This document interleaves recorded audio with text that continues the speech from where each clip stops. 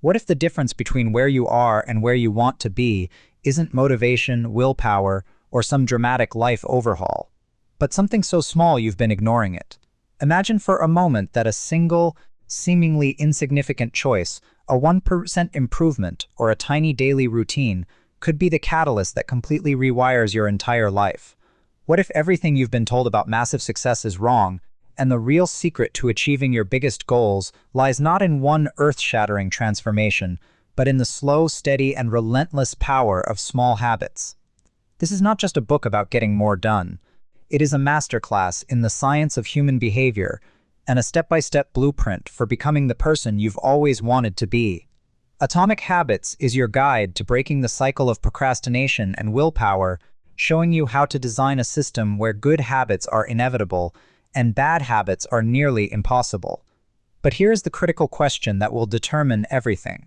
What if the only reason you haven't achieved your goals is not a lack of motivation but a flawed system? What if you are not the problem, but the strategy you are using to change is? Within these pages, James Clear dismantles the myth that you need to set ambitious goals, and instead reveals the counterintuitive truth that lasting success is a product of your daily routines. Using the revolutionary 4 laws of behavior change, you will learn to make habits obvious, attractive, easy, and satisfying, effortlessly steering your life toward remarkable results. You will discover the surprising power of identity-based habits, learn how to design your environment to fuel your growth, and find out how to make your progress inevitable.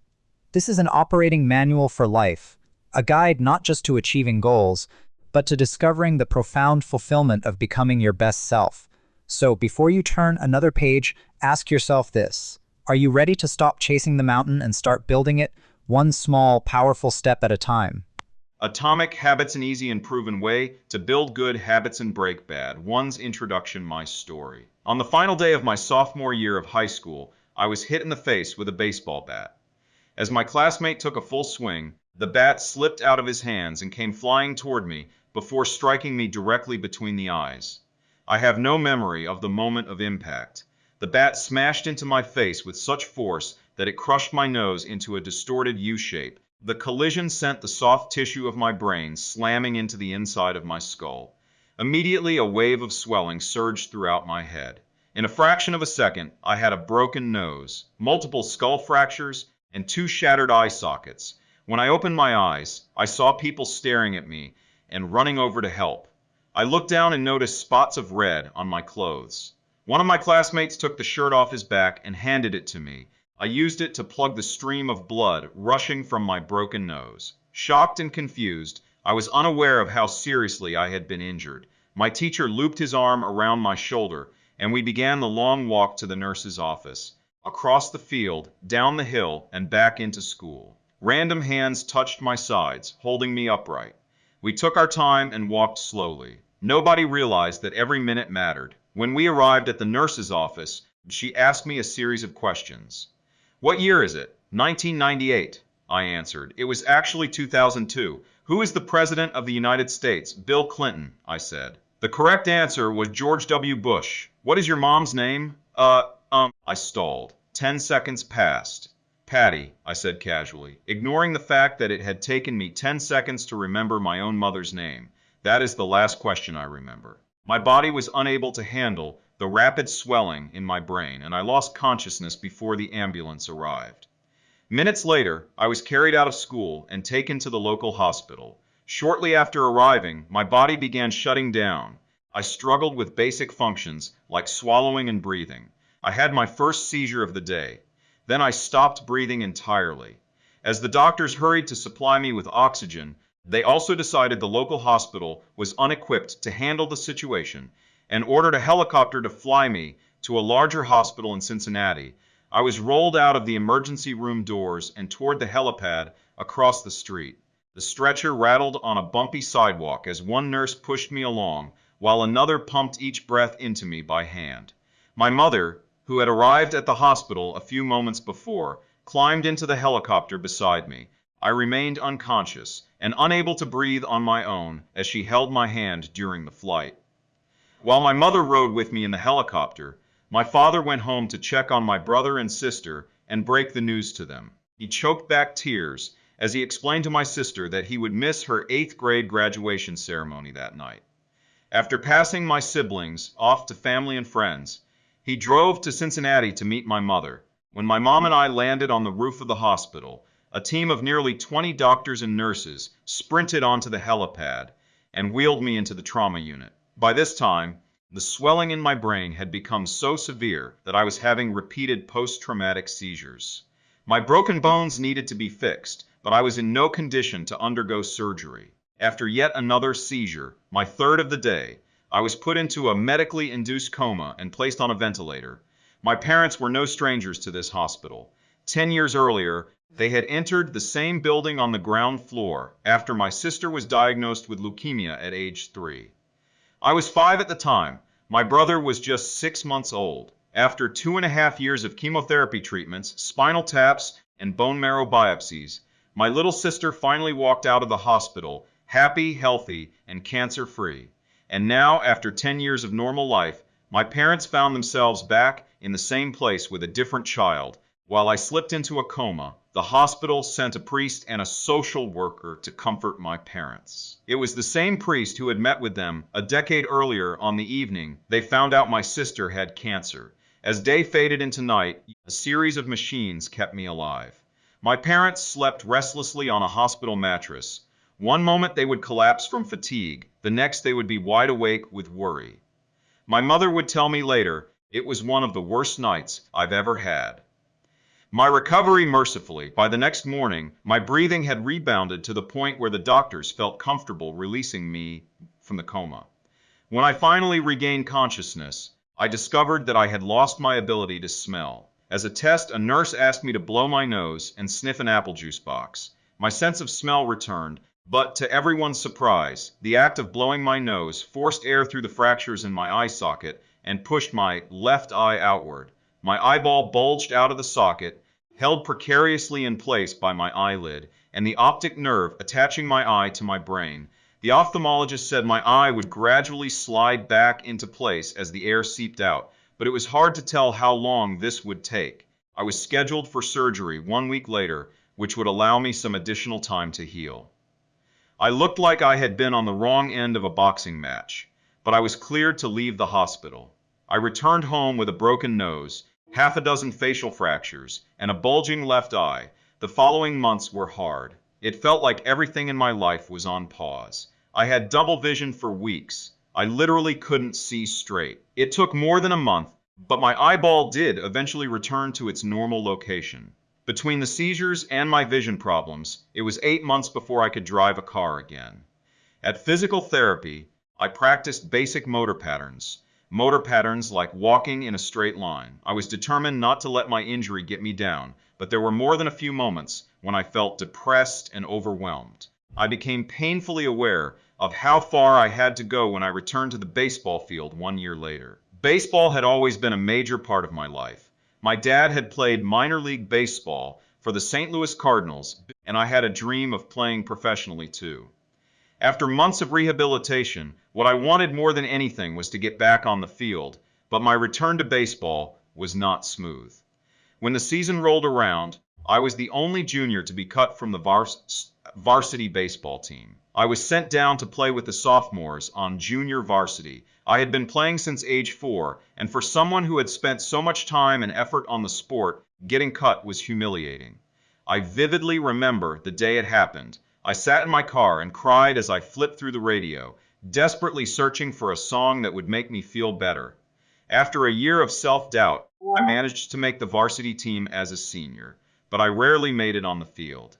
In total, I played 11 innings of high school varsity baseball, barely more than a single game. Despite my lackluster high school career, I still believed I could become a great player.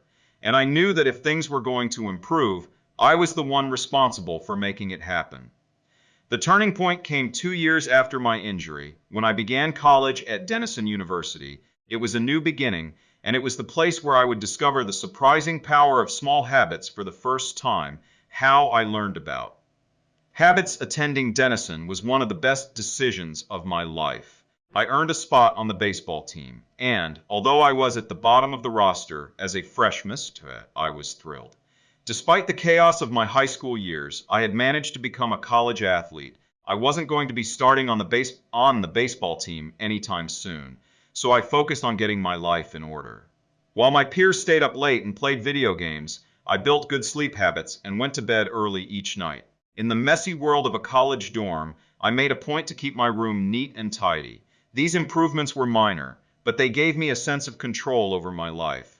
I started to feel confident again, and this growing belief in myself rippled into the classroom as I improved my study habits and managed to earn straight A's during my first year. A habit is a routine or behavior that is performed regularly and, in many cases, automatically. As each semester passed, I accumulated small but consistent habits that ultimately led to results that were unimaginable to me when I started. For example, for the first time in my life, I made it a habit to lift weights multiple times per week, and in the years that followed, my 6'4" frame bulked up from a featherweight 170 to a lean 200 pounds. When my sophomore season arrived, I earned a starting role on the pitching staff. By my junior year, I was voted team captain, and at the end of the season, I was selected for the all-conference team. But it was not until my senior season that my sleep habits, study habits, and strength training habits really began to pay off. 6 years after I had been hit in the face with a baseball bat, flown to the hospital, and placed into a coma, I was selected as the top male athlete at Denison University and named to the ESPN Academic All-America team, an honor given to just 33 players across the country. By the time I graduated, I was listed in the school record books in 8 different categories. That same year, I was awarded the university's highest academic honor, the President's Medal. I hope you'll forgive me if this sounds boastful. To be honest, there was nothing legendary or historic about my athletic career. I never ended up playing professionally. However, looking back on those years, I believe I accomplished something just as rare. I fulfilled my potential, and I believe the concepts in this book can help you fulfill your potential as well. We all face challenges in life. This injury was one of mine, and the experience taught me a critical lesson. Changes that seem small and unimportant at first will compound into remarkable results if you're willing to stick with them for years. We all deal with setbacks, but in the long run, the quality of our lives often depends on the quality of our habits. With the same habits, you'll end up with the same results. But with better habits, anything is possible. Maybe there are people who can achieve incredible success overnight. I don't know any of them, and I'm certainly not one of them. There wasn't one defining moment on my journey from medically induced coma to academic All-American. There were many. It was a gradual evolution, a long series of small wins and tiny breakthroughs. The only way I made progress, the only choice I had, was to start small. And I employed this same strategy a few years later when I started my own business and began working on this book, How and Why I Wrote. This book in November 2012, I began publishing articles at jamesclear.com. For years, I had been keeping notes about my personal experiments with habits, and I was finally ready to share some of them publicly. I began by publishing a new article every Monday and Thursday. Within a few months, this simple writing habit led to my first 1,000 email subscribers, and by the end of 2013, that number had grown to more than 30,000 people. In 2014, my email list expanded to over 100,000 subscribers, which made it one of the fastest growing newsletters on the internet. I had felt like an imposter when I began writing 2 years earlier, but now I was becoming known as an expert on habits, a new label that excited me but also felt uncomfortable. I had never considered myself a master of the topic, but rather someone who was experimenting alongside my readers. In 2015, I reached 200,000 email subscribers and signed a book deal with Penguin Random House to begin writing the book you are reading now. As my audience grew, so did my business opportunities. I was increasingly asked to speak at top companies about the science of habit formation, behavior change, and continuous improvement.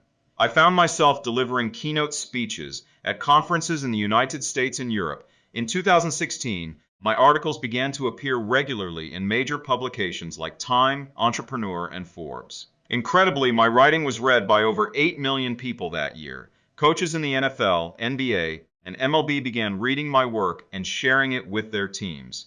At the start of 2017, I launched the Habits Academy, which became the premier training platform for individuals interested in building better habits in life and work. Fortune 500 companies and growing startups began to enroll their leaders and train their staff. In total, over 10,000 leaders, managers, coaches, and teachers have graduated from the Habits Academy, and my work with them has taught me an incredible amount about what it takes to make habits work in the real world. As I put the finishing touches on this book in 2018, James Clear.com is receiving millions of visitors per month, and nearly 500,000 people subscribe to my weekly email newsletter. A number that is so far beyond my expectations when I began that I'm not even sure what to think of it. How this book will benefit you, the entrepreneur and investor. Naval Ravikant has said, "To write a great book, you must first become the book." I originally learned about the ideas mentioned here because I had to live them. I had to rely on small habits to rebound from my injury, to get stronger in the gym, to perform at a high level on the field, to become a writer, to build a successful business, and simply to develop into a responsible adult. Small habits help me fulfill my potential, and since you picked up this book, I'm guessing you'd like to fulfill yours as well. In the pages that follow, I will share a step-by-step plan for building better habits, not for days or weeks, but for a lifetime. While science supports everything I've written, this book is not an academic research paper. It's an operating manual. You'll find wisdom and practical advice front and center as I explain the science of how to create and change your habits in a way that is easy to understand and apply. The fields I draw on, biology, neuroscience, philosophy, psychology, and more, have been around for many years. What I offer you is a synthesis of the best ideas smart people figured out a long time ago, as well as the most compelling discoveries scientists have made recently. My contribution, I hope, is to find the ideas that matter most and connect them in a way that is highly actionable. Anything wise in these pages you should credit to the many experts who preceded me. Anything foolish, assume it is my error. The backbone of this book is my 4-step model of habits: cue, craving, response, and reward, and the 4 laws of behavior change that evolve out of these steps. Readers with a psychology background may recognize some of these terms from operant conditioning, which was first proposed as stimulus, response, reward by B.F. Skinner in the 1930s and has been popularized more recently as cue, routine, reward in The Power of Habit by Charles Duhigg. Behavioral scientists like Skinner realized that if you offered the right reward or punishment, you could get people to act in a certain way. But while Skinner's model did an excellent job of explaining how external stimuli influenced our habits, it lacked a good explanation for how our thoughts, feelings, and beliefs impact our behavior. Internal states, our moods and emotions, matter too. In recent decades, scientists have begun to determine the connection between our thoughts, feelings, and behavior. This research will also be covered in these pages. In total, the framework I offer is an integrated model of the cognitive and behavioral sciences. I believe it is one of the first models of human behavior to accurately account for both the influence of external stimuli and internal emotions on our habits. While some of the language may be familiar, I am confident that the details and the applications of the 4 laws of behavior change will offer a new way to think about your habits. Human behavior is always changing, situation to situation, moment to moment, second to second. But this book is about what doesn't change. It's about the fundamentals of human behavior. The lasting principles you can rely on year after year. The ideas you can build a business around, build a family around, build a life around. There is no one right way to create better habits, but this book describes the best way I know, an approach that will be effective regardless of where you start or what you're trying to change. The strategies I cover will be relevant to anyone looking for a step-by-step system for improvement, whether your goals center on health, money, productivity, relationships, or all of the above. As long as human behavior is involved, this book will be your guide. Fundamentals: Why Tiny Changes Make a Big Difference 1. The Surprising Power of Atomic Habits. The fate of British cycling changed one day in 2003. The organization, which was the governing body for professional cycling in Great Britain, had recently hired Dave Brailsford as its new performance director. At the time, professional cyclists in Great Britain had endured nearly 100 years of mediocrity. Since 1908, British riders had won just a single gold medal at the Olympic Games, and they had fared even worse in cycling's biggest race, the Tour de France. In 110 years, no British cyclist had ever won the event. In fact, the performance of British riders had been so underwhelming that one of the top bike manufacturers in Europe refused to sell bikes to the team because they were afraid that it would hurt sales if other professionals saw the Brits using their gear. Brailsford had been hired to put British cycling on a new trajectory.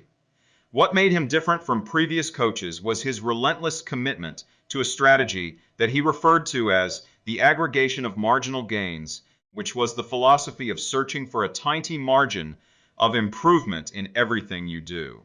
Brailsford said the whole principle came from the idea that if you broke down everything you could think of that goes into riding a bike and then improve it by 1%, you will get a significant increase when you put them all together. Brailsford and his coaches began by making small adjustments you might expect from a professional cycling team. They redesigned the bike seats to make them more comfortable and rubbed alcohol on the tires for a better grip. They asked riders to wear electrically heated overshorts to maintain ideal muscle temperature while riding and used biofeedback sensors to monitor how each athlete responded to a particular workout. The team tested various fabrics in a wind tunnel and had their outdoor riders switch to indoor racing suits, which proved to be lighter and more aerodynamic. But they didn't stop there. Brailsford and his team continued to find 1% improvements in overlooked and unexpected areas. They tested different types of massage gels to see which one led to the fastest muscle recovery. They hired a surgeon to teach each rider the best way to wash their hands to reduce the chances of catching a cold. They determined the type of pillow and mattress that led to the best night's sleep for each rider. They even painted the inside of the team truck white, which helped them spot little bits of dust that would normally slip by unnoticed, but could degrade the performance of the finely tuned bikes. As these and hundreds of other small improvements accumulated, the results came faster than anyone could have imagined. Just 5 years after Brailsford took over, the British cycling team dominated the road, and track cycling events at the 2008 Olympic Games in Beijing, where they won an astounding 60% of the gold medals available. 4 years later, when the Olympic Games came to London, the Brits raised the bar as they set 9 Olympic records and 7 world records. That same year, Bradley Wiggins became the first British cyclist to win the Tour de France. The next year, his teammate Chris Froome won the race, and he would go on to win again in 2015, 2016, and 2017, giving the British team 5 Tour de France victories in 6 years. During the 10-year span from 2007 to 2017, British cyclists won 178 world championships and 66 Olympic or Paralympic gold medals and captured 5 Tour de France victories in what is widely regarded as the most successful run in cycling history. How does this happen? How does a team of previously ordinary athletes transform into world champions with tiny changes that at first glance would seem to make a modest difference at best? Why do small improvements accumulate into such remarkable results? And how can you replicate this approach in your own life? Why small habits make a big difference? It is so easy to overestimate the importance of one defining moment and underestimate the value of making small improvements on a daily basis. Too often, we convince ourselves that massive success requires massive action. Whether it is losing weight, building a business, writing a book, winning a championship, or achieving any other goal, we put pressure on ourselves to make some earth-shattering improvement that everyone will talk about. Meanwhile, improving by 1% isn't particularly notable. Sometimes it isn't even noticeable, but it can be far more meaningful, especially in the long run. The difference a tiny improvement can make over time is astounding. Here's how the math works out. If you can get 1% better each day for 1 year, you'll end up 37 times better by the time you're done. Conversely, if you get 1% worse each day for 1 year, you'll decline nearly down to 0. What starts as a small win or a minor setback accumulates into something much more 1% better every day, 1% worse every day for 1 year. 0.99365.90131% better every day for 1 year. 1.0136537.78 Figure 1. The effects of small habits compound over time. For example, if you can get just 1% better each day, you'll end up with results that are nearly 37 times better after 1 year. Habits are the compound interest of self-improvement. The same way that money multiplies through compound interest, the effects of your habits multiply as you repeat them. They seem to make little difference on any given day, and yet the impact they deliver over the months and years can be enormous. It is only when looking back 2, 5, or perhaps 10 years later that the value of good habits and the cost of bad ones becomes strikingly apparent. This can be a difficult concept to appreciate in daily life. We often dismiss small changes because they don't seem to matter very much in the moment. If you save a little money now, you're still not a millionaire. If you go to the gym 3 days in a row, you're still out of shape. If you study Mandarin for an hour tonight, you still haven't learned the language. We make a few changes, but the results never seem to come quickly, and so we slide back into our previous routines. Unfortunately, the slow pace of transformation also makes it easy to let a bad habit slide. If you eat an unhealthy meal today, the scale doesn't move much. If you work late tonight and ignore your family, they will forgive you. If you procrastinate and put your project off until tomorrow, there will usually be time to finish it later. A single decision is easy to dismiss, but when we repeat 1% errors day after day by replicating poor decisions, duplicating tiny mistakes, and rationalizing little excuses, our small choices compound into toxic results. It's the accumulation of many missteps, a 1% decline here and there, that eventually leads to a problem. The impact created by a change in your habits is similar to the effect of shifting the route of an airplane by just a few degrees. Imagine you are flying from Los Angeles to New York City. If a pilot leaving from LAX adjusts the heading just 5 degrees south, you will land in Washington, D.C. instead of New York. Such a small change is barely noticeable at takeoff. The nose of the airplane moves just a few feet, but when magnified across the entire United States, you end up hundreds of miles apart. Similarly, a slight change in your daily habits can guide your life to a very different destination. Making a choice that is 1% better or 1% worse seems insignificant in the moment, but over the span of moments that make up a lifetime, these choices determine the difference between who you are and who you could be. Success is the product of daily habits, not once-in-a-lifetime transformations. That said, it doesn't matter how successful or unsuccessful you are right now. What now? What matters is whether your habits are put on the path towards success. You should be far more concerned with your current trajectory than with your current results. If you're a millionaire but you spend more than you earn each month, then you're on a bad trajectory. If your spending habits don't change, it's not going to end well. Conversely, if you're broke but you save a little bit every month, then you're on the path toward financial freedom, even if you're moving slower than you'd like.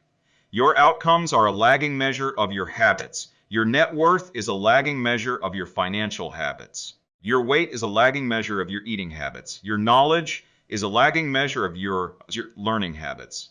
Your clutter is a lagging measure of your cleaning habits. You get what you repeat. If you want to predict where you'll end up in life, all you have to do is follow the curve of tiny gains or tiny losses and see how your daily choices will compound 10 or 20 years down the line. Are you spending less than you earn each month? Are you making it into the gym each week? Are you reading books and learning something new each day? Tiny battles like these are the ones that will define your future self. Time magnifies the margin between success and failure. It will multiply whatever you feed it. Good habits make time your ally. Bad habits make time your enemy. Habits are a double-edged sword. Bad habits can cut you down just as easily as good habits can build you up, which is why understanding the details is crucial. You need to know how habits work and how to design them to your liking so you can avoid the dangerous half of the blade. Your habits can compound for you or against you. Positive compounding productivity compounds. Accomplishing one extra task is a small feat on any given day, but it counts for a lot over an entire career. The effect of automating an old task or mastering a new skill can be even greater. The more tasks you can handle without thinking, the more your brain is free to focus on other areas. Knowledge compounds. Learning one new idea won't make you a genius, but a commitment to lifelong learning can be transformative. Furthermore, each book you read not only teaches you something new, but also opens up different ways of thinking about old ideas. As Warren Buffett says, that's how knowledge works. It builds up like compound interest. Relationships compound. People reflect your behavior back to you. The more you help others, the more others want to help you. Being a little bit nicer in each interaction can result in a network of broad and strong connections over time. Negative compounding stress compounds. The frustration of a traffic jam, the weight of parenting responsibilities, the worry of making ends meet, the strain of slightly high blood pressure. By themselves, these common causes of stress are manageable. But when they persist for years, little stresses compound into serious health issues. Negative thoughts compound. The more you think of yourself as worthless, stupid, or ugly, the more you condition yourself to interpret life that way. You get trapped in a thought loop. The same is true for how you think about others. Once you fall into the habit of seeing people as angry, unjust, or selfish, you see those kind of people everywhere. Outrage compounds. Riots, protests, and mass movements are rarely the result of a single event. Instead, a long series of microaggressions and daily aggravations slowly multiply until one event tips the scales and outrage spreads like wildfire. What progress is really like? Imagine that you have an ice cube sitting on the table in front of you. The room is cold and you can see your breath. It is currently 25 degrees. Ever so slowly, the room begins to heat up. 26 degrees, 27, 28. The ice cube is still sitting on the table in front of you. 29 degrees, 30, 31. Still, nothing has happened. Then 32 degrees.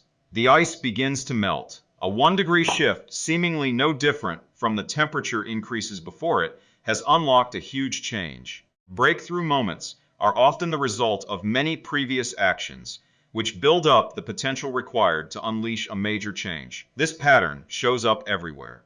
Cancer spends 80% of its life undetectable, then takes over the body in months. Bamboo can barely be seen for the first 5 years as it builds extensive root systems underground before exploding 90 feet into the air within 6 weeks. Similarly, habits often appear to make no difference until you cross a critical threshold and unlock a new level of performance.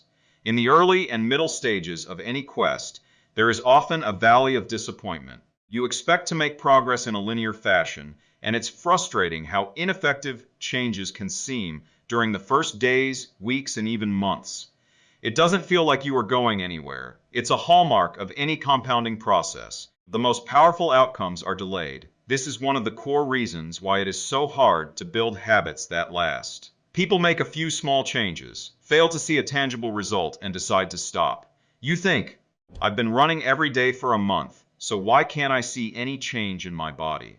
Once this kind of thinking takes over, it's easy to let good habits fall by the wayside. But in order to make a meaningful difference, habits need to persist long enough to break through this plateau. What I call the plateau of latent potential. If you find yourself struggling to build a good habit or break a bad one, it is not because you have lost your ability to improve. It is often because you have not yet crossed the plateau of latent potential. Complaining about not achieving success despite working hard is like complaining about an ice cube not melting when you heated it from 25 to 31 degrees. Your work was not wasted. It is just being stored. All the action happens at 32 degrees. When you finally break through the plateau of latent potential, people will call it an overnight success. The outside world only sees the most dramatic event rather than all that preceded it. But you know that it's the work you did long ago. When it seemed that you weren't making any progress, that makes the jump today possible.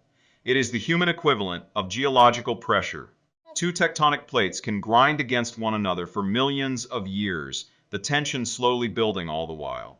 Then, one day, they rub each other once again, in the same fashion they have for ages. But this time the tension is too great, an earthquake erupts. Change can take years. Before it happens all at once, mystery requires patience. The San Antonio Spurs, one of the most successful teams in NBA history, have a quote from social reformer Jacob Riis hanging in their locker room. When nothing seems to help, I go and look at a stonecutter hammering away at his rock, perhaps 100 times without as much as a crack showing in it. Yet at the 101st blow it will split in two, and I know it was not that last blow that did it, but all that had gone before, the plateau of latent potential figure 2. We often expect progress to be linear. At the very least, we hope it will come quickly.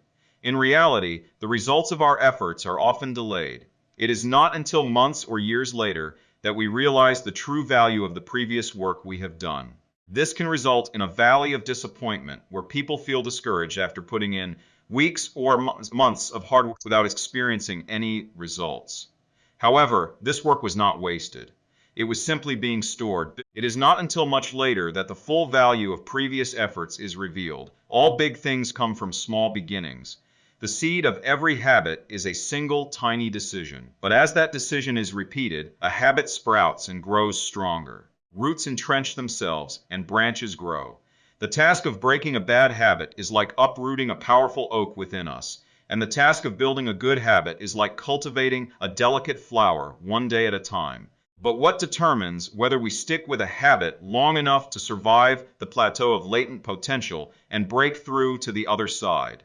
What is it that causes some people to slide into unwanted habits and enables others to enjoy the compounding effects of good ones? Forget about goals.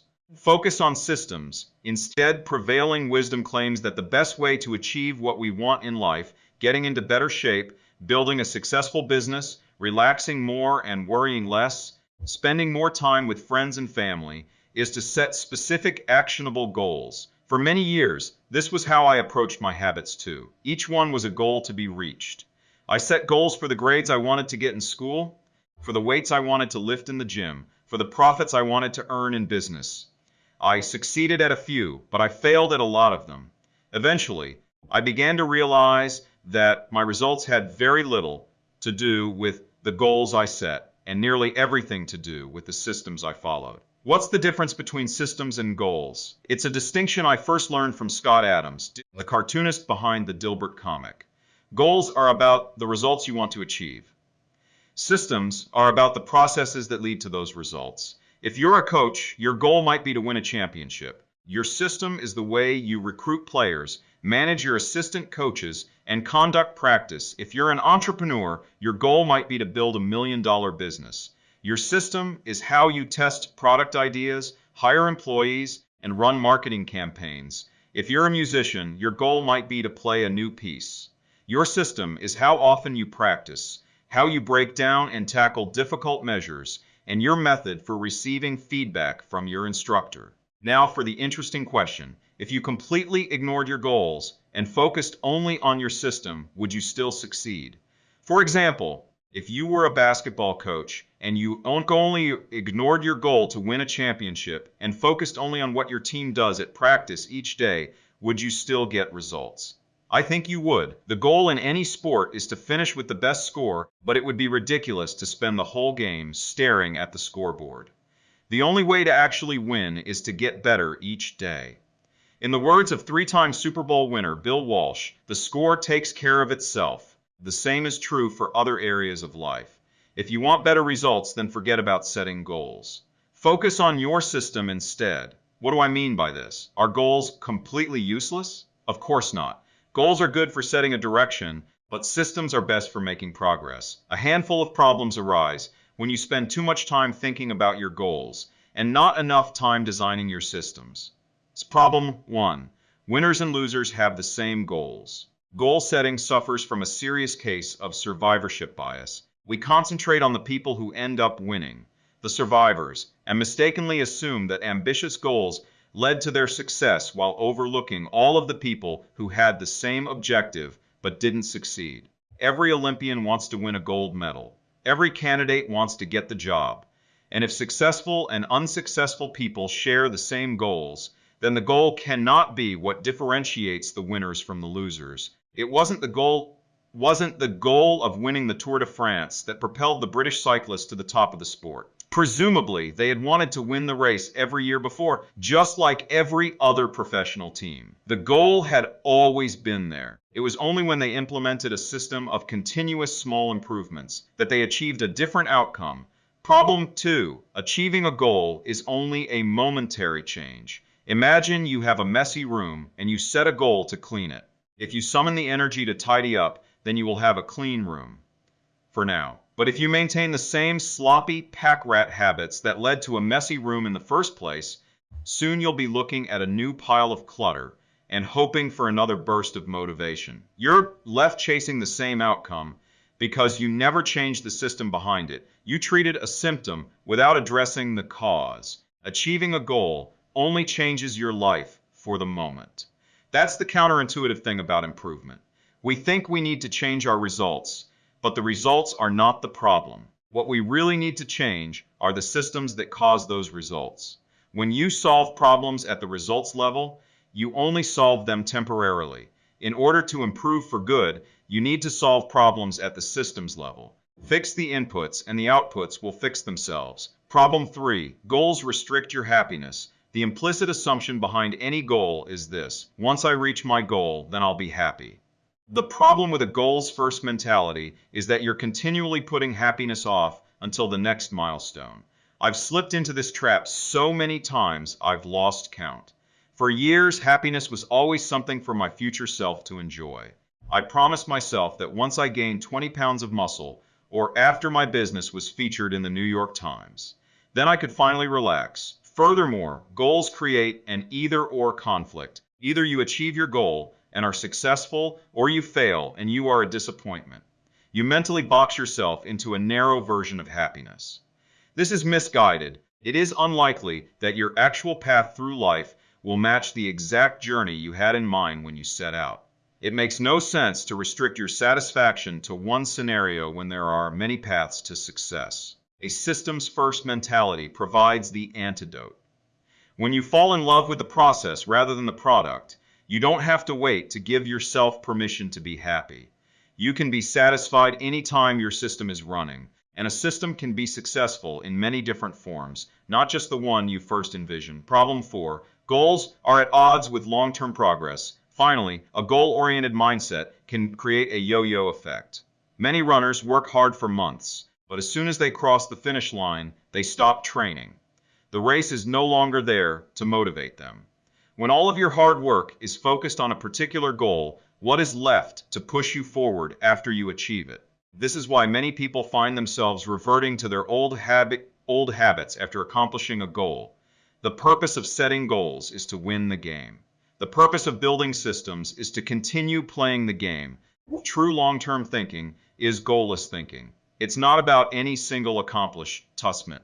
It is about the cycle of endless refinement and continuous improvement. Ultimately, it is your commitment to the process that will determine your progress. A system of atomic habits.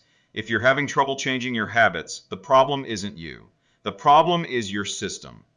Bad habits repeat themselves again and again, not because you don't want to change, but because you have the wrong system for change. You do not rise to the level of your goals. You fall to the level of your systems. Focusing on the overall system rather than a single goal is one of the core themes of this book. It is also one of the deeper meanings behind the word atomic. By now you've probably realized that an atomic habit refers to a tiny change, a marginal gain, a 1% improvement. But atomic habits are not just any old habits, however small. They are little habits that are part of a larger system. Just as atoms are the building blocks of molecules, atomic habits are the building blocks of remarkable results. Habits are like the atoms of our lives. Each one is a fundamental unit that contributes to your overall improvement. At first, these tiny routines seem insignificant, but soon they build on each other and fuel bigger wins that multiply to a degree that far outweighs the cost of their initial investment. They are both small and mighty. This is the meaning of the phrase atomic habits. A regular practice or routine that is not only small and easy to do, but also the source of incredible power, a component of the system of compound growth. Chapter's summary habits are the compound interest of self-improvement. Getting 1% better every day counts for a lot in the long run. Habits are a double-edged sword. They can work for you or against you, which is why understanding the details is essential. Small changes often appear to make no difference until you cross a critical threshold. The most powerful outcomes of any compounding process are delayed. You need to be patient. An atomic habit is a little habit that is part of a larger system. Just as atoms are the building blocks of molecules, atomic habits are the building blocks of remarkable results. If you want better results, then forget about setting goals. Focus on your system instead. You do not rise to the level of your goals. You fall to the level of your systems. Points to how your habits shape your identity, and vice versa. Is it so easy to repeat bad habits and so hard to form good ones? Few things can have a more powerful impact on your life than improving your daily habits.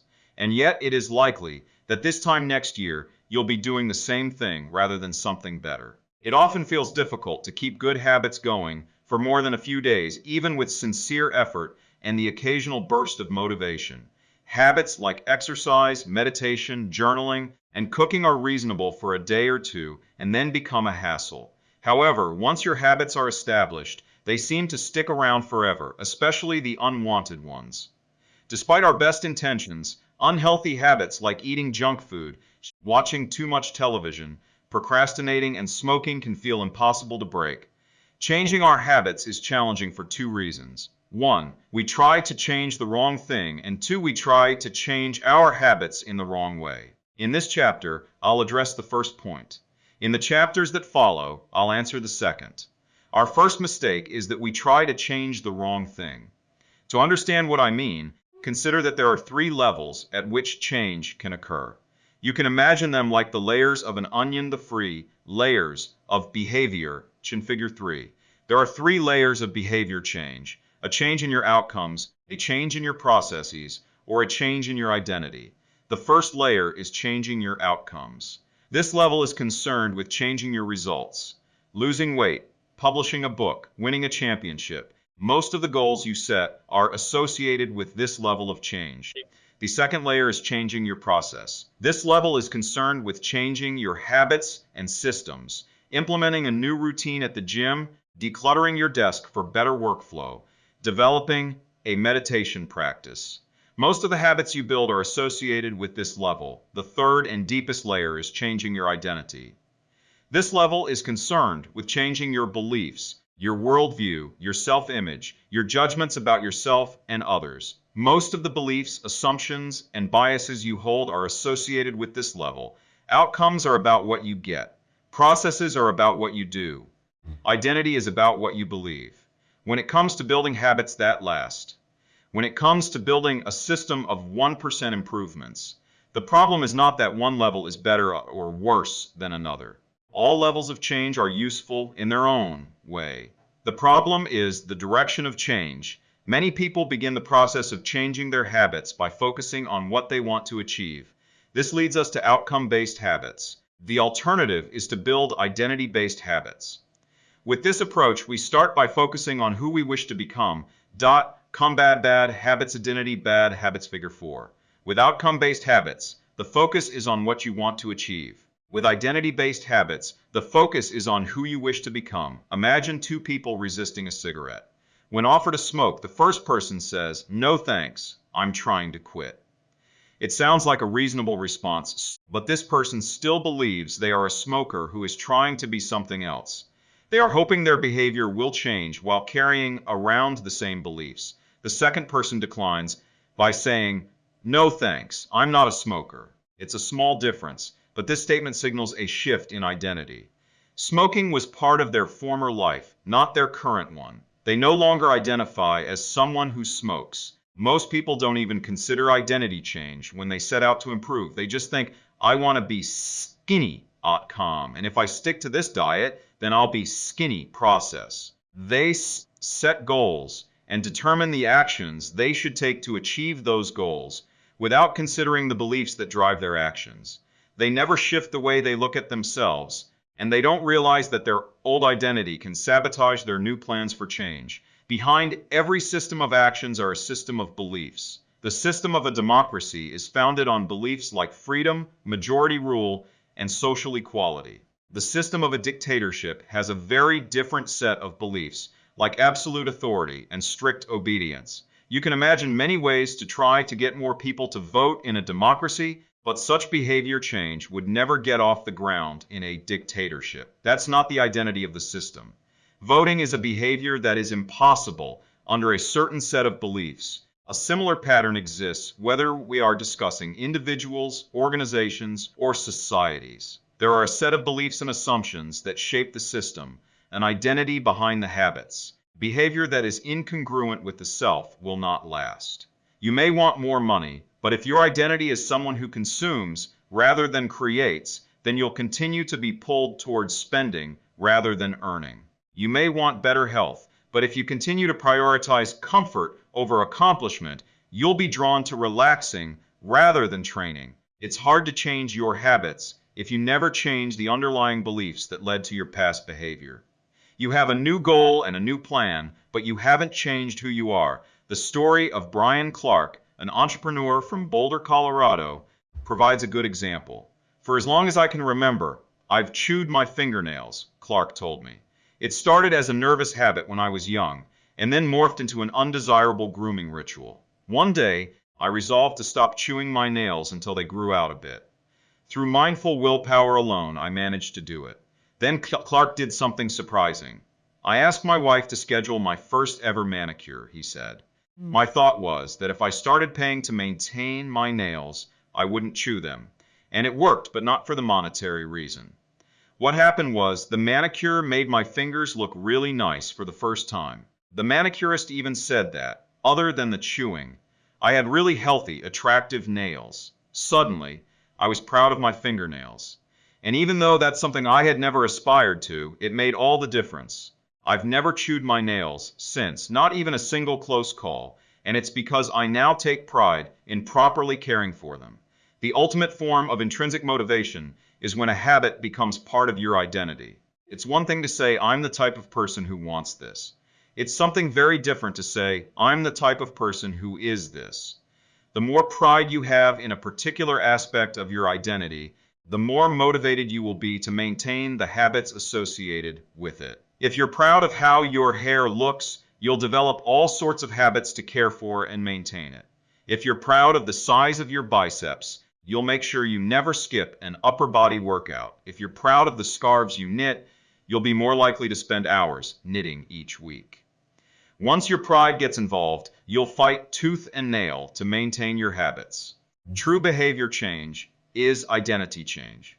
You might start a habit because of motivation, but the only reason you'll stick with one is that it becomes part of your identity. Anyone can convince themselves to visit the gym or eat healthy once or twice, but if you don't shift the belief behind the behavior, then it is hard to stick with long-term changes. Improvements are only temporary until they become part of who you are. The goal is not to read a book. The goal is to become a reader.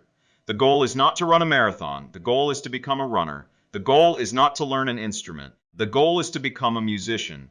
Your behaviors are usually a reflection of your identity. What you do is an indication of the type of person you believe that you are, either consciously or non-consciously. Research has shown that once a person believes in a particular aspect of their identity, they are more likely to act in alignment with that belief. For example, people who identified as being a voter were more likely to vote than those who simply claimed voting was an action they wanted to perform. Similarly, the person who incorporates exercise into their identity doesn't have to convince themselves to train.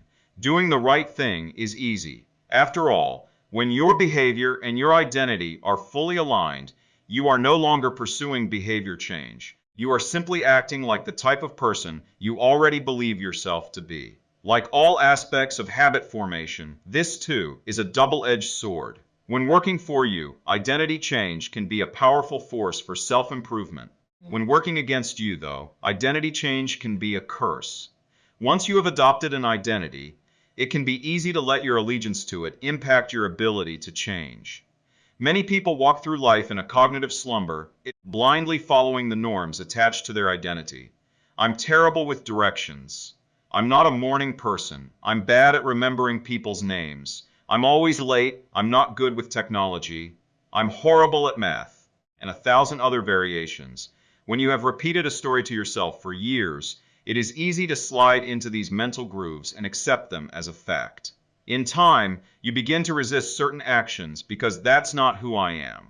There is internal pressure to maintain your self-image and behave in a way that is consistent with your beliefs. You find whatever way you can to avoid contradicting yourself. The more deeply a thought or action is tied to your identity, the more difficult it is to change it. It can feel comfortable to believe what your culture believes, group identity, or to do what upholds your self-image, personal identity, even if it's wrong. The biggest barrier to positive change at any level, individual, team, society, is identity conflict. Good habits can make rational sense, but if they conflict with your identity, you will fail to put them into action. On any given day, you may struggle with your habits because you're too busy, or too tired, or too overwhelmed, or hundreds of other reasons. Over the long run, however, the real reason you fail to stick with habits is that your self-image gets in the way. This is why you can't get too attached to one version of your identity. Progress requires unlearning. Becoming the best version of yourself requires you to continuously edit your beliefs and to upgrade and expand your identity. This brings us to an important question. If your beliefs and worldview play such an important role in your behavior, where do they come from in the first place? How exactly is your identity formed? And how can you emphasize new aspects of your identity that serve you and gradually erase the pieces that hinder you? The two-step process to changing your identity emerges out of your habits. You are not born with preset beliefs. Every belief, including those about yourself, is learned and conditioned through experience. More precisely, your habits are how you embody your identity. When you make your bed each day, you embody the identity of an organized person. When you write each day, you embody the identity of a creative person. When you train each day, you embody the identity of an athletic person. The more you repeat a behavior, the more you reinforce the identity associated with that behavior. In fact, the word identity was originally derived from the Latin words essentitas, which means being, and identitum, which means repeatedly. Your identity is literally your repeated beingness. Whatever your identity is right now, you only believe it because you have proof of it. If you go to church every Sunday for 20 years, you have evidence that you are religious. If you study biology for 1 hour every night, you have evidence that you are studious. If you go to the gym even when it's snowing, you have evidence that you are committed to fitness. The more evidence you have for a belief, the more strongly you will believe it. For most of my early life, I didn't consider myself a writer. If you were to ask any of my high school teachers or college professors, they would tell you I was an average writer at best. Certainly not a standout. When I began my writing career, I published a new article every Monday and Thursday for the first few years. As the evidence grew, so did my identity as a writer. I didn't start out as a writer. I became one through my habits. Of course, your habits are not the only actions that influence your identity, but by virtue of their frequency, they are usually the most important ones. Each experience in life modifies your self-image, but it's unlikely you would consider yourself a soccer player because you kicked a ball once, or an artist because you scribbled a picture. As you repeat these actions, however, the evidence accumulates and your self-image begins to change. The effect of one-off experiences tends to fade away, while the effect of habits gets reinforced with time, which means your habits contribute most of the evidence that shapes your identity. In this way, the process of building habits is actually the process of becoming yourself. This is a gradual evolution. We do not change by snapping our fingers and deciding to be someone entirely new. We change bit by bit, day by day, habit by habit. We are continually undergoing micro-evolutions of the self. Each habit is like a suggestion. Hey, maybe this is who I am. If you finish a book, then perhaps you are the type of person who likes reading. If you go to the gym, then perhaps you are the type of person who likes exercise. If you practice playing the guitar, perhaps you are the type of person who likes music. Every action you take is a vote for the type of person you wish to become. No single instance will transform your beliefs, but as the votes build up, so does the evidence of your new identity. This is one reason why meaningful change does not require radical change. Small habits can make a meaningful difference by providing evidence of a new identity. And if a change is meaningful, it actually is big. That's the paradox of making small improvements. Putting this all together, you can see that habits are the path to changing your identity. The most practical way to change who you are is to change what you do.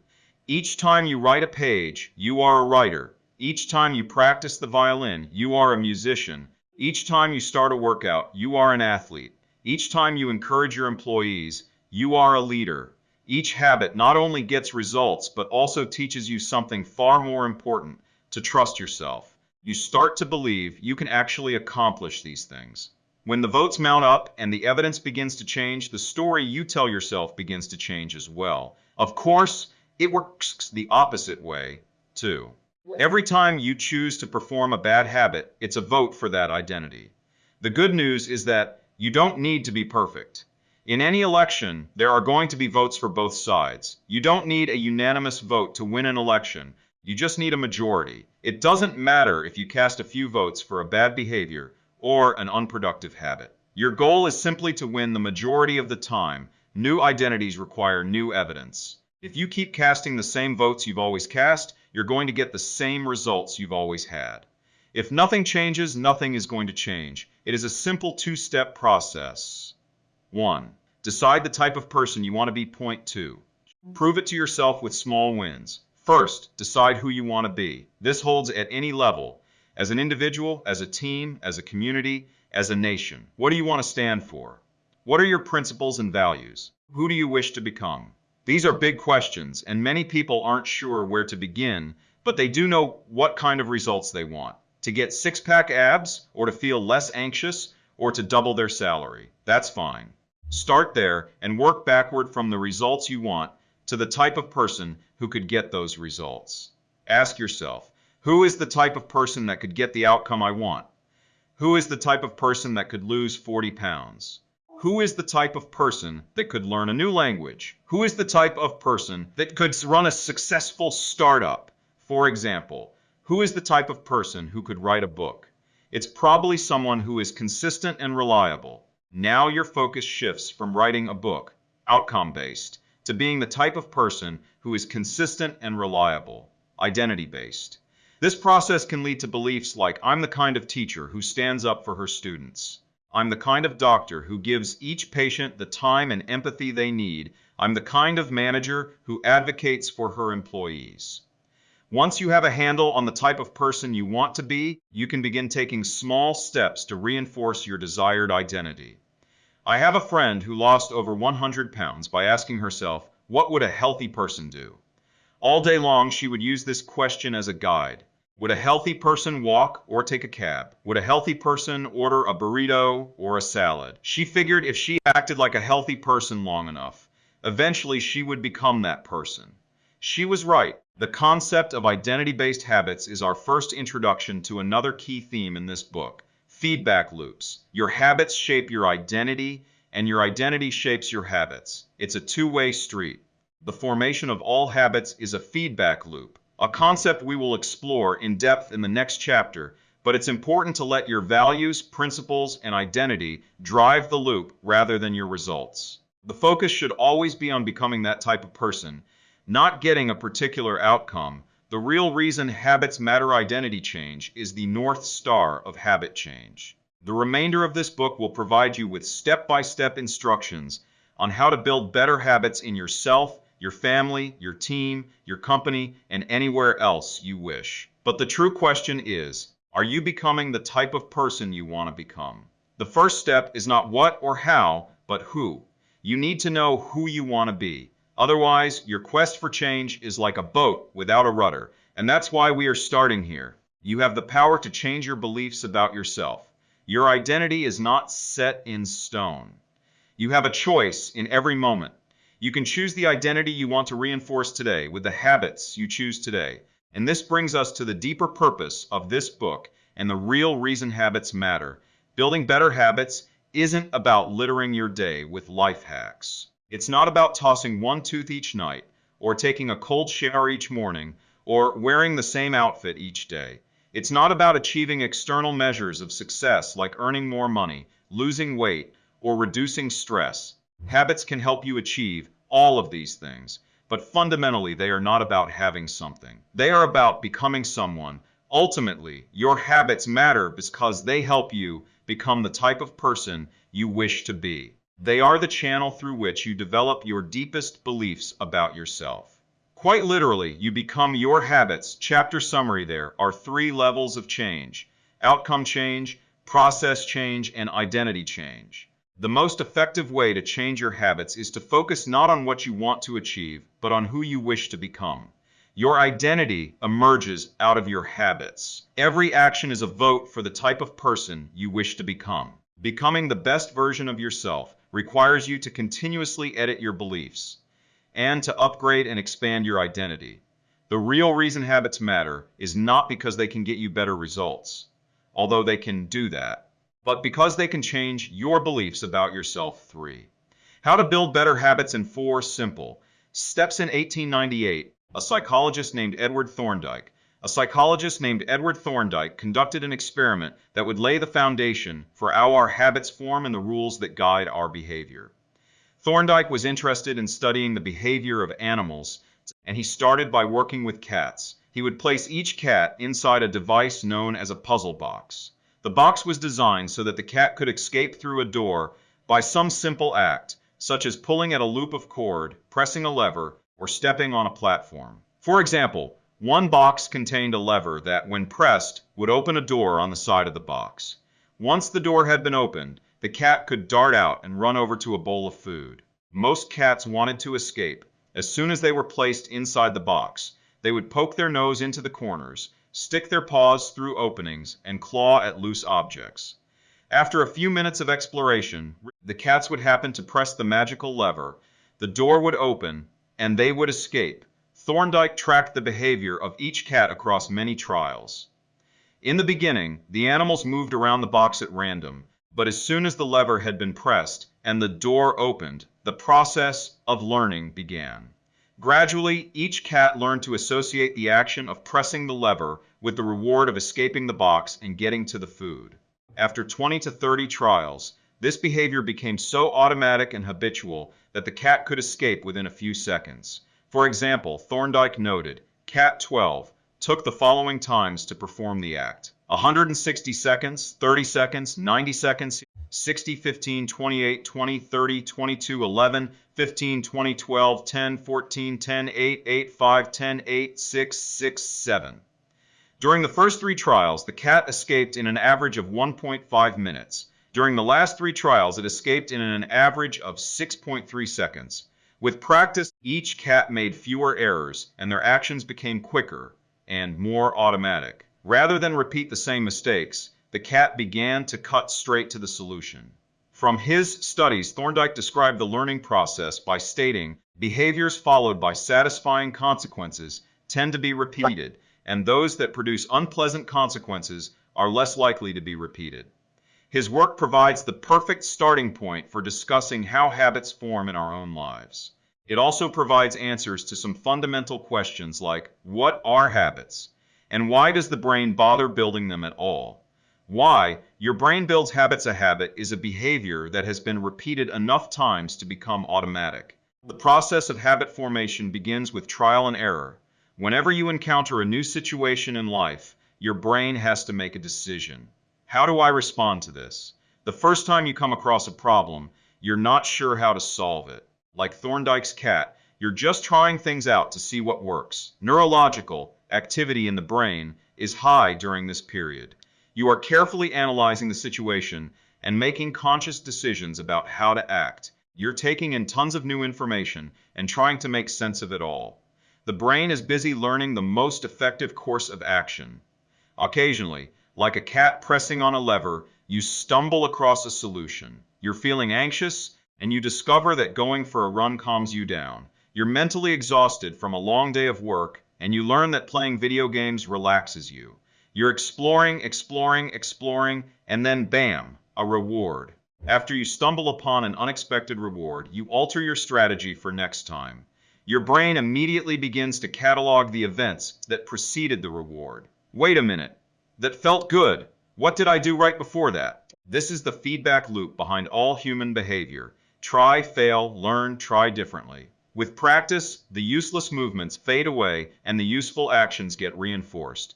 That's a habit forming. Whenever you face a problem repeatedly, your brain begins to automate the process of solving it.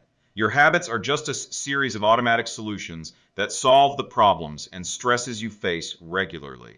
As behavioral scientist Jason Rea writes, habits are simply reliable solutions to recurring problems in our environment.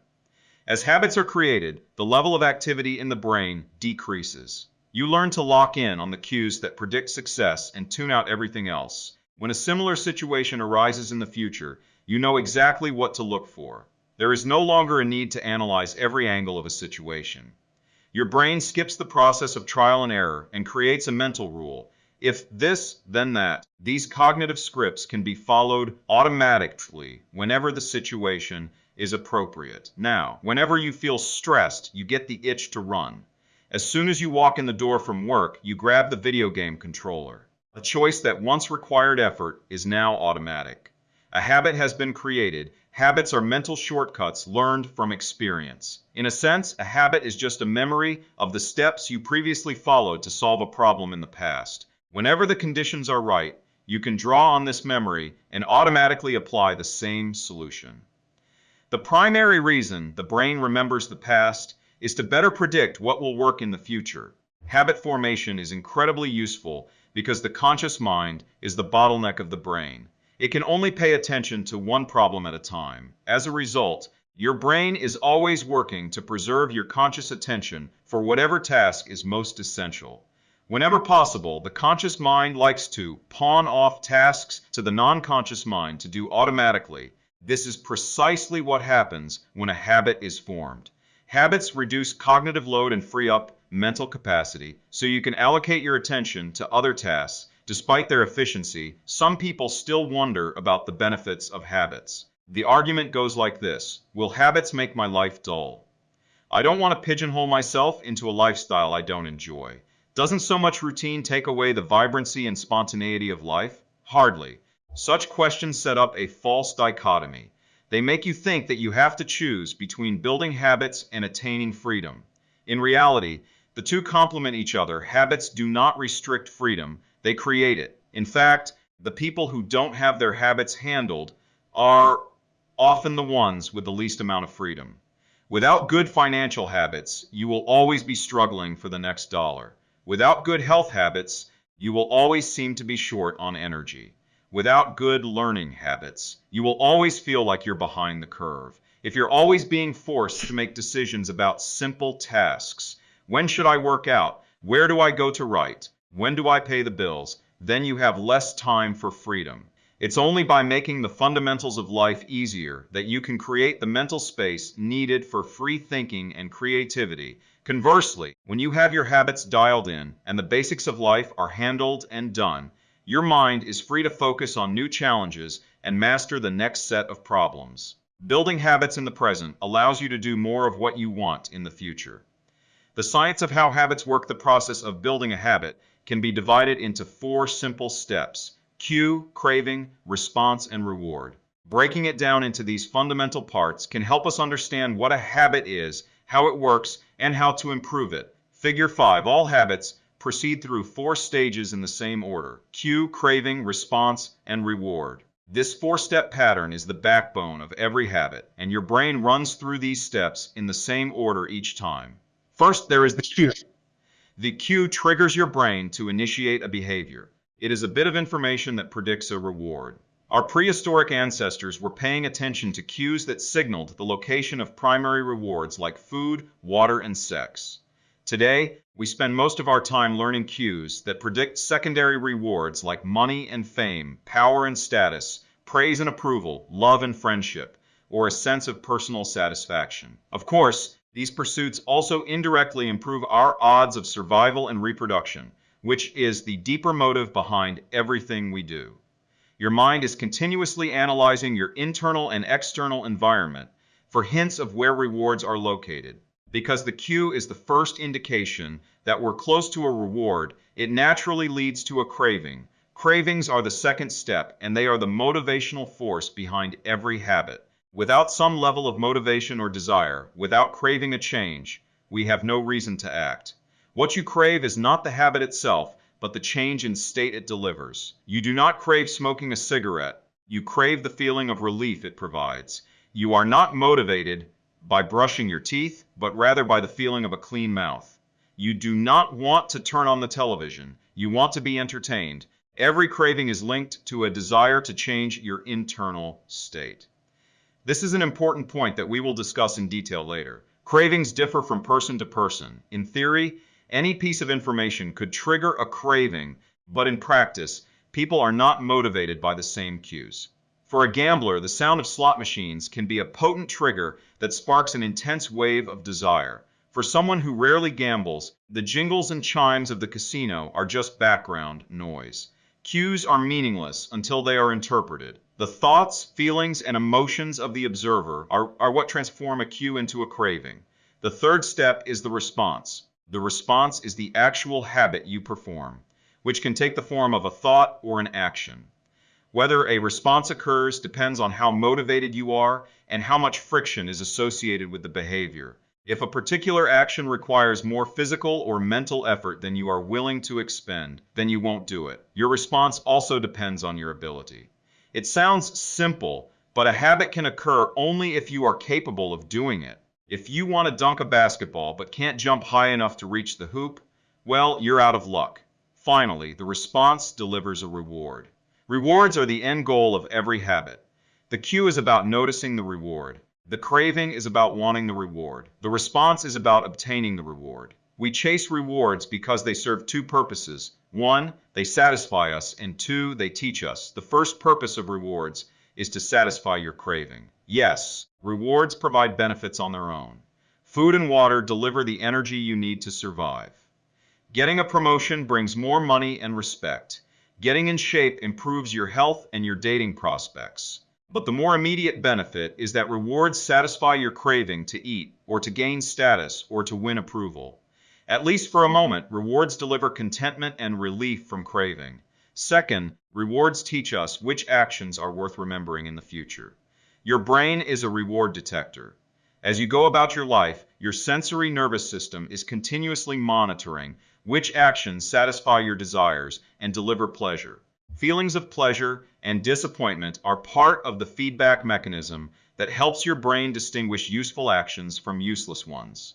Rewards close the feedback loop and complete the habit cycle. If a behavior is insufficient in any of the four stages, it will not become a habit. Eliminate the cue, and your habit will never start. Reduce the craving, and you won't experience enough motivation to act. Make the behavior difficult, and you won't be able to do it. And if the reward fails to satisfy your desire, then you'll have no reason to do it again in the future. Without the first three steps, a behavior will not occur. Without all four, a behavior will not be repeated. The habit du Lop Figure 6. The four stages of habit are best described as a feedback loop. They form an endless cycle that is running every moment you are alive. This habit loop is continually scanning the environment, predicting what will happen next, trying out different responses, and learning from the results. In summary, the cue triggers a craving, which motivates a response, which provides a reward, which satisfies the craving, and ultimately becomes associated with the cue. Together, these four steps form a neurological feedback loop: cue, craving, response, reward. Cue, craving, response, reward, that ultimately allows you to create automatic habits. This cycle is known as the habit loop. This four-step process is not something that happens occasionally, but rather it is an endless feedback loop that is running and active during every hour alive, even now. The brain is continually scanning the environment, predicting what will happen next, trying out different responses, and learning from the results. The entire process is completed in a split second, and we use it again and again without realizing everything that has been packed into the previous moment. We can split these four steps into two phases: the problem phase and the solution phase. The problem phase includes the cue and the craving, and it is when you realize that something needs to change. The solution phase includes the response and the reward, and it is when you take action and achieve the change you desire. Problem phase 1. Cue 2. Craving solution phase 3. Response 4. Reward. All behavior is driven by the desire to solve a problem. Sometimes the problem is that you notice something good and you want to obtain it. Sometimes the problem is that you are experiencing pain and you want to relieve it. Either way, the purpose of every habit is to solve the problems you face. In the table below, you can see a few examples of what this looks like in real life. Imagine walking into a dark room and flipping on the light switch. You have performed this simple habit so many times that it occurs without thinking. You proceed through all 4 stages in the fraction of a second. The urge to act strikes you without thinking. Problem phase 1. Cue. Your phone buzzes with a new text message. 2. Craving. You want to learn the contents of the message. Solution phase 3. Response. You grab your phone and read the text. 4. Reward. You satisfy your craving to read the message. Grabbing your phone becomes associated with your phone buzzing. Problem phase 1. Cue. You are answering emails. 2. Craving. You begin to feel stressed and overwhelmed by work. You want to feel in control. Solution phase 3. Response. You bite your nails. 4. Reward. You satisfy your craving to reduce stress. Biting your nails becomes associated with answering email. Problem phase 1.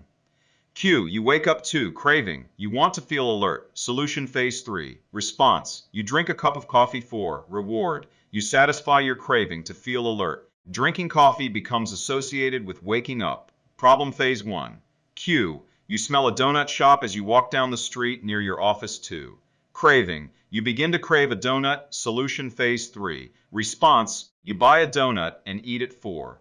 Reward. You satisfy your craving to eat a donut. Buying a donut becomes associated with walking down the street near your office. Problem phase 1. Cue. You hit a stumbling block on a project at work. 2. Craving. You feel stuck and want to relieve your frustration. Solution phase 3. Response. You pull out your phone and check social media. 4. Reward. You satisfy your craving to feel relieved. Checking social media becomes associated with feeling stalled at work. Problem phase 1. Cue. You walk into a dark room.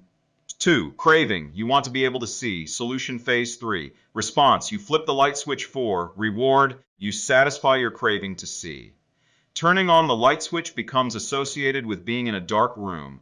By the time we become adults, we rarely notice the habits that are running our lives. Most of us never give a second thought to the fact that we tie the same shoe first each morning, or unplug the toaster after each use, or always change into comfortable clothes after getting home from work. After decades of mental programming, we automatically slip into these patterns of thinking and acting. The 4 laws of behavior change. In the following chapters, we will see time and again how the 4 stages of cue, craving, response, and reward influence nearly everything we do each day. But before we do that, we need to transform these 4 steps into a practical framework that we can use to design good habits and eliminate bad ones. I refer to this framework as the 4 laws of behavior change, and it provides a simple set of rules for creating good habits and breaking bad ones. You can think of each law as a lever that influences human behavior. When the levers are in the right positions, creating good habits is effortless. When they are in the wrong positions, it is nearly impossible. How to create a good habit? The first law, cue, make it obvious. The second law, craving, make it attractive. The third law, response, make it easy. The fourth law, reward, make it satisfying. We can invert these laws to learn how to break a bad habit. How to break a bad habit: inversion of the first law, cue, make it invisible. Inversion of the second law, craving, make it unattractive. Inversion of the third law, response, make it difficult. Inversion of the fourth law, reward, make it unsatisfying. It would be irresponsible for me to claim that these 4 laws are an exhaustive framework for changing any human behavior, but I think they're close. As you will soon see, the 4 laws of behavior change apply to nearly every field, from sports to politics, art to medicine, comedy to management. These laws can be used no matter what challenge you are facing. There is no need for completely different strategies for each habit. Whenever you want to change your behavior, you can simply ask yourself, 1. How can I make it obvious? 2. How can I make it attractive? 3. How can I make it easy? 4. How can I make it satisfying? If you have ever wondered, why don't I do what I say I'm going to do? Why don't I lose the weight, or stop smoking, or save for retirement, or start that side business? Why do I say something is important but never seem to make time for it? The answers to those questions can be found somewhere in these 4 laws. The key to creating good habits and breaking bad ones is to understand these fundamental laws and how to alter them to your specifications. Every goal is doomed to fail if it goes against the grain of human nature. Your habits are shaped by the systems in your life.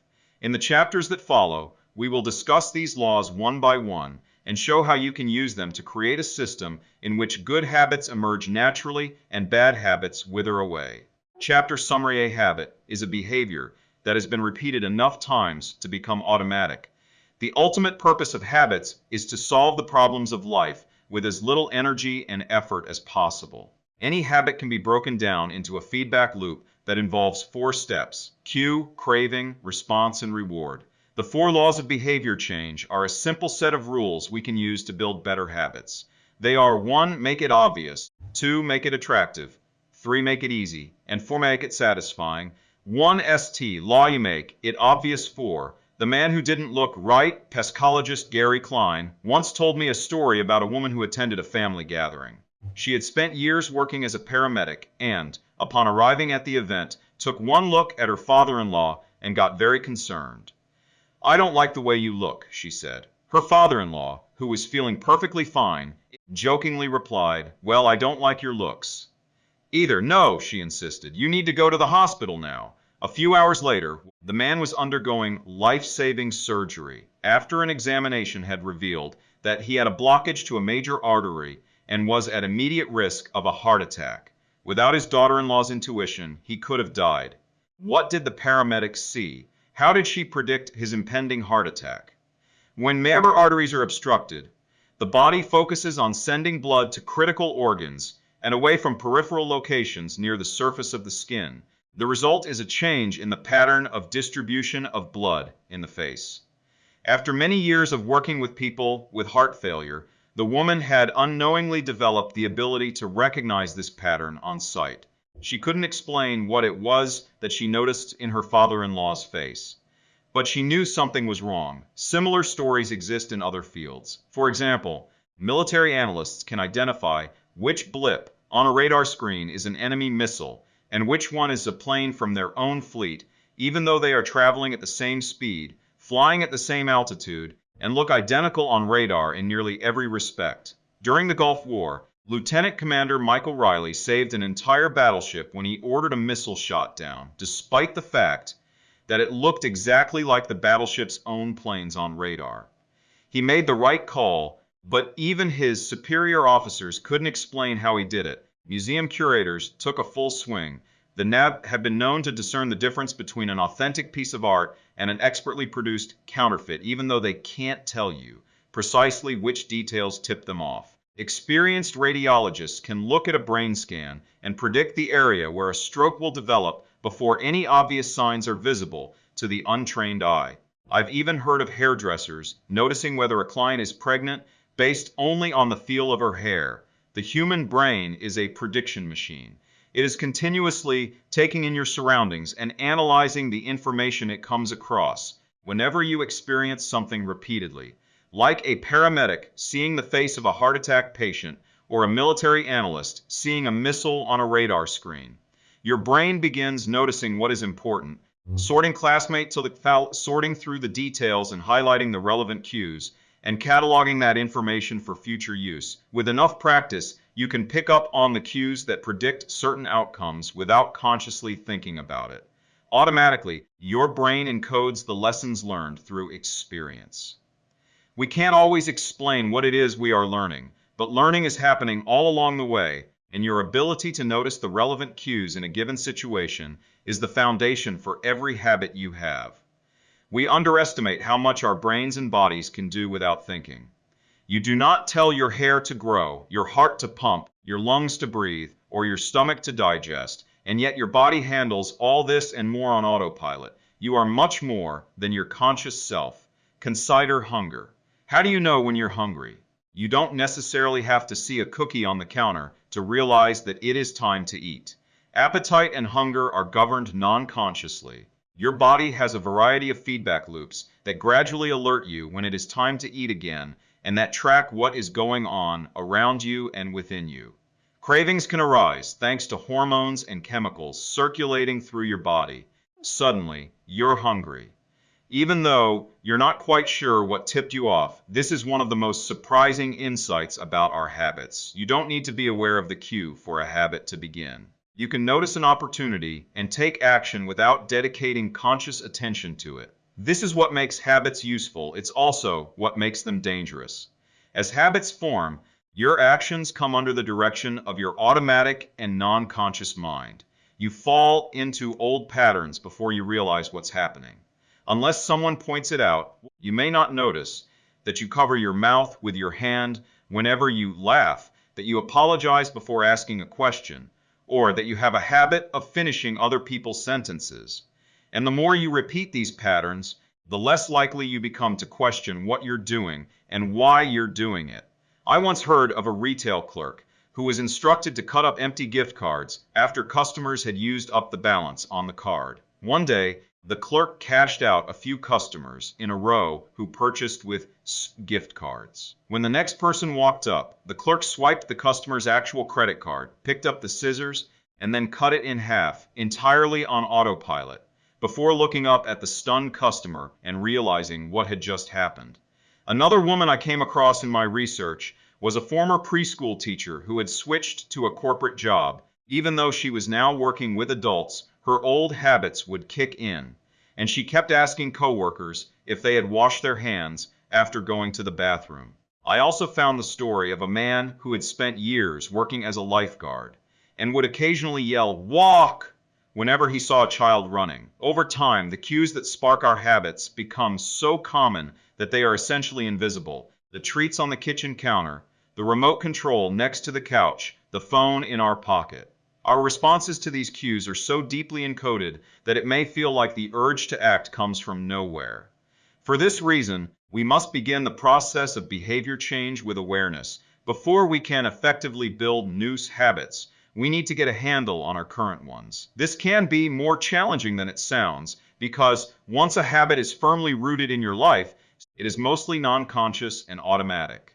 If a habit remains mindless, you can't expect to improve it. As the psychologist Carl Jung said, until you make the unconscious conscious, it will direct your life, and you will call it fate. The Habits Scorecard, the Japanese railway system, is regarded as one of the best in the world. If you ever find yourself riding a train in Tokyo, you'll notice that the conductors have a peculiar habit. As each operator runs the train, they proceed through a ritual of pointing at different objects and calling out commands. When the train approaches a signal, the operator will point at it and say, "Signal is green." As the train pulls into and out of each station, the operator will point at the speedometer and call out the exact speed. When it's time to leave, the operator will point at the timetable and state the time. Out on the platform, other employees are performing similar actions. Before each train departs, staff members will point along the edge of the platform and declare, "All clear." Every detail is identified, pointed at, and named aloud. This process, known as pointing and calling, is a safety system designed to reduce mistakes. It seems silly, but it works incredibly well. Pointing and calling reduces errors by up to 85% and cuts accidents by 30%. The MTA subway system in New York City adopted a modified version that is point only, and within 2 years of implementation, incidents of incorrectly berthed subways fell 57%. Pointing and calling is so effective because it raises the level of awareness from a non-conscious habit to a more conscious level. Because the train operators must use their eyes, hands, mouth, and ears, they are more likely to notice problems. My wife does something goes wrong. My wife does something similar. Whenever we are preparing to walk out the door for a trip, she verbally calls out the most essential items in her packing list. I've got my keys. I've got my wallet. I've got my glasses. I've got my husband. The more automatic a behavior becomes, the less likely we are to consciously think about it. And when we've done something 1,000 times before, we begin to overlook things. We assume that the next time will be just like the last. We're so used to doing what we've always done that we don't stop to question whether it's the right thing to do at all. Many of our failures in performance are largely attributable to a lack of self-awareness. One of our greatest challenges in changing habits is maintaining awareness of what we are actually doing. This helps explain why the consequences of bad habits can sneak up on us. We need a point-and-call system for our personal lives. That's the origin of the Habit Scorecard, which is a simple exercise you can use to become more aware of your behavior. To create your own, make a list of your daily habits. Here's a sample of where your list might start. Wake up, turn off alarm, check my phone, go to the bathroom, weigh myself, take a shower, brush my teeth, floss my teeth, put on deodorant, hang up towel, to dry, get dressed, make a cup of tea, and so on. Once you have a full list, look at each behavior and ask yourself, is this a good habit, a bad habit, or a neutral habit? If it is a good habit, write next to it.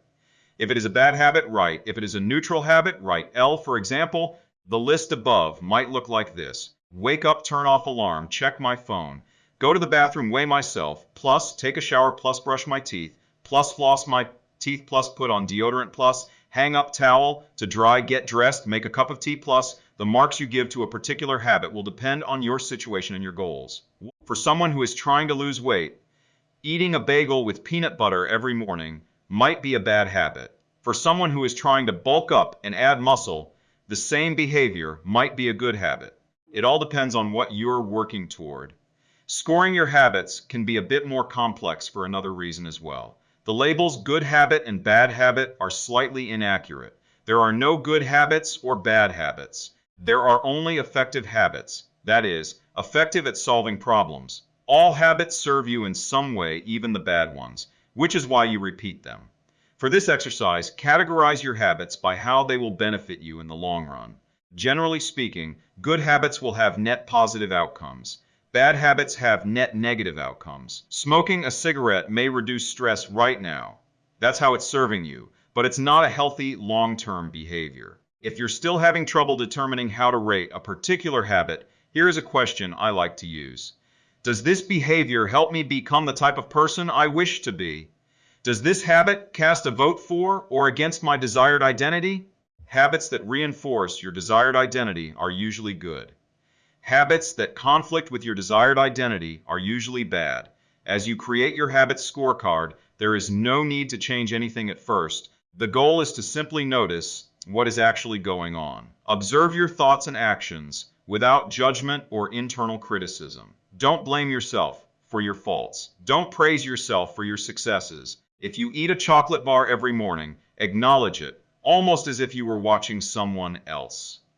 Oh, how interesting that they would do such a thing. If you binge eat, simply notice that you are eating more calories than you should.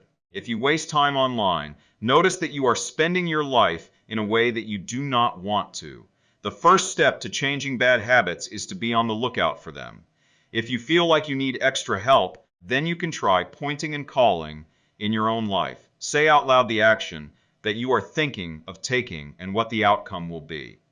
If you want to cut back on your junk food habit, but notice yourself grabbing another cookie, say out loud, I'm about to eat this cookie, but I don't need it.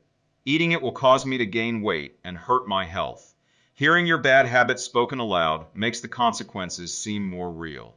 It adds weight to the action rather than letting yourself mindlessly slip into an old routine. This approach is useful even if you're simply trying to remember a task on your to-do list. Just saying out loud, tomorrow, I need to go to the post office after lunch, increases the odds that you'll actually do it. You're getting yourself to acknowledge the need for action, and that can make all the difference. The process of behavior change always starts with awareness. Strategies like pointing and calling and the habits scorecard are focused on getting you to recognize your habits and acknowledge the cues that trigger them, which my classmate took a full swing, which makes it possible to respond in a way that benefits you.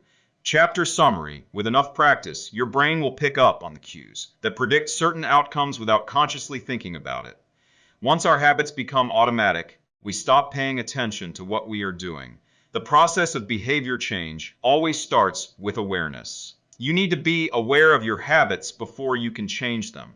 Pointing and calling raises your level of awareness from a non-conscious habit to a more conscious level by verbalizing your actions.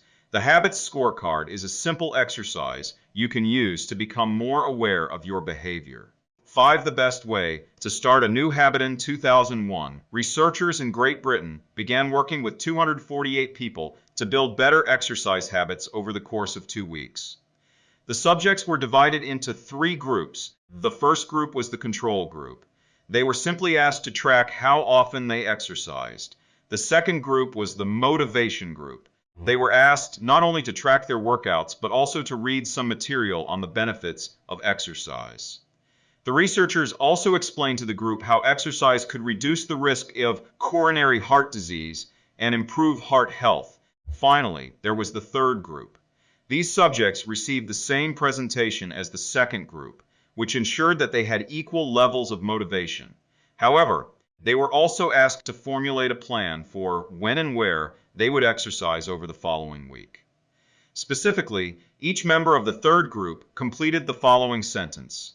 During the next week, I will partake in at least 20 minutes of vigorous exercise on diet time in place. In the first and second groups, 35 to 38% of people exercised at least once per week. Interestingly, the motivational presentation given to the second group seemed to have no meaningful impact on behavior, but 91% of the third group exercised at least once per week, more than double the normal rate. The sentence they filled out is what researchers refer to as an implementation intention, which is a plan you make beforehand about when and where to act. That is, how you intend to implement a particular habit. The cues that can trigger a habit come in a wide range of forms. The feel of your phone buzzing in your pocket, the smell of chocolate chip cookies, the sound of ambulance sirens. But the 2 most common cues are time and location. Implementation intentions leverage both of these cues. Broadly speaking, the format for creating an implementation intention is, when situation X arises, I will perform response Y. Hundreds of studies have shown that implementation intentions are effective for sticking to our goals, whether it's writing down the exact time and date of when you will get a flu shot or recording the time of your colonoscopy appointment. They increase the odds that people will stick with habits like recycling, studying, going to sleep early, and stopping smoking. Researchers have even found that voter turnout increases when people are forced to create implementation intentions by answering questions like, what route are you taking to the polling station? At what time are you planning to go? What bus will get you there? Other successful government programs have prompted citizens to make a clear plan to send taxes in on time or provided directions on when and where to pay late traffic bills. The punchline is clear. People who make a specific plan for when and where they will perform a new habit are more likely to follow through. Too many people try to change their habits without these basic details figured out.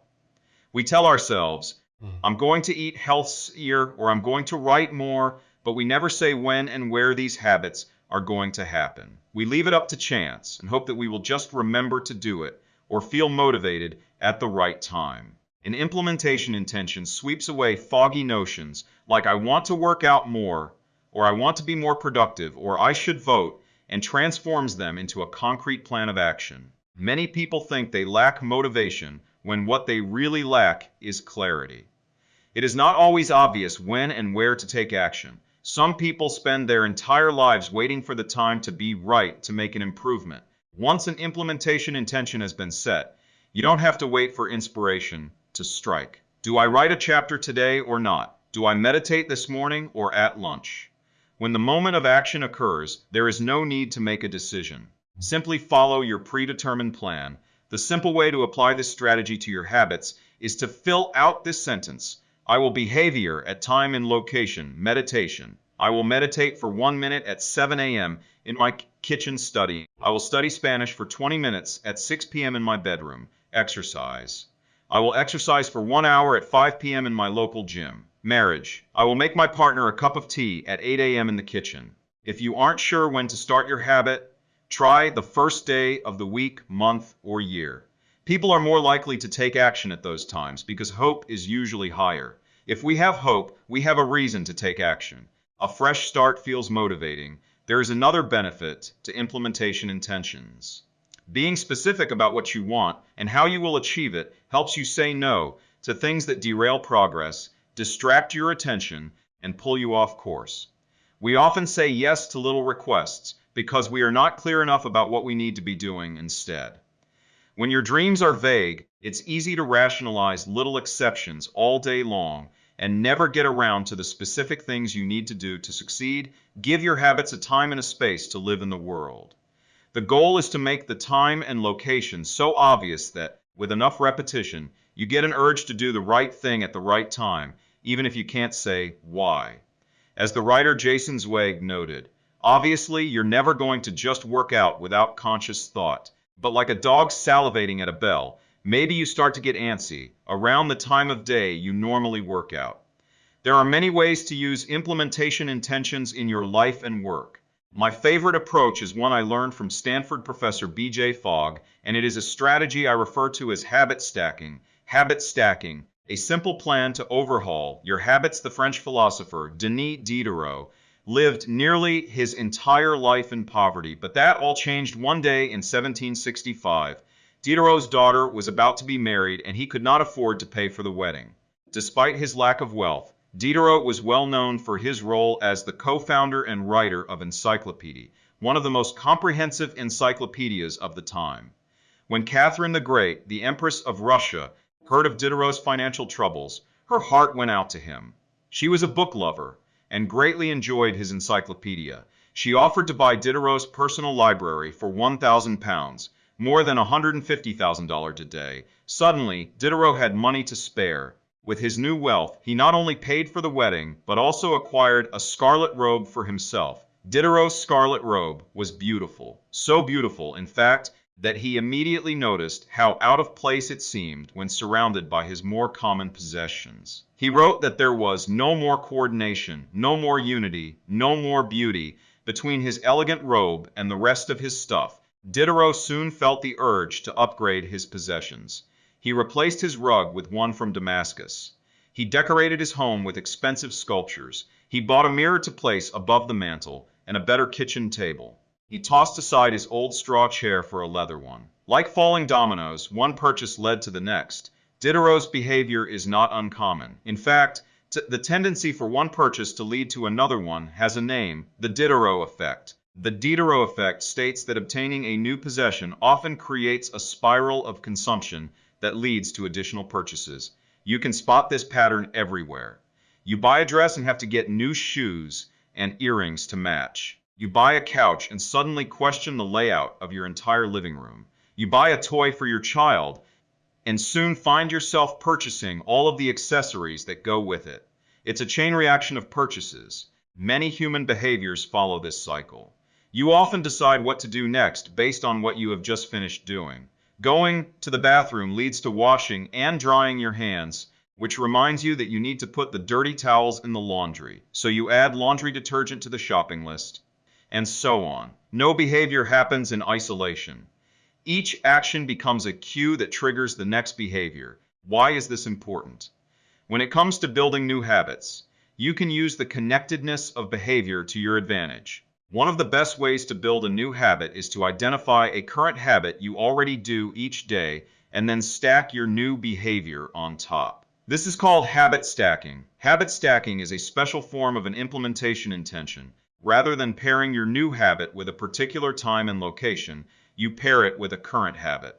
This method, which was created by B.J. Fogg as part of his Tiny Habits program, can be used to design an obvious cue for nearly any habit. The habit stacking formula is: after Kerfen's habit, I will new habit. For example, meditation. After I pour my cup of coffee each morning, I will meditate for 1 minute. Exercise. After I take off my work shoes, I will immediately change into my workout clothes. Gratitude. After I sit down to dinner, I will say one thing I'm grateful for that happened today. Marriage. After I get into bed at night, I will give my partner a kiss. Safety.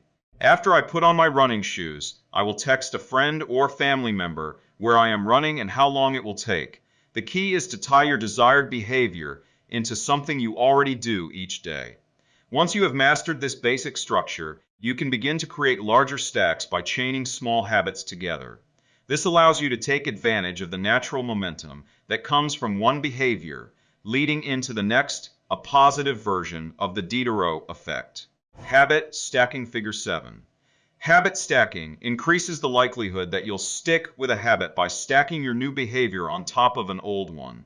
This process can be repeated to chain numerous habits together, each one acting as the cue for the next. Your morning routine habit stack might look like this one. After I pour my morning cup of coffee, I will meditate for 60 seconds. Point 2. After I meditate for 60 seconds, I will write my to-do list for the day. 3. After I write my to-do list for the day, I will immediately begin my first task, or consider this habit stack in the evening. 1. After I finish eating dinner, I will put my plate directly into the dishwasher. 2.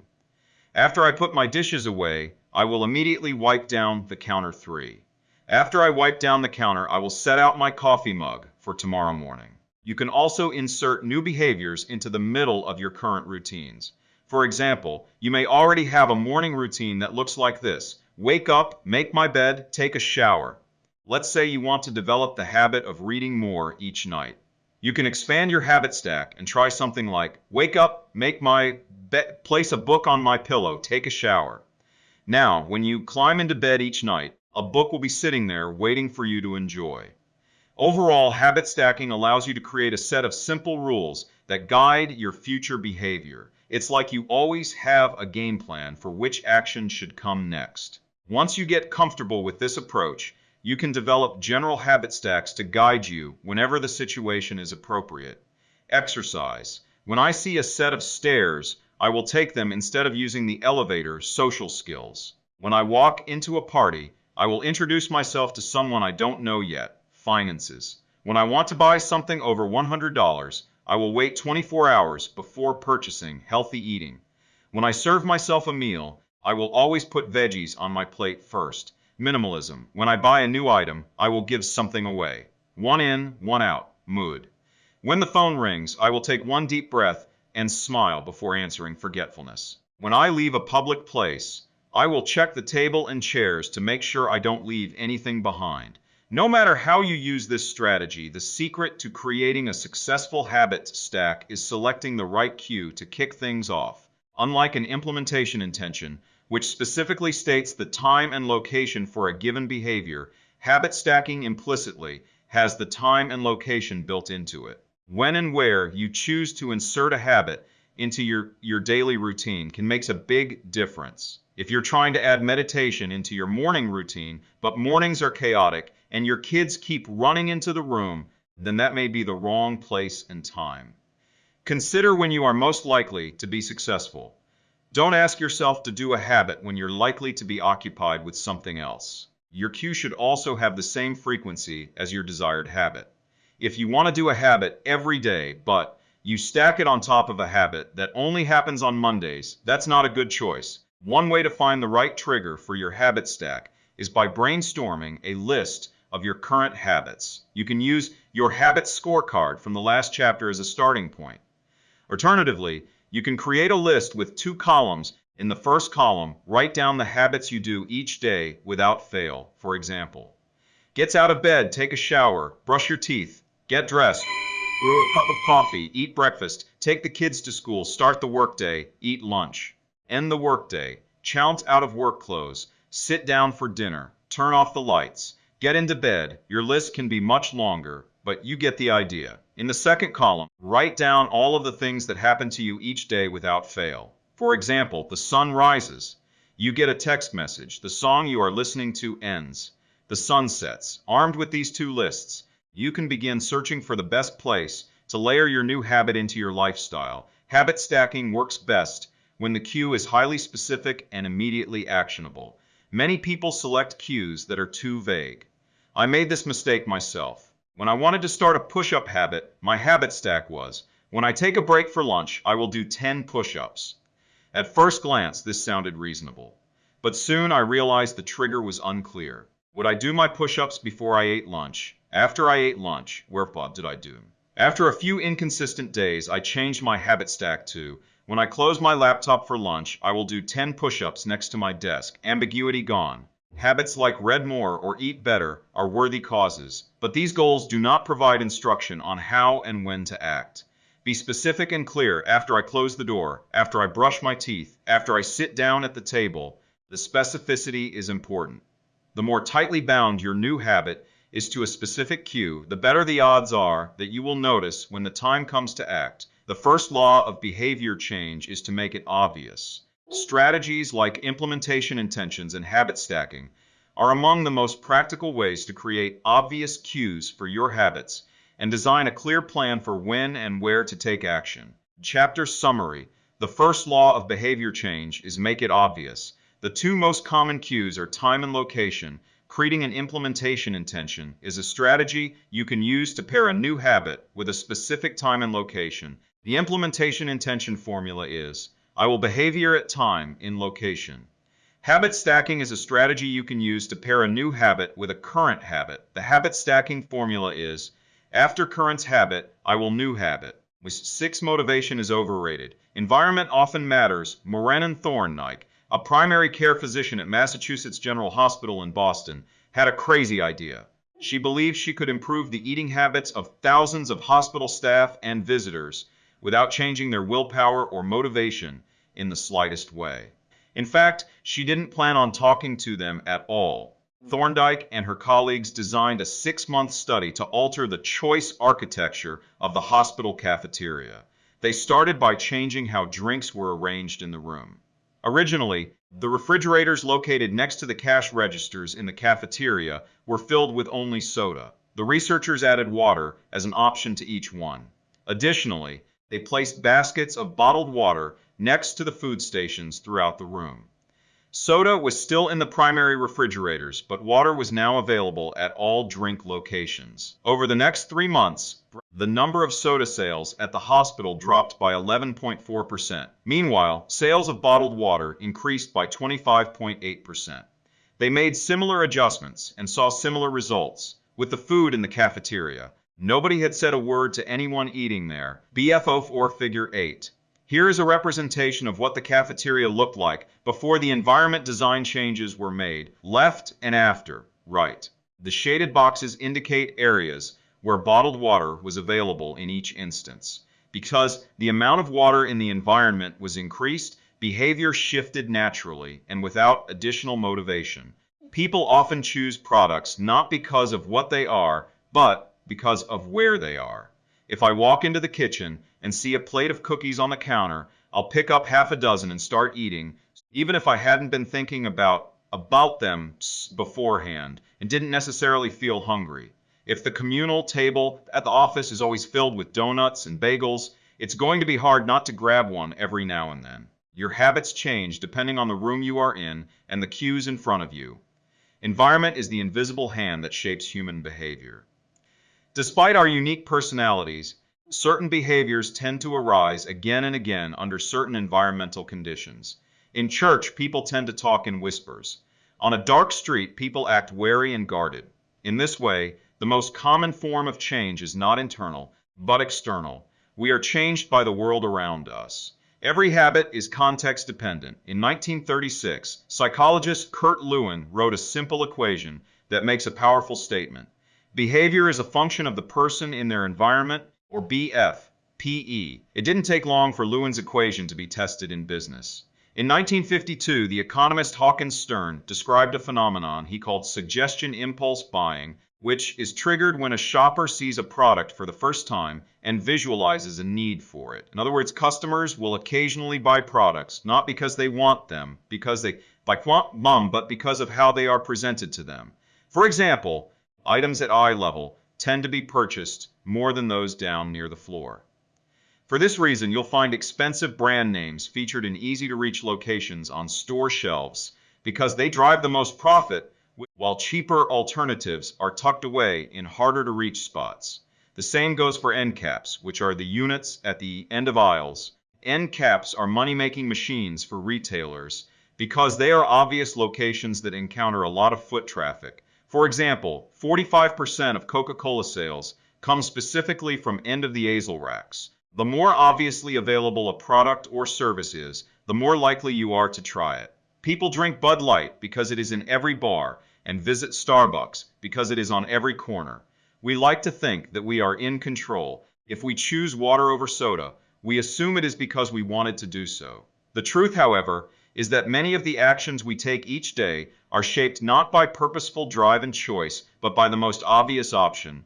Every living being has its own methods for sensing and understanding the world. Eagles have remarkable long-distance vision. Snakes can smell by tasting the air with their highly sensitive tongues. Sharks can detect small amounts of electricity and vibrations in the water caused by nearby fish. Even bacteria have chemoreceptors, tiny sensory cells that allow them to detect toxic chemicals in their environment. In humans, perception is directed by the sensory nervous system. We perceive the world through sight, sound, smell, touch, and taste. But we also have other ways of sensing stimuli. Some are conscious, but many are non-conscious. For instance, you can notice when the temperature drops before a storm, or when the pain in your gut rises during a stomachache, or when you fall off balance while walking on rocky ground. Receptors in your body pick up on a wide range of internal stimuli, such as the amount of salt in your blood or the need to drink when thirsty. The most powerful of all human sensory abilities, however, is vision. The human body has about 11 million sensory receptors. Approximately 10 million of those are dedicated to sight. Some experts estimate that half of the brain's resources are used on vision. Given that we are more dependent on vision than on any other sense, it should come as no surprise that visual cues are the greatest catalyst of our behavior. For this reason, a small change in what you see can lead to a big shift in what you do. As a result, you can imagine how important it is to live on environments that are filled with productive cues and devoid of unproductive ones. Thankfully, there is good news in this respect. You don't have to be the victim of your environment. You can also be the architect of it. How to design your environment for success during the energy crisis and oil embargo of the 1970s. Dutch researchers began to pay close attention to the country's energy usage. In one suburb near Amsterdam, they found that some homeowners used 30% less energy than their neighbors, despite the homes being of similar size and getting electricity for the same price. It turned out the houses in this neighborhood were nearly identical, except for one feature: the location of the electrical meter. Some had one in the basement, others had the electrical meter upstairs in the main hallway. As you may guess, the homes with the meters located in the main hallway used less electricity. When their energy use was obvious and easy to track, people changed their behavior. Every habit is initiated by a cue, and we are more likely to notice cues that stand out. Unfortunately, the environments where we live and work often make it easy not to do certain actions because there is no obvious cue to trigger the behavior. It's easy not to practice the guitar when it's tucked away in the closet. It's easy not to read a book when the bookshelf is in the corner of the guest room. It's easy not to take your vitamins when they are out of sight in the pantry. When the cues that spark a habit are subtle or hidden, they are easy to ignore. By comparison, creating obvious visual cues can draw your attention toward a desired habit.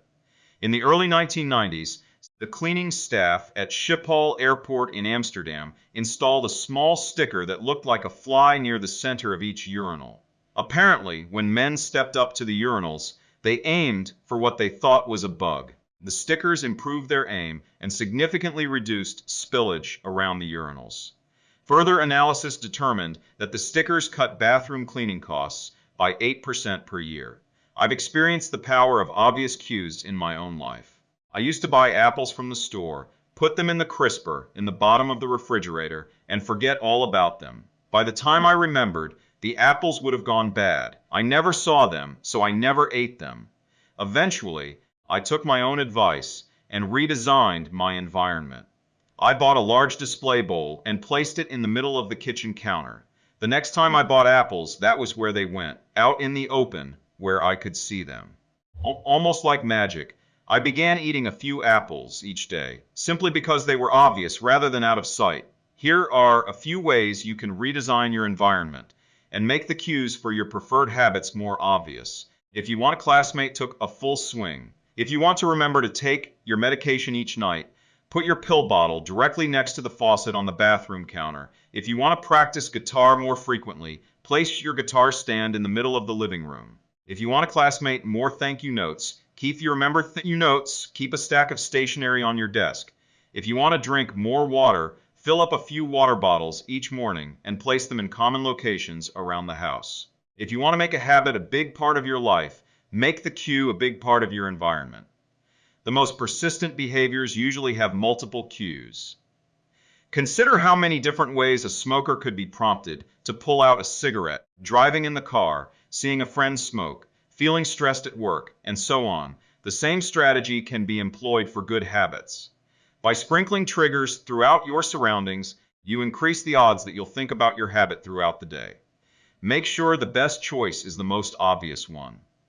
Making a better decision is easy and natural when the cues for good habits are right in front of you. Environment design is powerful not only because it influences how we engage with the world, but also because we rarely do it. Most people live in a world others have created for them, but you can alter the spaces where you live and work to increase your exposure to positive cues and reduce your exposure to negative ones. Environment design allows you to take back control and become the architect of your life.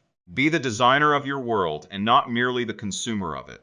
The context is the cue. The cues that trigger a habit can start out very specific, but over time your habits not become trigger, not with a single trigger, but with the entire context surrounding the behavior. For example, many people drink more in social situations than they would ever drink alone.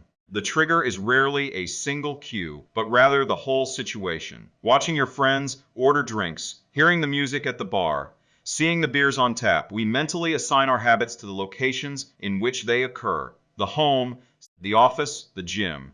Each location develops a connection to certain habits and routines.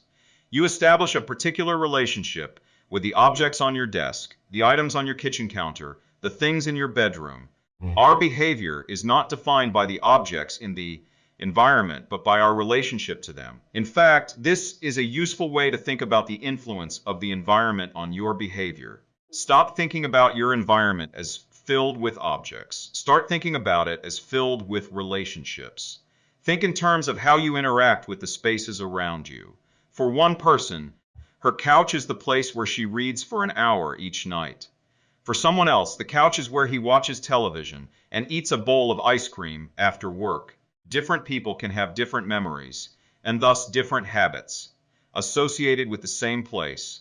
The good news? You can train yourself to link a particular habit with a particular context. In one study, scientists instructed insomniacs to get into bed only when they were tired. If they couldn't fall asleep, they were told to sit in a different room until they became sleepy. Over time, subjects began to associate this context of their bed with the action of sleeping, and it became easier to quickly fall asleep when they climbed in bed.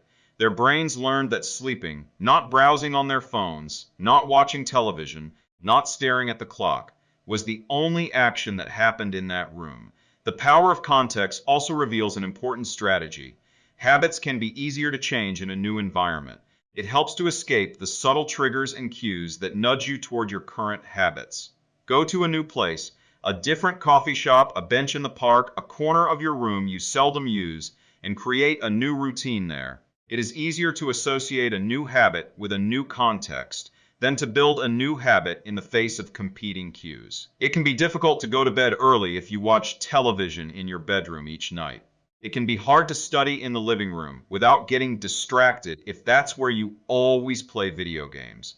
But when you step outside your normal environment, you leave your behavioral biases behind. You aren't battling old environmental cues, which allows new habits to form without interruption. Want to think more creatively? Move to a bigger room, a rooftop patio, or a building with expansive architecture. Take a break from the space where you do your daily work, which is also linked to your current thought patterns, trying to eat healthier. It is likely that you shop on autopilot at your regular supermarket. Try a new grocery store. You may find it easier to avoid unhealthy food when your brain doesn't automatically know where it is located in the store. When you can't manage to get to an entirely new environment, redefine or rearrange your current one. Create a separate space for work, study, exercise, entertainment, and cooking.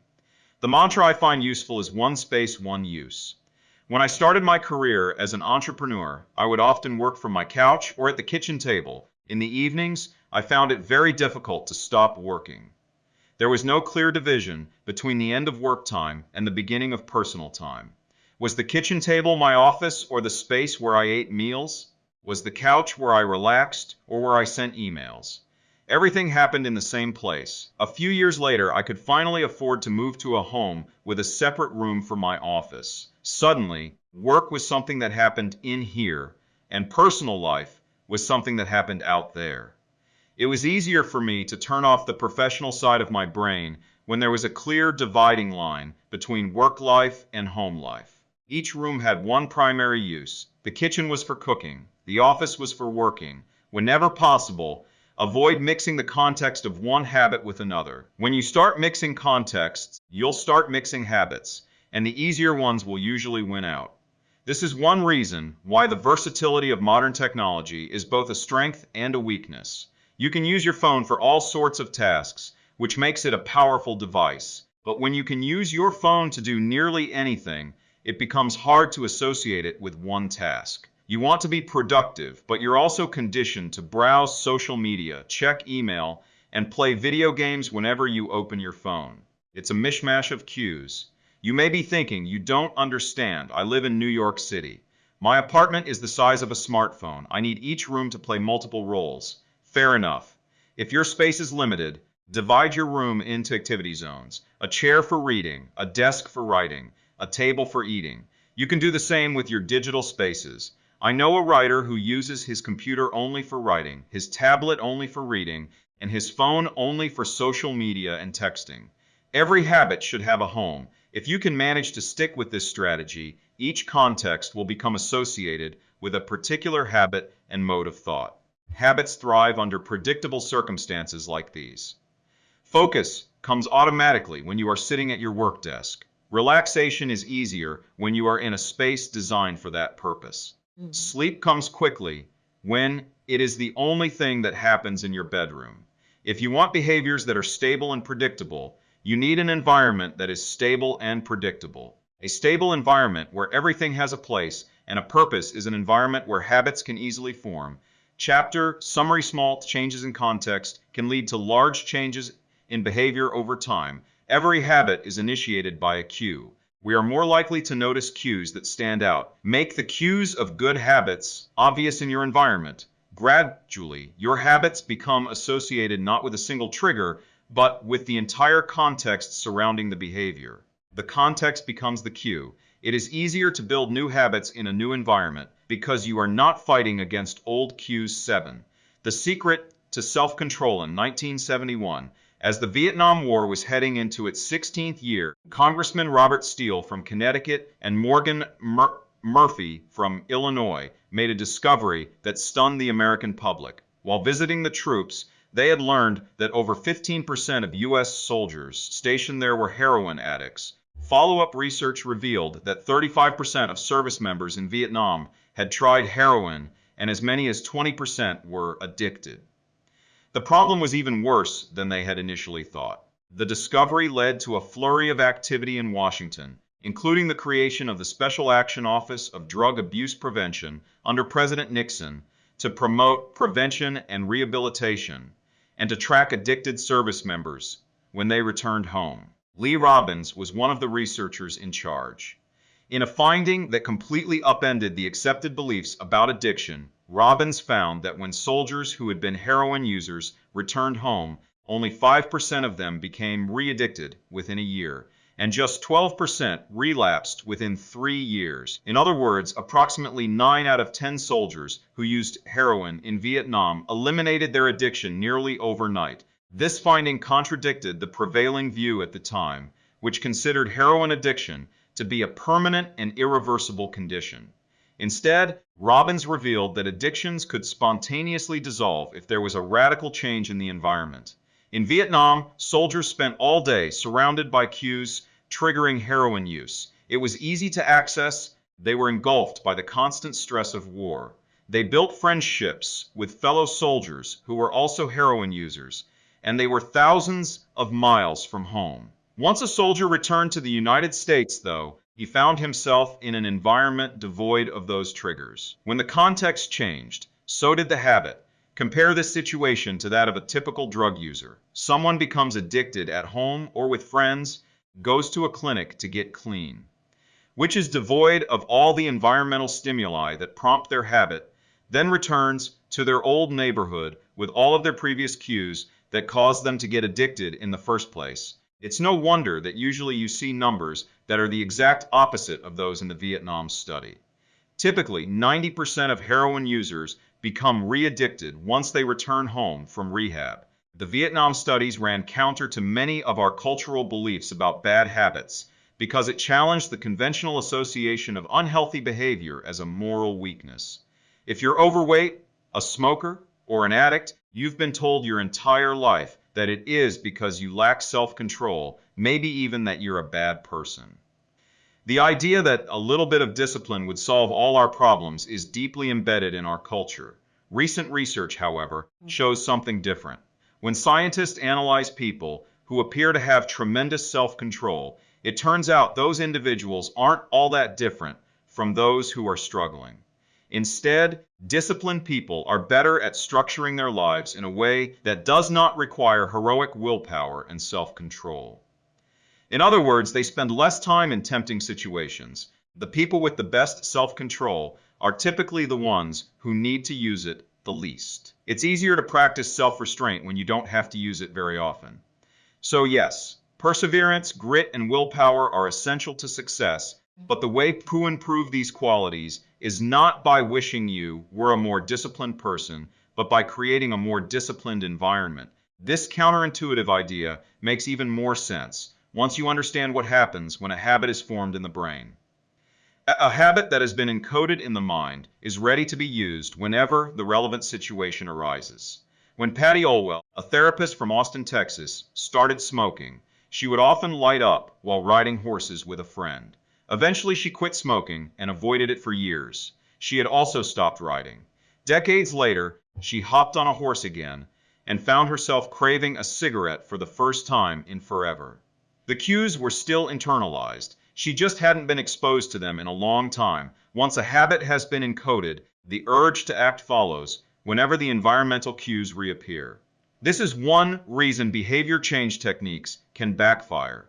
Shaming obese people with weight loss presentations can make them feel stressed, and as a result, many people return to their favorite coping strategy, overeating. Showing pictures of blackened lungs to smokers leads to higher levels of anxiety, which drives many people to reach for a cigarette. If you're not careful about cues, you can cause the very behavior you want to stop. Bad habits are autocatalytic. The process feeds itself. They foster the feelings they try to numb. You feel bad, so you eat junk food. Because you eat junk food, you feel bad. Watching television makes you feel sluggish, so you watch more television because you don't have the energy to do anything else. Worrying about your health makes you feel anxious, which causes you to smoke to ease your anxiety, which makes your health even worse, and soon you're feeling more anxious. It's a downward spiral, a runaway train of bad habits. Researchers refer to this phenomenon as cue-induced wanting. An external trigger causes a compulsive craving to repeat a bad habit. Once you notice something, you begin to want it. This process is happening all the time, often without us realizing it. Scientists have found that showing addicts a picture of cocaine for just 33 milliseconds stimulates the reward pathway in the brain and sparks desire. This speed is too fast for the brain to consciously register. The addicts couldn't even tell you what they had seen, but they craved the drug all the same. Here's the punchline. You can break a habit, but you're unlikely to forget it. Once the mental grooves of habit have been carved into your brain, they are nearly impossible to remove entirely, even if they go unused for quite a while. And that means that simply resisting temptation is an ineffective strategy. It is hard to maintain a Zen attitude in a life filled with interruptions. It takes too much energy. In the short run, you can choose to overpower temptation. In the long run, we become a product of the environment that we live in. To put it bluntly, I have never seen someone consistently stick to positive habits in a negative environment. A more reliable approach is to cut bad habits off at the source. One of the most practical ways to eliminate a bad habit is to reduce exposure to the cue that causes it.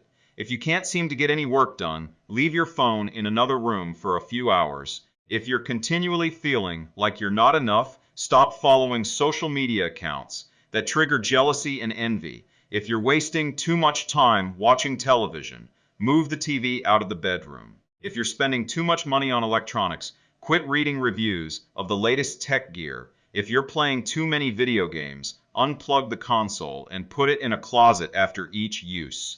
This practice is an inversion of the first law of behavior change.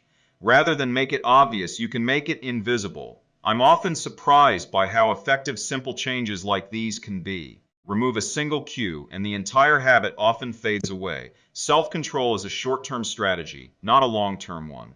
You may be able to resist temptation once or twice, but it's unlikely you can muster the willpower to override your desires every time. Instead of summoning a new dose of willpower whenever you want to do the right thing, your energy would be better spent optimizing your environment. This is the secret to self-control. Make the cues of your good habits obvious and the cues of your bad habits invisible. Chapter summary: the inversion of the first law of behavior change is make it invisible. Once a habit is formed, it is unlikely to be forgotten. People with high self-control tend to spend less time in tempting situations. It's easier to avoid temptation than resist it. One of the most practical ways to eliminate a bad habit is to reduce exposure to the cue that causes it. Self-control is a short-term strategy, not a long-term one. How to create a good habit: the first law. Make it obvious. 1-1. Fill out the habits scorecard. Write down your current habits to become aware of them. 1.2. Use implementation intentions. I will behavior at time in location. 1.3. Use habit stacking. After Curvent's habit, I will new habit. 1.4. Design your environment. Make the cues of good habits obvious and visible. The second law. Make it attractive. The third law. Make it easy. The fourth law. Make it satisfying. How to break a bad habit: inversion of the first law. Make it invisible. 1-off. Reduce exposure. Remove the cues of your bad habits from your environment. Inversion of the second law. Make it unattractive. Inversion of the third law. Make it difficult. Inversion of the fourth law. Make it unsatisfying. 2N law. You make it attractive. 8. How to make a habit irresistible. Line. The 1940s. A Dutch scientist named Nico Tinbergen performed a series of experiments that transformed our understanding of what motivates us. Tinbergen, who eventually won a Nobel Prize for his work, was investigating herring gulls, the gray and white birds often seen flying along the seashores of North America. Adult herring gulls have a small red dot on their beak, and Tinbergen noticed that newly hatched chicks would peck this spot whenever they wanted food. To begin one experiment, he created a collection of fake cardboard beaks, just a head without a body. When the parents had flown away, he went over to the nest and offered these dummy beaks to the chicks. The beaks were obvious fakes, and he assumed the baby birds would reject them altogether. However, when the tiny gulls saw the red spot on the cardboard beak, they pecked away just as if it were attached to their own mother. They had a clear preference for those red spots, as if they had been genetically programmed at birth. Soon Tinbergen discovered that the bigger the red spot, the faster the chicks pecked. Eventually he created a beak with 3 large red dots on it. When he placed it over the nest, the baby birds went crazy with delight. They pecked at the little red patches as if it was the greatest beak they had ever seen. Tinbergen and his colleagues discovered similar behavior in other animals. For example, the greylag goose is a ground nesting bird. Occasionally, as the mother moves around on the nest, one of the eggs will roll out and settle on the grass nearby. Whenever this happens, the goose will waddle over to the egg and use its beak and neck to pull it back into the nest. Tinbergen discovered that the goose will pull any nearby round object, such as a billiard ball or a light bulb, back into the nest. The bigger the object, the greater their response. One goose even made a tremendous effort to roll a volleyball back and sit on top. Like the baby gulls automatically pecking at red dots, the greylag goose was following an instinctive rule. When I see a round object nearby, I must roll it back into the nest. The bigger the round object, the harder I should try to get it. It's like the brain of each animal is preloaded with certain rules for behavior, and when it comes across an exaggerated version of that rule, it lights up like a Christmas tree. Scientists refer to these exaggerated cues as supernormal stimuli. A supernormal stimulus is a heightened version of reality, like a beak with 3 red dots or an egg the size of a volleyball, and it elicits a stronger response than usual. Humans are also prone to fall for exaggerated versions of reality. Junk food, for example, drives our reward systems into a frenzy.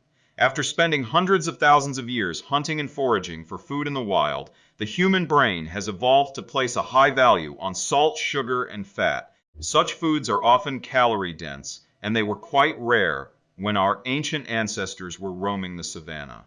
When you don't know where your next meal is coming from, eating as much as possible is an excellent strategy for survival. Today, however, we live in a calorie-rich environment.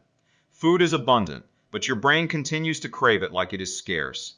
Placing a high value on salt, sugar, and fat is no longer advantageous to our health, but the craving persists because the brain's reward centers have not changed for approximately 50,000 years.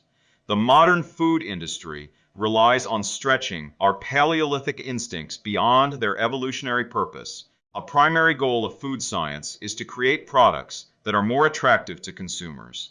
Nearly every food in a bag, box, or jar has been enhanced in some way, if only with additional flavoring. Companies spend millions of dollars to discover the most satisfying level of crunch in a potato chip or the perfect amount of fizz in a soda. Entire departments are dedicated to optimizing how a product feels in your mouth, a quality known as orosensation. French fries, for example, are a potent combination, golden brown and crunchy on the outside, light and smooth on the inside. Other processed foods enhance dynamic contrast, which refers to items with a combination of sensations, like crunchy and creamy. Imagine the gooiness of melted cheese on top of a crispy pizza crust, or the crunch of an Oreo cookie combined with its smooth center. With natural, unprocessed foods, you tend to experience the same sensations over and over. How's that 17th bite of kale taste? After a few minutes, your brain loses interest and you begin to feel full. But foods that are high in dynamic contrast keep the experience novel and interesting, encouraging you to eat more. Ultimately, such strategies enable food scientists to find the bliss point for each product, the precise combination of salt, sugar, and fat that excites your brain and keeps you coming back for more. The result, of course, is that you overeat because hyper-palatable foods are more attractive to the human brain. As Stephan Guyenet, a neuroscientist who specializes in eating behavior and obesity, says, we've gotten too good at pushing our own buttons. The modern food industry and the overeating habits it has spawned is just one example of the second law of behavior change. Make it attractive. The more attractive an opportunity is, the more likely it is to become habit-forming. Look around.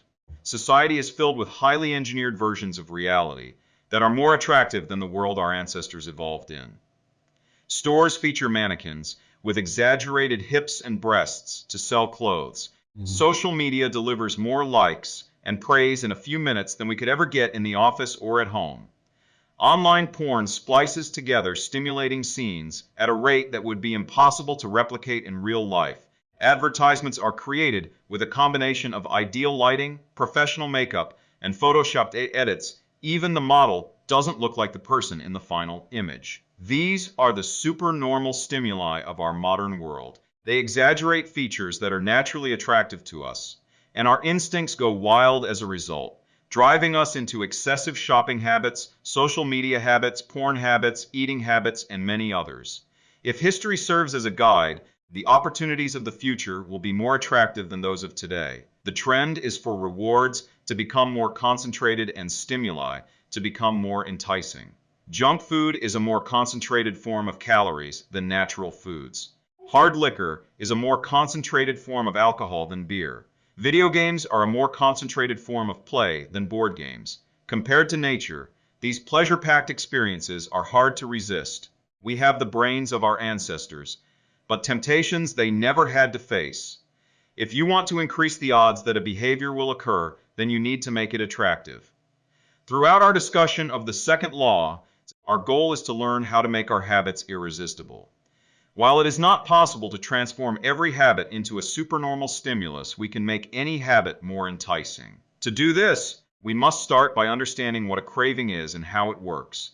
We begin by examining a biological signature that all habits share: the dopamine spike. The dopamine-driven feedback loop scientists can track the precise moment a craving occurs by measuring a neurotransmitter called dopamine. The importance of dopamine became apparent in 1954 when the neuroscientists James Olds and Peter Milner ran an experiment that revealed the neurological processes behind craving and desire. By implanting electrodes in the brains of rats, the researchers blocked the release of dopamine. To the surprise of the scientists, the rats lost all will to live. They wouldn't eat. They wouldn't have sex. They didn't crave anything. Within a few days, the animals died of thirst. In follow-up studies, other scientists also inhibited the dopamine-releasing parts of the brain, but this time they squirted little droplets of sugar into the mouths of the dopamine-depleted rats. Their little rat faces lit up with pleasurable grins from the tasty substance. Even though dopamine was blocked, they liked the sugar just as much as before. They just didn't want it anymore. The ability to experience pleasure remained, but without dopamine, desire died, and without desire, action stopped. When other researchers reversed this process and flooded the reward system of the brain with dopamine, animals performed habits at breakneck speed. In one study, mice received a powerful hit of dopamine each time they poked their nose in a box. Within minutes, the mice developed a craving so strong they began poking their nose into the box 800 times per hour. Humans are not so different. The average slot machine player will spin the wheel 600 times per hour. Habits are a dopamine-driven feedback loop. Every behavior that is highly habit-forming, taking drugs, eating junk food, playing video games, browsing social media, is associated with higher levels of dopamine. The same can be said for our most basic habitual behaviors like eating food, drinking water, having sex, and interacting socially. For years, scientists assumed dopamine was all about pleasure, but now we know it plays a central role in many neurological processes, including motivation, learning and memory, punishment and aversion, and voluntary movement. When it comes to habits, the key takeaway is this: dopamine is released not only when you experience pleasure, but also when you anticipate it. Gambling addicts have a dopamine spike right before they place a bet, not after they win. Cocaine addicts get a surge of dopamine when they see the powder, not after they take it. Whenever you predict that an opportunity will be rewarding, your levels of dopamine spike in anticipation. And whenever dopamine rises, so does your motivation to act. It is the anticipation of a reward, not the fulfillment of it, that gets us to take action. Interestingly, the reward system that is activated in the brain when you receive a reward is the same system that is activated when you anticipate a reward. This is one reason the anticipation of an experience can often feel better than the attainment of it. As a child, thinking about Christmas morning can be better than opening the gifts. As an adult, daydreaming about an upcoming vacation can be more enjoyable than actually being on vacation. Scientists refer to this as the difference between wanting and liking. The dopamine spike figure 9. Before a habit is learned, A, dopamine is released when the reward is experienced for the first time. The next time around, B, dopamine rises before taking action immediately after a cue is recognized. This spike leads to a feeling of desire and a craving to take action whenever the cue is spotted. Once a habit is learned, dopamine will not rise when a reward is experienced because you already expect the reward. However, if you see a cue and expect a reward but do not get one, then dopamine will drop in disappointment. The sensitivity of the dopamine response can clearly be seen when a reward is provided late. D. First, the cue is identified and dopamine rises as a craving builds. Next, a response is taken, but the reward does not come as quickly as expected, and dopamine begins to drop. Finally, when the reward comes a little later than you had hoped, dopamine spikes again. It is as if the brain is saying, "See, I knew I was right." Don't forget to repeat this action next time. Your brain has far more neural circuitry allocated for wanting rewards than for liking them. The wanting centers in the brain are large: the brain stem, the nucleus accumbens, the ventral tegmental area, the dorsal striatum, the amygdala, and portions of the prefrontal cortex. By comparison, the liking centers of the brain are much smaller. They are often referred to as hedonic hotspots and are distributed like tiny islands throughout the brain. For instance, researchers have found that 100% of the nucleus accumbens is activated during wanting. Meanwhile, only 10% of the structure is activated during liking. The fact that the brain allocates so much precious space to the regions responsible for craving and desire provides further evidence of the crucial role these processes play. Desire is the engine that drives behavior. Every action is taken because of the anticipation that precedes it. It is the craving that leads to the response. These insights reveal the importance of the second law of behavior change. We need to make our habits attractive because it is the expectation of a rewarding experience that motivates us to act in the first place. This is where a strategy known as temptation bundling comes into play. How to use temptation bundling to make your habits more attractive. Ronan Byrne, an electrical engineering student in Dublin, Ireland, enjoyed watching Netflix, but he also knew that he should exercise more often than he did.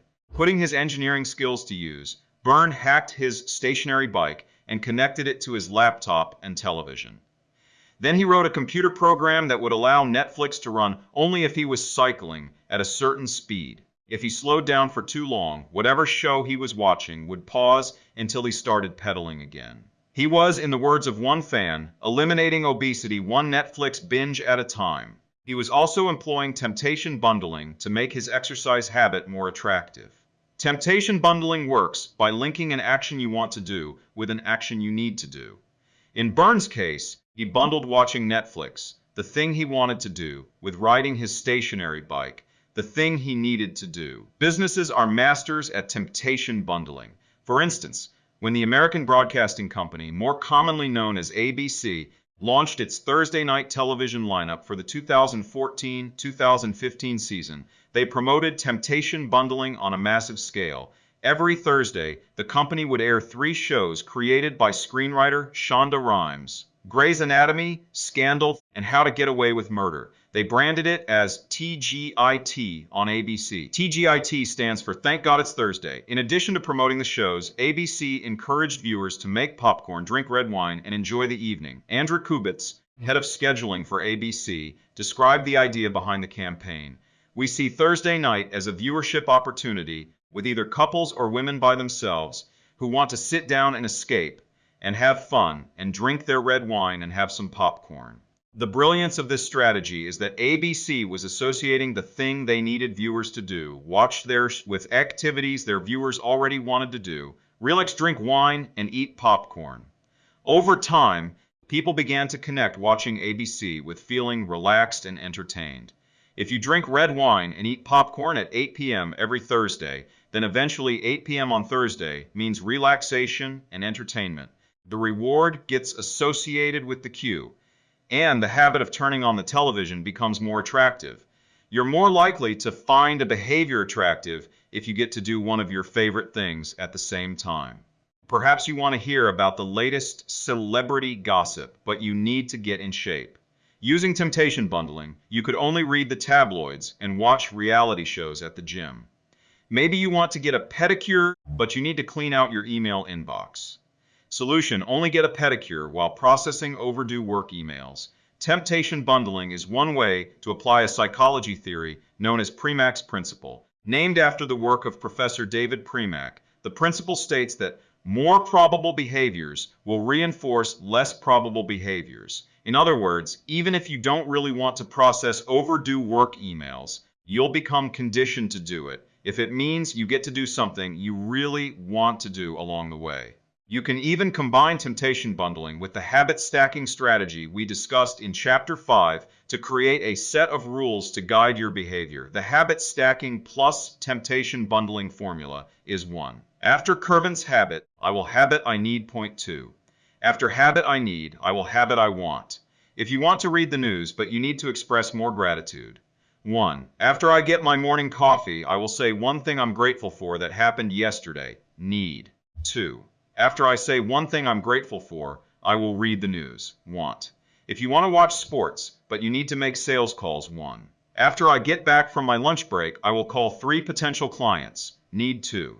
After I call 3 potential clients, I will check ESPN. Want. If you want to check Facebook, but you need to exercise more, 1. After I pull out my phone, I will do 10 burpees. It's need 2. After I do 10 burpees, I will check Facebook. Want.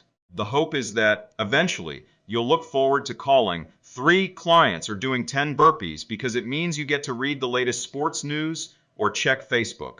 Doing the thing you need to do means you get to do the thing you want to do. We began this chapter by discussing supernormal stimuli, which are heightened versions of reality that increase our desire to take action. Temptation bundling is one way to create a heightened version of any habit by connecting it with something you already want. Engineering a truly irresistible habit is a hard task, but this simple strategy can be employed to make nearly any habit more attractive than it would be otherwise. Chapter summary: the second law of behavior change is make it attractive. The more attractive an opportunity is, the more likely it is to become habit-forming. Habits are a dopamine-driven feedback loop. When dopamine rises, so does our motivation to act. It is the anticipation of a reward, not the fulfillment of it, that gets us to take action. The greater the anticipation, the greater the dopamine spike. Temptation bundling is one way to make your habits more attractive. The strategy is to pair an action you want to do with an action you need to do. 9. The role of family and friends in shaping your habits. In 1965, a Hungarian man named Laszlo Polgar wrote a series of strange letters to a woman named Clara. Laszlo was a firm believer in hard work. In fact, it was all he believed in. He completely rejected the idea of innate talent. He claimed that with deliberate practice and the development of good habits, a child could become a genius in any field. His mantra was, "A genius is not born, but is educated and trained." Laszlo believed in this idea so strongly that he wanted to test it with his own children, and he was writing to Clara because he needed a wife willing to jump on board. Clara was a teacher, and although his classmate took a full swing, although she may not have been as adamant as Laszlo, she also believed that with proper instruction, anyone could advance their skills. Laszlo decided chess would be a suitable field for the experiment, and he laid out a plan to raise his children to become chess prodigies. The kids would be homeschooled, a rarity in Hungary at the time.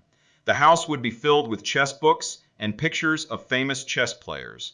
Duel laughs, duels swing. The children would play against each other constantly and compete in the best tournaments they could find. The family would keep a meticulous file system of the tournament history of every competitor the children faced. Their lives would be dedicated to chess. Laszlo successfully courted Clara, and within a few years the Polgars were parents to 3 young girls, Susan, Sophia, and Judith. Susan, the oldest, began playing chess when she was 4 years old. Within 6 months, she was defeating adults. Sophia, the middle child, did even better. By 14, she was a world champion, and a few years later she became a grandmaster. Judith, the youngest, was the best of all. By age 5, she could beat her father. At 12, she was the youngest player ever listed among the top 100 chess players in the world.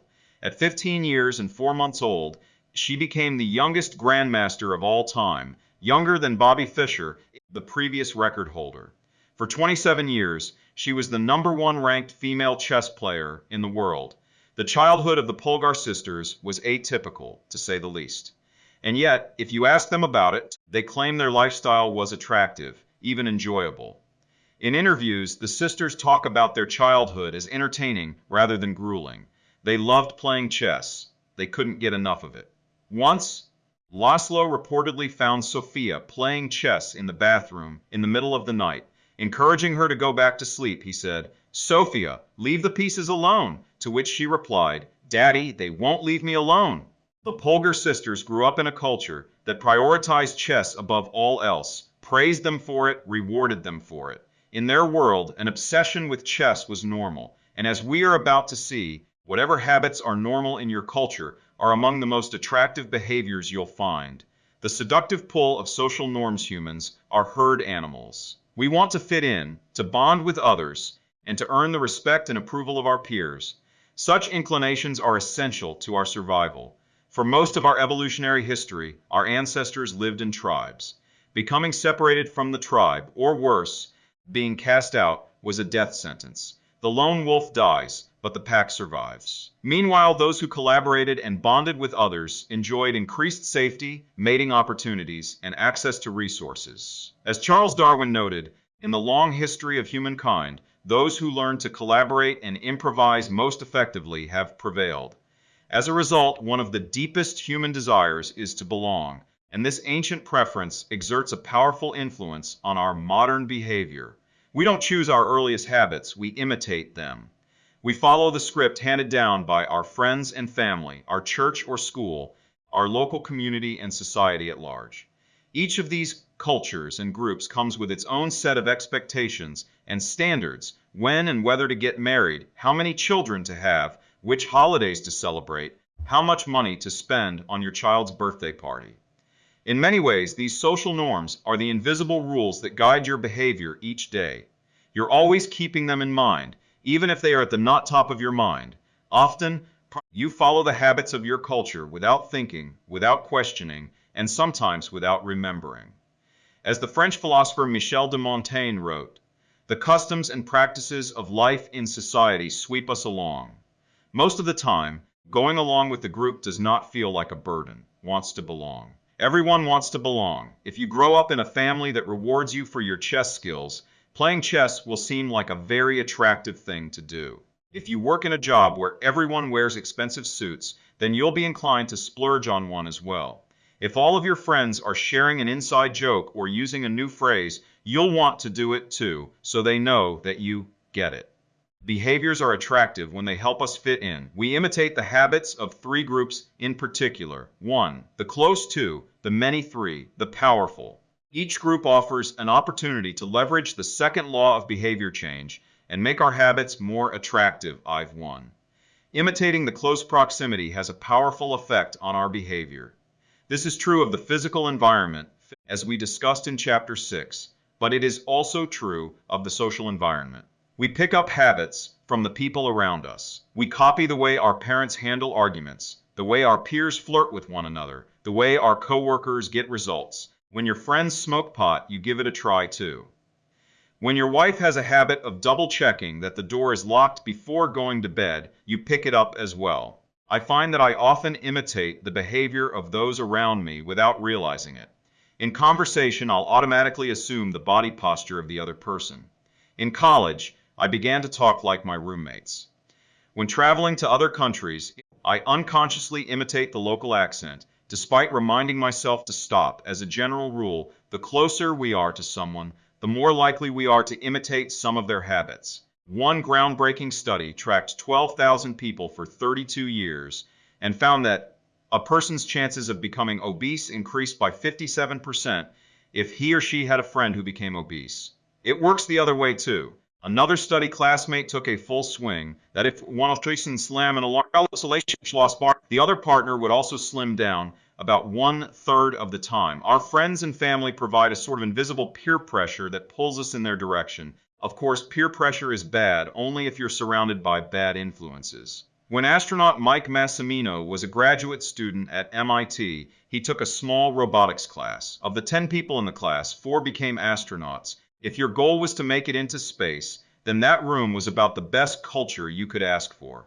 Similarly, one study found that the higher your best friend's IQ at age 11 or 12, the higher your IQ would be at age 15, even after controlling for natural levels of intelligence. We soak up the qualities and practices of those around us. One of the most effective things you can do to build better habits is to join a culture where your desired behavior is the normal behavior. New habits seem achievable when you see others doing them every day. If you are surrounded by fit people, you're more likely to consider working out to be a common habit. If you're surrounded by jazz lovers, you're more likely to believe it's reasonable to play jazz every day. Your culture sets your expectation for what is normal. Surround yourself with people who have the habits you want to have yourself. You'll rise together. To make your habits even more attractive, you can take this strategy one step further.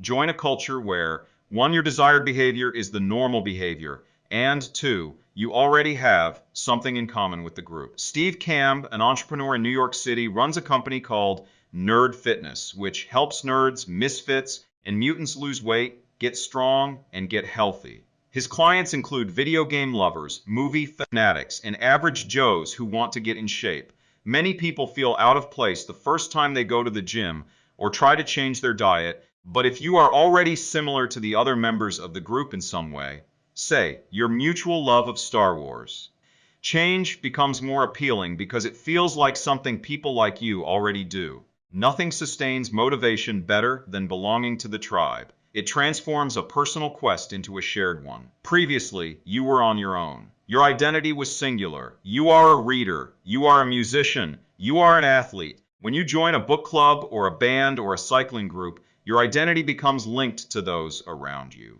Growth and change is no longer an individual pursuit. We are readers, we are musicians, we are cyclists. The shared identity begins to reinforce your personal identity. This is why remaining part of a group after achieving a goal is crucial to maintaining your habits. It's friendship and community that embed a new identity and help behaviors last over the long run too. Imitating the many in the 1950s, psychologist Solomon Asch conducted a series of experiments that are now taught to legions of undergrads each year. To begin each experiment, the subject entered the room with a group of strangers. Unbeknownst to them, the other participants were actors planted by the researcher and instructed to deliver scripted answers to certain questions. The group would be shown one card with a line on it, and then a second card with a series of lines. Each person was asked to select the line on the second card that was similar in length to the line on the first card. It was a very simple task. Here is an example of two cards used in the experiment. Conforming to social NORM's figure 10, this is a representation of two cards used by Solomon Asch in his famous social conformity experiments. The length of the line on the first card, left, is obviously the same as line C, but when a group of actors claimed it was a different length, the research subjects would often change their minds and go with the crowd rather than believe their own eyes. The experiment always began the same.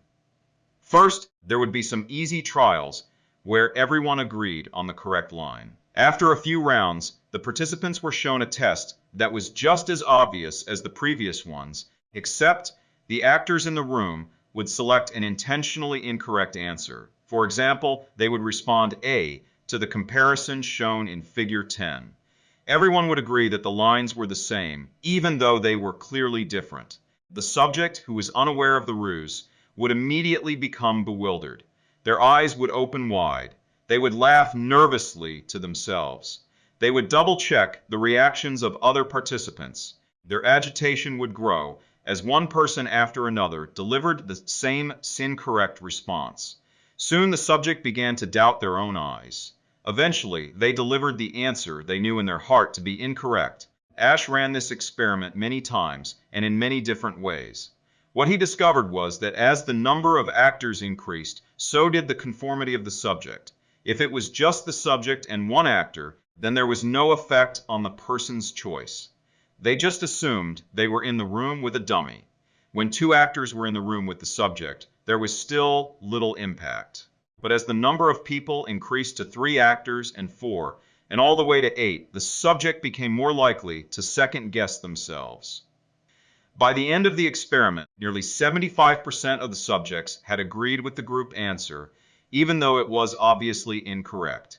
Whenever we are unsure how to act, we look to the group to guide our behavior. We are constantly scanning our environment and wondering, what is everyone else doing? We check reviews on Amazon or Yelp or TripAdvisor because we want to imitate the best buying, eating, and travel habits. It's usually a smart strategy. There is evidence in numbers, but there can be a downside. The normal behavior of the tribe often overpowers the desired behavior of the individual. For example, one study found that when a chimpanzee learns an effective way to crack nuts open as a member of one group and then switches to a new group that uses a less effective strategy, it will avoid using the superior nut cracking method just to blend in with the rest of the chimps. Humans are similar. There is tremendous internal pressure to comply with the norms of the group. The reward of being accepted is often greater than the reward of winning an argument, looking smart, or finding truth. Most days, we'd rather be wrong with the crowd than be right by ourselves. The human mind knows how to get along with others. It wants to get along with others. This is our natural mode. You can override it. You can choose to ignore the group or to stop caring what other people think, but it takes work. Running against the grain of your culture requires extra effort. When changing your habits means challenging the tribe, change is unattractive. When changing your habits means fitting in with the tribe, change is very attractive. 3. Imitating the powerful humans everywhere pursue power, prestige, and status. We want pins and medallions on our jackets. We want president or partner in our titles. We want to be acknowledged, recognized, and praised. This tendency can seem vain, but overall, it's a smart move. Historically, a person with greater power and status has access to more resources, worries less about survival, and proves to be a more attractive mate. We are drawn to behaviors that earn us respect, approval, admiration, and status. We want to be the one in the gym who can do muscle-ups, or the musician who can play the hardest chord progressions, or the parent with the most accomplished children, because these things separate us from the crowd. Once we fit in, we start looking for ways to stand out. This is one reason we care so much about the habits of highly effective people. We try to copy the behavior of successful people because we desire success ourselves. Many of our daily habits are imitations of people we admire. You replicate the marketing strategies of the most successful firms in your industry. You make a recipe from your favorite baker. You borrow the storytelling strategies of your favorite writer. You mimic the communication style of your boss. We imitate people we envy. High-status people enjoy the approval, respect, and praise of others. And that means if a behavior can get us approval, respect, and praise, we find it attractive. We are also motivated to avoid behaviors that would lower our status. We trim our hedges and mow our lawn because we don't want to be the slob of the neighborhood. When our mother comes to visit, we clean up the house because we don't want to be judged. We are continually wondering, what will others think of me? And altering our behavior based on the answer. The Polgar sisters, the chess prodigies mentioned at the beginning of this chapter, are evidence of the powerful and lasting impact social influences can have on our behavior. The sisters practiced chess for many hours each day and continued this remarkable effort for decades. But these habits and behaviors maintained their attractiveness, in part because they were valued by their culture. From the praise of their parents to the achievement of different status markers like becoming a grandmaster, they had many reasons to continue their effort. Chapter summary: the culture we live in determines which behaviors are attractive to us. We tend to adopt habits that are praised and approved of by our culture because we have a strong desire to fit in and belong to the tribe. We tend to imitate the habits of 3 social groups: the close, family and friends; the many, the tribe; and the powerful, those with status and prestige. One of the most effective things you can do to build better habits is to join a culture where 1. Your desired behavior is the normal behavior, and 2. You already have something in common with the group. The normal behavior of the tribe often overpowers the desired behavior of the individual. Most days, we'd rather be wrong with the crowd than be right by ourselves. If a behavior can get us approval, respect, and praise, we find it attractive. 10 How to find and fix the causes of your bad habits in late 2012. I was sitting in an old apartment just a few blocks from Istanbul's most famous street, Istiklal Caddesi. I was in the middle of a 4-day trip to Turkey, and my guide Mike was relaxing in a worn-out armchair a few feet away. Mike wasn't really a guide. He was just a guy from Maine who had been living in Turkey for 5 years, but he offered to show me around while I was visiting the country, and I took him up on it. On this particular night, I had been invited to dinner with him and a handful of his Turkish friends. There were 7 of us, and I was the only one who hadn't at some point smoked at least 1 pack of cigarettes per day. I asked one of the Turks how he got started. "Friends," he said. "It always starts with your friends. One friend smokes, then you try it." What was truly fascinating was that half of the people in the room had managed to quit smoking. Mike had been smoke-free for a few years at that point, and he swore up and down that he broke the habit because of a book called Alan Carr's Easy Way to Stop Smoking. "It frees you from the mental burden of smoking," he said. "It tells you, stop lying to yourself. You know you don't actually want to smoke. You know you don't really enjoy this. It helps you feel like you're not the victim anymore. You start to realize that you don't need to smoke." I had never tried a cigarette, but I took a look at the book afterward out of curiosity. The author employs an interesting strategy to help smokers eliminate their cravings. He systematically reframes each cue associated with smoking and gives it a new meaning. He says things like, "You think you are quitting something, but you're not quitting anything because cigarettes do nothing for you. You think smoking is something you need to do to be social, but it's not. You can be social without smoking at all. You think smoking is about relieving stress, but it's not. Smoking does not relieve your nerves, it destroys them." Over and over, he repeats these phrases and others like them.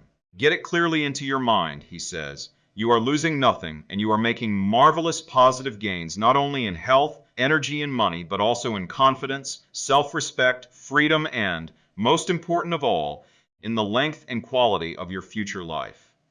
By the time you get to the end of the book, smoking seems like the most ridiculous thing in the world to do. And if you no longer expect smoking to bring you any benefits, you have no reason to smoke. It is an inversion of the second law of behavior change. Make it unattractive. Now, I know this idea might sound overly simplistic. Just change your mind and you can quit smoking. But stick with me for a minute. Where cravings come from, every behavior has a surface level craving and a deeper underlying motive. I often have a craving that goes something like this. I want to eat tacos. If you were to ask me why I want to eat tacos, I wouldn't say, "Class, because I need food to survive." But the truth is, somewhere deep down, I am motivated to eat tacos because I have to eat to survive.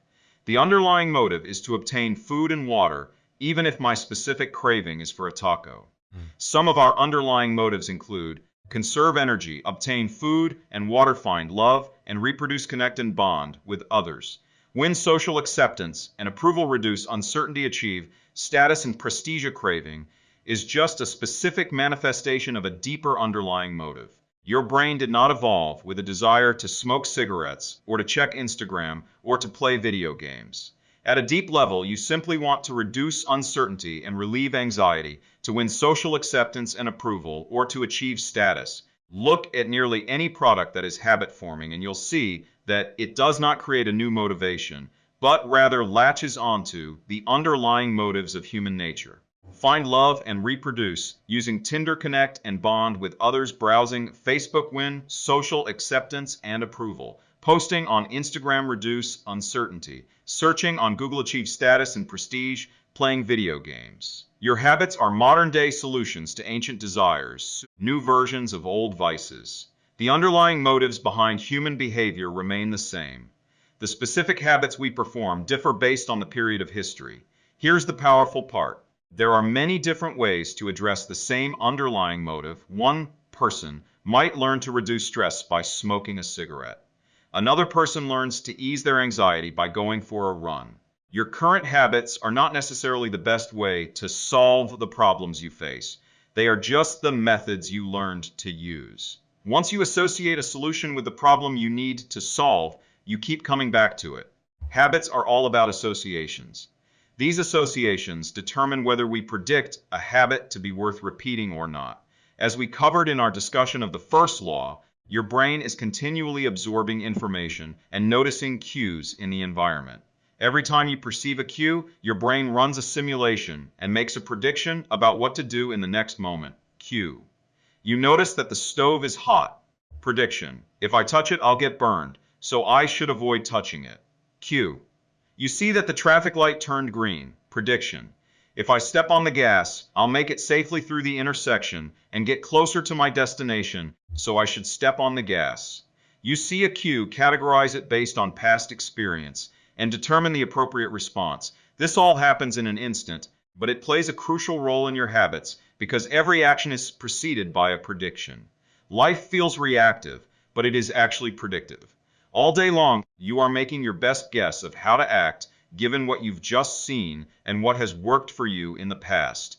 You are endlessly predicting what will happen in the next moment. Our behavior is heavily dependent on these predictions.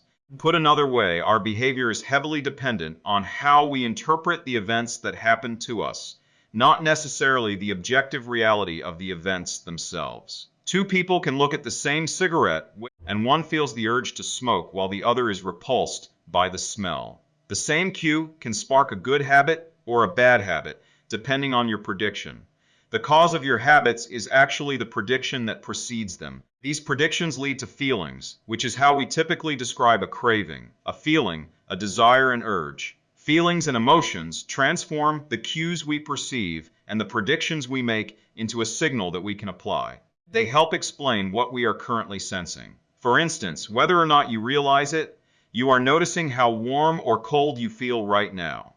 If the temperature drops by 1 degree, you probably won't do anything. If the temperature drops 10 degrees, however, you'll feel cold and put on another layer of clothing. Feeling cold was the signal that prompted you to act. You have been sensing the cues the entire time, but it is only when you predict that you would be better off in a different state that you take action. A craving is the sense that something is missing. It is the desire to change your internal state. When the temperature falls, there is a gap between what your body is currently sensing and what it wants to be sensing. This gap between your current state and your desired state provides a reason to act. Desire is the difference between where you are now and where you want to be in the future. Even the tiniest action is tinged with the motivation to feel differently than you do in the moment. When you binge eat or light up or browse social media, what you really want is not a potato chip or a cigarette or a bunch of likes. What you really want is to feel different. Our feelings and emotions tell us whether to hold steady in our current state or to make a change. They help us decide the best course of action. Neurologists have discovered that when emotions and feelings are impaired, we actually lose the ability to make decisions. We have no signal of what to pursue and what to avoid.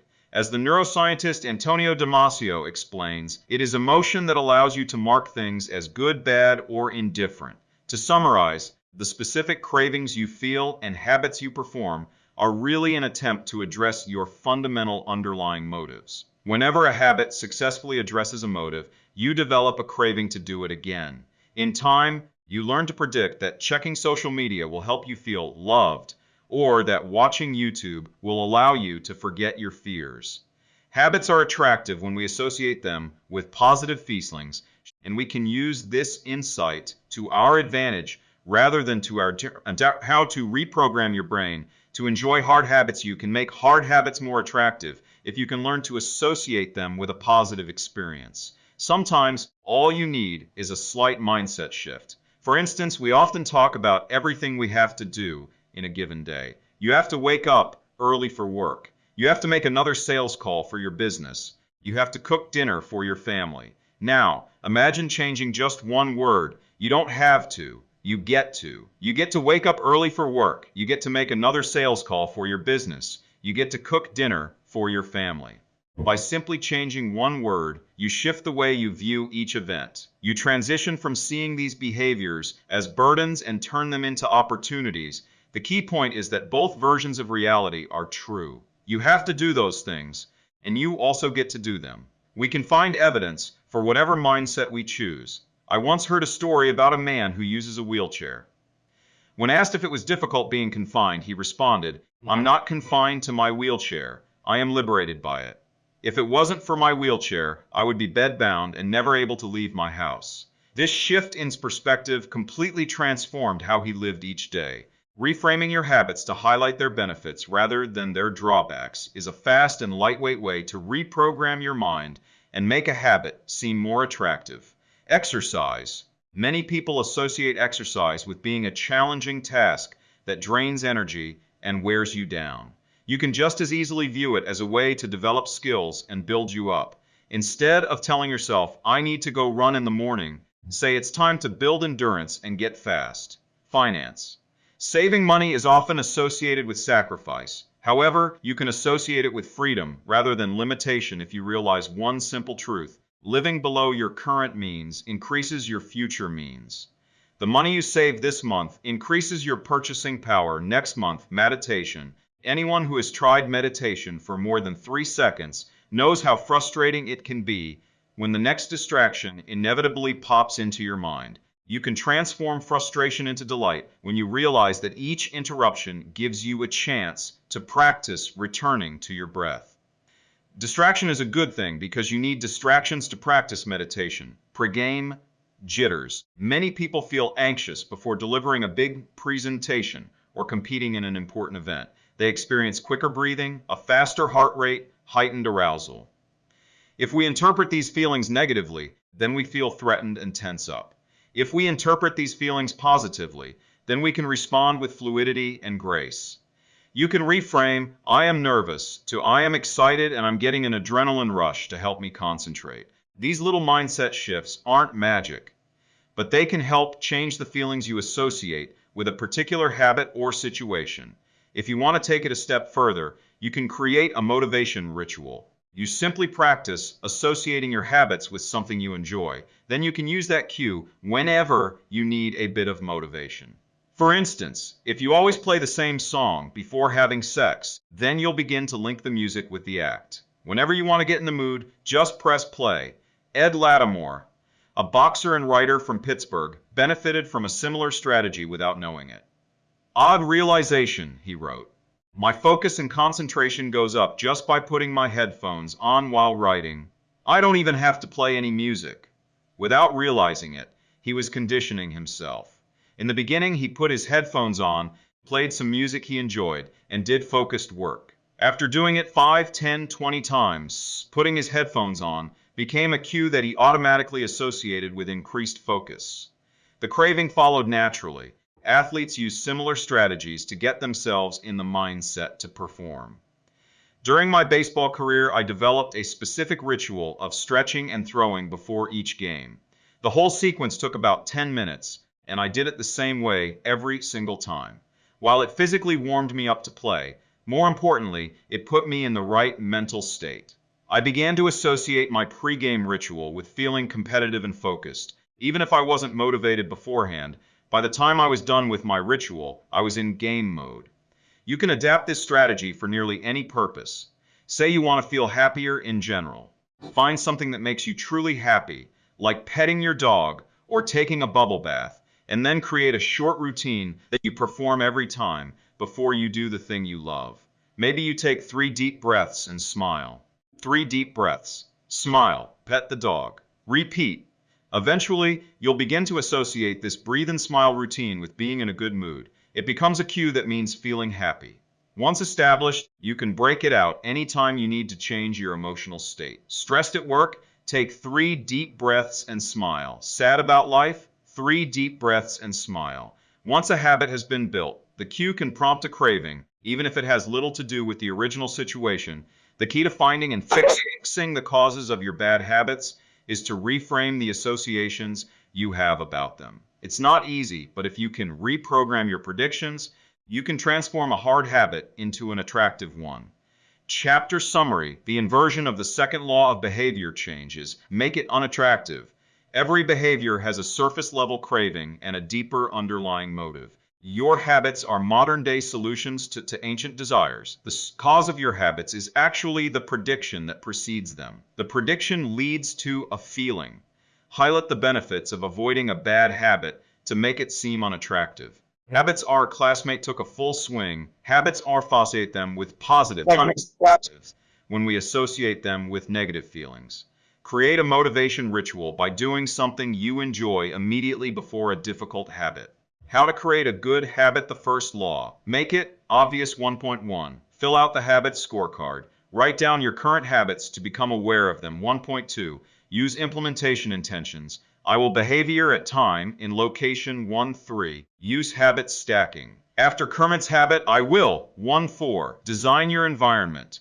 Make the cues of good habits obvious and visible. The second law. Make it attractive. 2.1. Use temptation bundling. Pair an action you want to do with an action you need to do. 2. Join a culture where your desired behavior is the normal behavior. 2.3.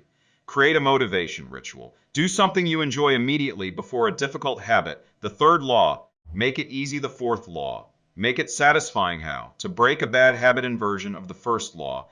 Make it invisible. 1.5. Reduce exposure.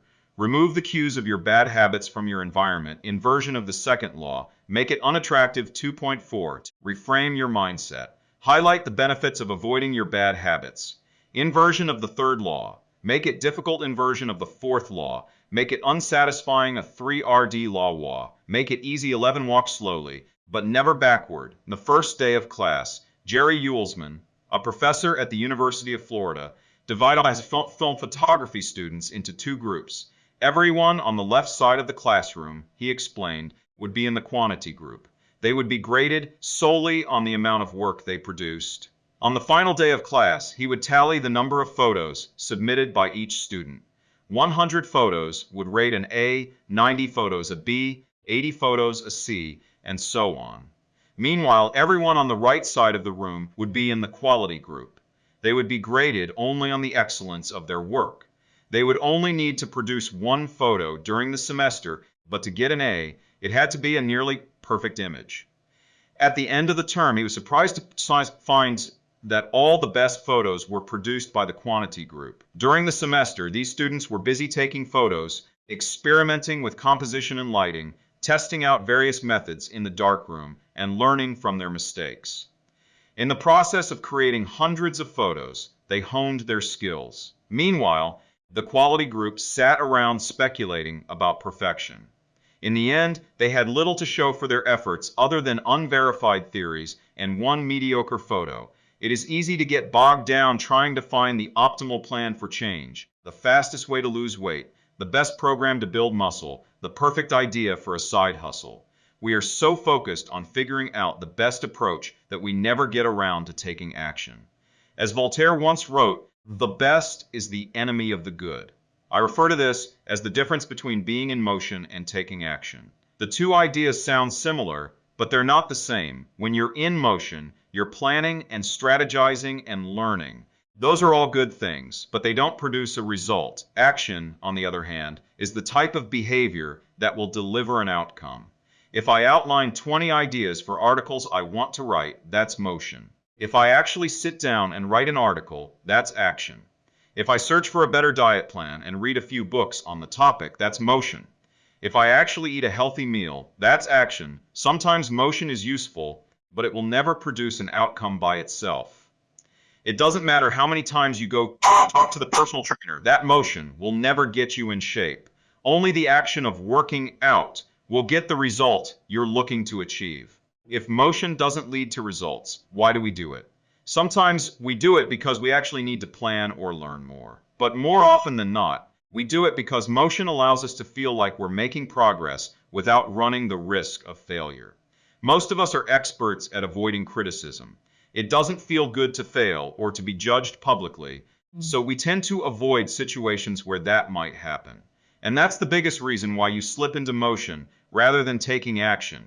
You want to delay failure. It's easy to be in motion and convince yourself that you're still making progress. You think, I've got conversations going with 4 potential clients right now. This is good. We're moving in the right direction.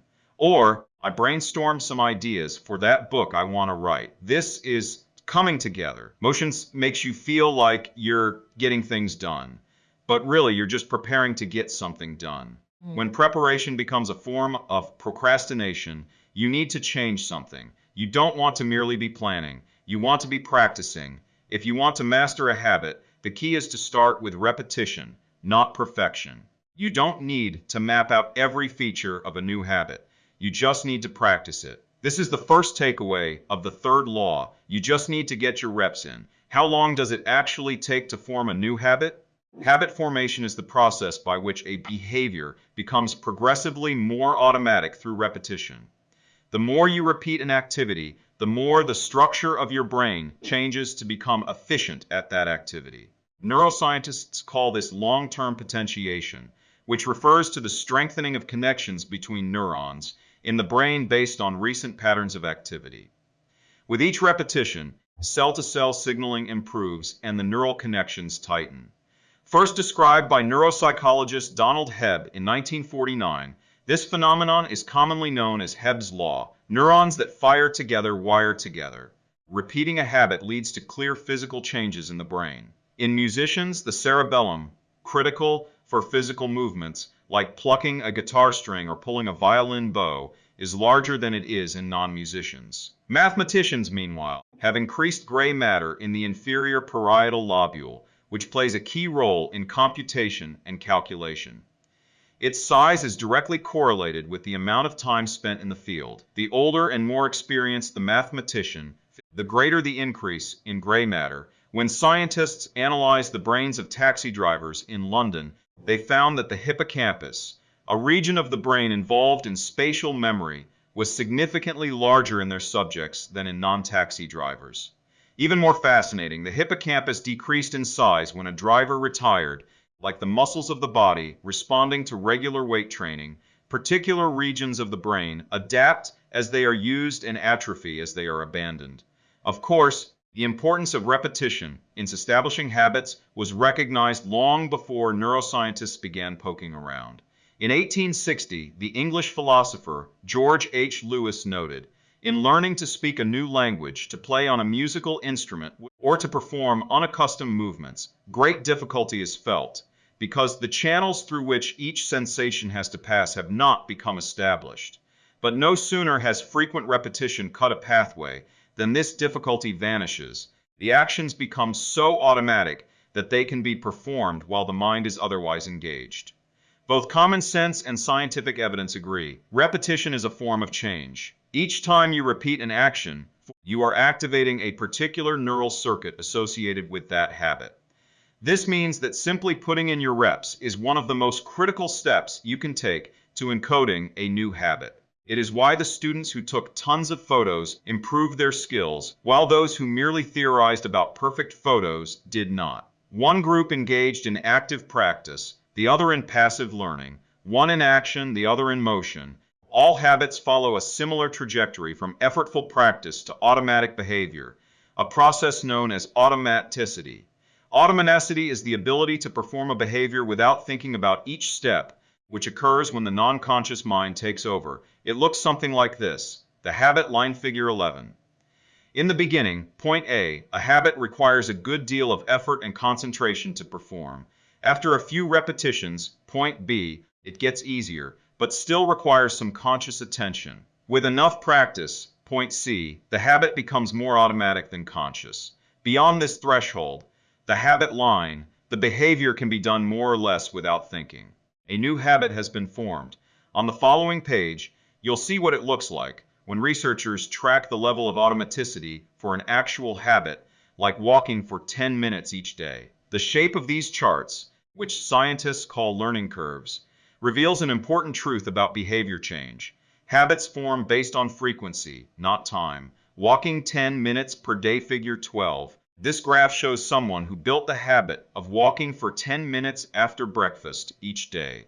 Notice that as the repetitions increase, so does automaticity, until the behavior is as easy and automatic as it can be. One of the most common questions I hear is, how long does it take to build a new habit? But what people really should be asking is, how many does it take to form a new habit? That is, how many repetitions are required to make a habit automatic? There is nothing magical about time passing with regard to habit formation. It doesn't matter if it's been 21 days or 30 days or 300 days. What matters is the rate at which you perform the behavior. You could do something twice in 30 days or 200 times. It's the frequency that makes the difference. Your current habits have been internalized over the course of hundreds, if not thousands, of repetitions. New habits require the same level of frequency. You need to string together enough successful attempts until the behavior is firmly embedded in your mind and you cross the habit line. In practice, it doesn't really matter how long it takes for a habit to become automatic. What matters is that you take the actions you need to take to make progress. Whether an action is fully automatic is of less importance. To build a habit, you need to practice it. And the most effective way to make practice happen is to adhere to the third law of behavior change. Make it easy. The chapters that follow will show you how to do exactly that. Chapter summary: the third law of behavior change is make it easy. The most effective form of learning is practice.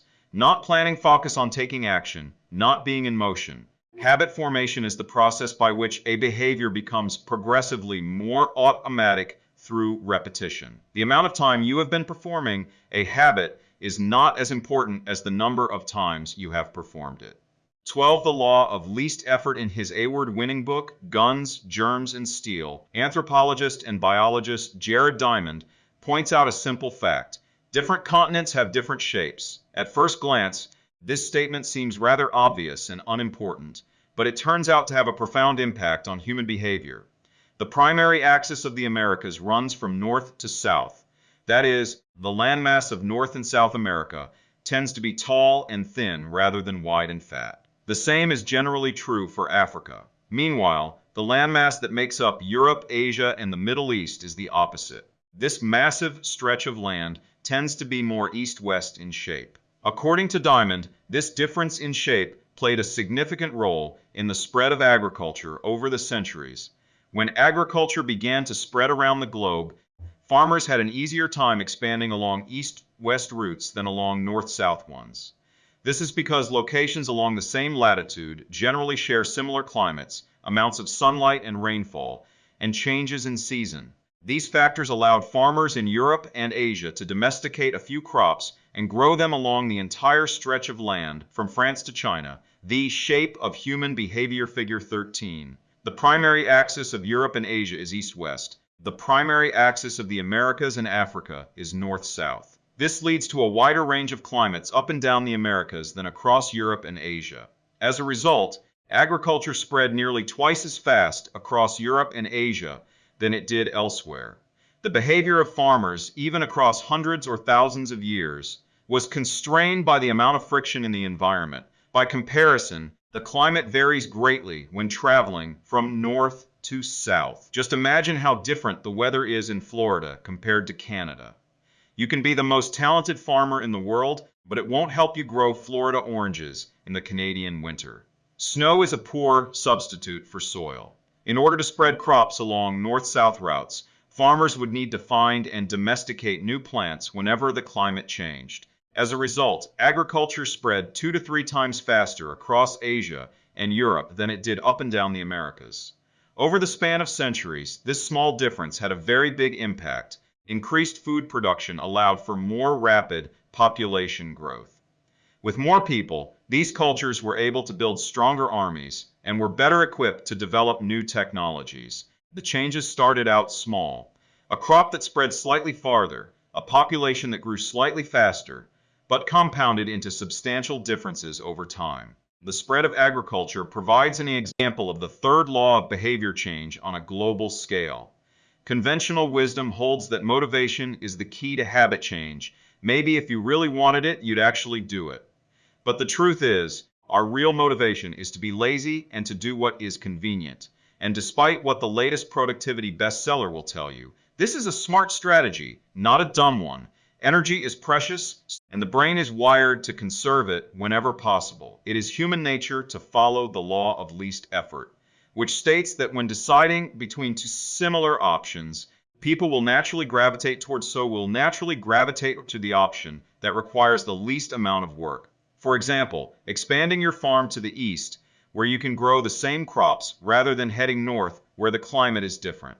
Out of all the possible actions we could take, the one that is realized is the one that delivers the most value for the least effort. We are motivated to do what is easy. Every action requires a certain amount of energy. The more energy required, the less likely it is to occur. If your goal is to do 100 push-ups per day, that's a lot of energy. In the beginning, when you're motivated and excited, you can muster the strength to get started. But after a few days, such a massive effort feels exhausting. Meanwhile, sticking to the habit of doing 1 push-up per day requires almost no energy to get started. And the less energy a habit requires, the more likely it is to occur. Look at any behavior that fills up much of your life, and you'll see that it can be performed with very low levels of motivation. Habits like scrolling on our phones, checking email, and watching television steal so much of our time because they can be performed almost without effort. They are remarkably convenient. In a sense, every habit is just an obstacle to getting what you really want. Dieting is an obstacle to getting fit. Meditation is an obstacle to feeling calm. Journaling is an obstacle to thinking clearly. You don't actually want the habit itself. What you really want is the outcome the habit delivers. Greater the obstacle, that is, the more difficult the habit, the more friction there is between you and your desired end state. This is why it is crucial to make your habits so easy that you'll do them even when you don't feel like it. If you can make your good habits more convenient, you'll be more likely to follow through on them. But what about all the moments when we seem to do the opposite? If we're all so lazy, then how do you explain people accomplishing hard things like raising a child or starting a business or climbing Mount Everest? Certainly, you are capable of doing very hard things. The problem is that some days you feel like doing the hard work and some days you feel like giving in. On the tough days, it's crucial to have as many things working in your favor as possible so that you can overcome the challenges life naturally throws your way. The less friction you face, the easier it is for your stronger self to emerge. The idea behind Make It Easy is not to only do easy things. The idea is to make it as easy as possible in the moment to do things that pay off in the long run. How to achieve more with less effort. Imagine you are holding a garden hose that is bent in the middle. Some water can flow through, but not very much. If you want to increase the rate at which water passes through the hose, you have two options. The first option is to crank up the valve and force more water out. The second option is to simply remove the bend in the hose and let water flow through naturally.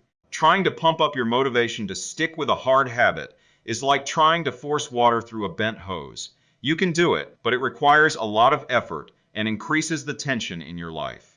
Meanwhile, making your habits simple and easy is like removing the bend in the hose. Rather than trying to overcome the friction in your life, you reduce it.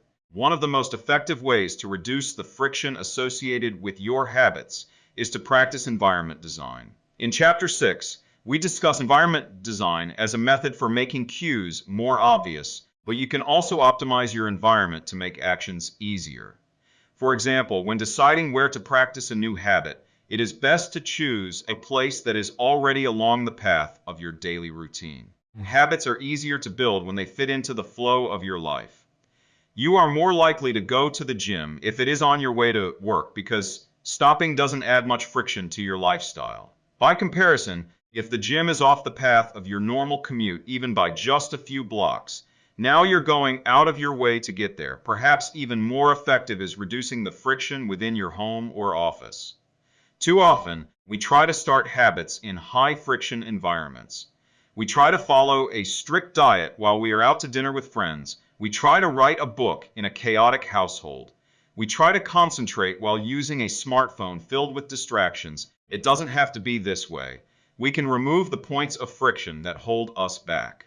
This is precisely what electronics manufacturers in Japan began to do in the 1970s. In an article published in The New Yorker titled Better All the Time, James Surowiecki writes, Japanese firms emphasized what came to be known as lean production, relentlessly looking to remove waste of all kinds from the production process, down to redesigning workspaces, so workers didn't have to waste time twisting and turning to reach their tools. The result was that Japanese factories were more efficient and Japanese products were more reliable than American ones. In 1974, service calls for American-made color televisions were 5 times as common as for Japanese televisions. By 1979, it took American workers 3 times as long to assemble their sets. I like to refer to this strategy as addition by subtraction. The Japanese companies looked for every point of friction in the manufacturing process and eliminated it. As they subtracted wasted effort, they added customers and revenue. Similarly, when we remove the points of friction that sap our time and energy, we can achieve more with less effort. This is one reason tidying up can feel so good. We are simultaneously moving forward and lightening the cognitive load our environment places on us. If you look at the most habit-forming products, you'll notice that one of the things these goods and services do best is remove little bits of friction from your life. Meal delivery services reduce the friction of shopping for groceries. Dating apps reduce the friction of making social introductions. Ride-sharing services reduce the friction of getting across town. Text messaging reduces the friction of sending a letter in the mail, like a Japanese television manufacturer redesigning their workspace to reduce wasted motion. Successful companies design their products to automate, eliminate, or simplify as many steps as possible. They reduce the number of fields on each form. They pare down the number of clicks required to create an account. They deliver their products with easy-to-understand directions, or ask their customers to make fewer choices. When the first voice-activated speakers were released, products like Google Home, Amazon Echo, and Apple HomePod, I asked a friend what he liked about the product he had purchased. He said it was just easier to say, play some country music, than to pull out his phone, open the music app, and pick a playlist. Of course, just a few years earlier, having unlimited access to music in your pocket was a remarkably frictionless behavior compared to driving to the hospital and buying a CDs. Business is a never-ending quest to deliver the same result in an easier fashion. Similar strategies have been used effectively by governments. When the British government wanted to increase tax collection rates, they switched from sending citizens to a web page where the tax form could be downloaded to linking directly to the form. Reducing that one step in the process increased the response rate from 19.2% to 23.4%. For a country like the United Kingdom, those percentage points represent millions in tax revenue. The central idea is to create an environment where doing the right thing is as easy as possible. Much of the battle of building better habits comes down to finding ways to reduce the friction associated with our good habits and increase the friction associated with our bad ones. Prime the environment for future. Oswald Knuckles is an IT developer from Natchez, Mississippi. He is also someone who understands the power of priming his environment. Knuckles dialed in his cleaning habits by following a strategy he refers to as resetting the room. For instance, when he finishes watching television, he places the remote back on the TV stand, arranges the pillows on the couch, and folds the blanket. When he leaves his car, he throws any trash away. Whenever he takes a shower, he wipes down the toilet while the shower is warming up. As he notes, the perfect time to clean the toilet is right before you wash yourself in the shower anyway. The purpose of resetting each room is not simply to clean up after the last action, but to prepare for the next action. When I walk into a room, everything is in its right place, Knuckles wrote. Because I do this every day in every room, stuff always stays in good shape. People think I work hard, but I'm actually really lazy. I'm just proactively lazy. It gives you so much time back. Whenever you organize a space for its intended purpose, you are priming it to make the next action easy. For instance, my wife keeps a box of greeting cards that are presorted by occasion, birthday, sympathy, wedding, graduation, and more. Whenever necessary, she grabs an appropriate card and sends it off. She is incredibly good at remembering to send cards because she has reduced the friction of doing so. For years, I was the opposite. Someone would have a baby, and I would think, I should send a card. But then weeks would pass, and by the time I remembered to pick one up at the store, it was too late. The habit wasn't easy. There are many ways to prime your environment so it's ready for immediate use. If you want to cook a healthy breakfast, place the skillet on the stove, set the cooking spray on the counter, and lay out any plates and utensils you'll need the night before. When you wake up, making breakfast will be easy. Want to draw more? Put your pencils, pens, notebooks, and drawing tools on top of your desk within easy reach. Want to exercise? Set out your workout clothes, shoes, gym bag, and water bottle ahead of time. Want to improve your diet? Chop up a ton of fruits and vegetables on weekends and pack them in containers so you have easy access to healthy, ready-to-eat options during the week. These are simple ways to make the good habit the path of least resistance. You can also invert this principle and prime the environment to make bad behaviors difficult. If you find yourself watching too much television, for example, then unplug it after each use. Only plug it back in if you can say out loud the name of the show you want to watch.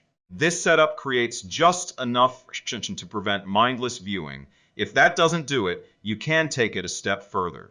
Unplug the television and take the batteries out of the remote after each use so it takes an extra 10 seconds to turn it back on. And if you're really hardcore, move the television out of the living room and into a closet after each use. You can be sure you'll only take it out when you really want to watch something. The greater the friction, the less likely the habit. Whenever possible, I leave my phone in a different room until lunch. When it's right next to me, I'll check it all morning for no reason at all. But when it is in another room, I rarely think about it. And the friction is high enough that I won't go get it without a reason. As a result, I get 3 to 4 hours each morning when I can work without interruption. If sticking your phone took a full swing, if sticking your phone in another room doesn't seem like enough, tell a friend or family member to hide it from you for a few hours. Ask a coworker to keep it at their desk in the morning, and give it back to you at lunch. It is remarkable how little friction is required to prevent unwanted behavior. When I hide beer in the back of the fridge where I can't see it, I drink less. When I delete social media apps from my phone, it can be weeks before I download them again and log in. These tricks are unlikely to curb a true addiction, but for so many of us, a little bit of friction can be the difference between sticking with a good habit or sliding into a bad one. Imagine the cumulative impact of making dozens of these changes and living in an environment designed to make the good behaviors easier and the bad behaviors harder. Whether we are approaching behavior change as an individual, a parent, a coach, or a leader, we should ask ourselves the same question. How can we design a world where it's easy to do what's right? Redesign your life so the actions that matter most are also the actions that are easiest to do. Chapter Summary Human Behavior follows the law of least effort. We will naturally gravitate toward the option that requires the least amount of work. Create an environment where doing the right thing is as easy as possible. Reduce the friction associated with good behaviors. When friction is low, habits are easy. Increase the friction associated with bad behaviors. When friction is high, habits are difficult. Prime your environment to make future actions easier. 13. How to stop procrastinating by using the 2-minute rule. Twyla Tharp is widely regarded as one of the greatest dancers and choreographers of the modern era.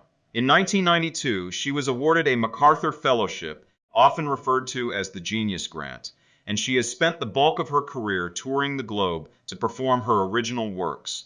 She also credits much of her success to simple daily habits. I begin each day of my life with a ritual, she writes. I wake up at 5:30 a.m., put on my workout clothes, my leg warmers, my sweatshirt, and my hat. I walk outside my Manhattan home, hail a taxi, and tell the driver to take me to the Pumping Iron Gym at 91st Street and 1st Avenue, where I work out for 2 hours. The ritual is not the stretching and weight training I put my body through each morning at the gym. The ritual is the cab. The moment I tell the driver where to go, I have completed the ritual.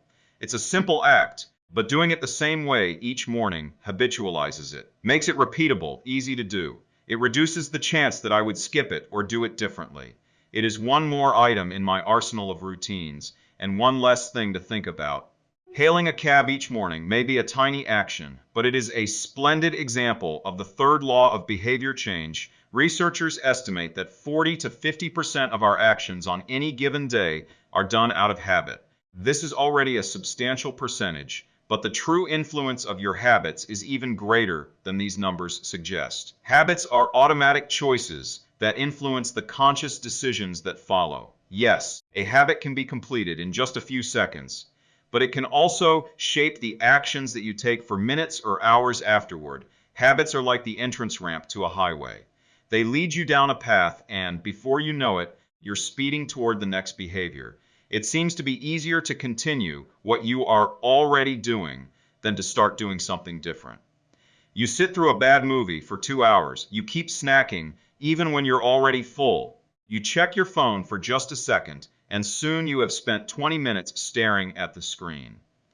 In this way, the habits you follow without thinking often determine the choices you make when you are thinking.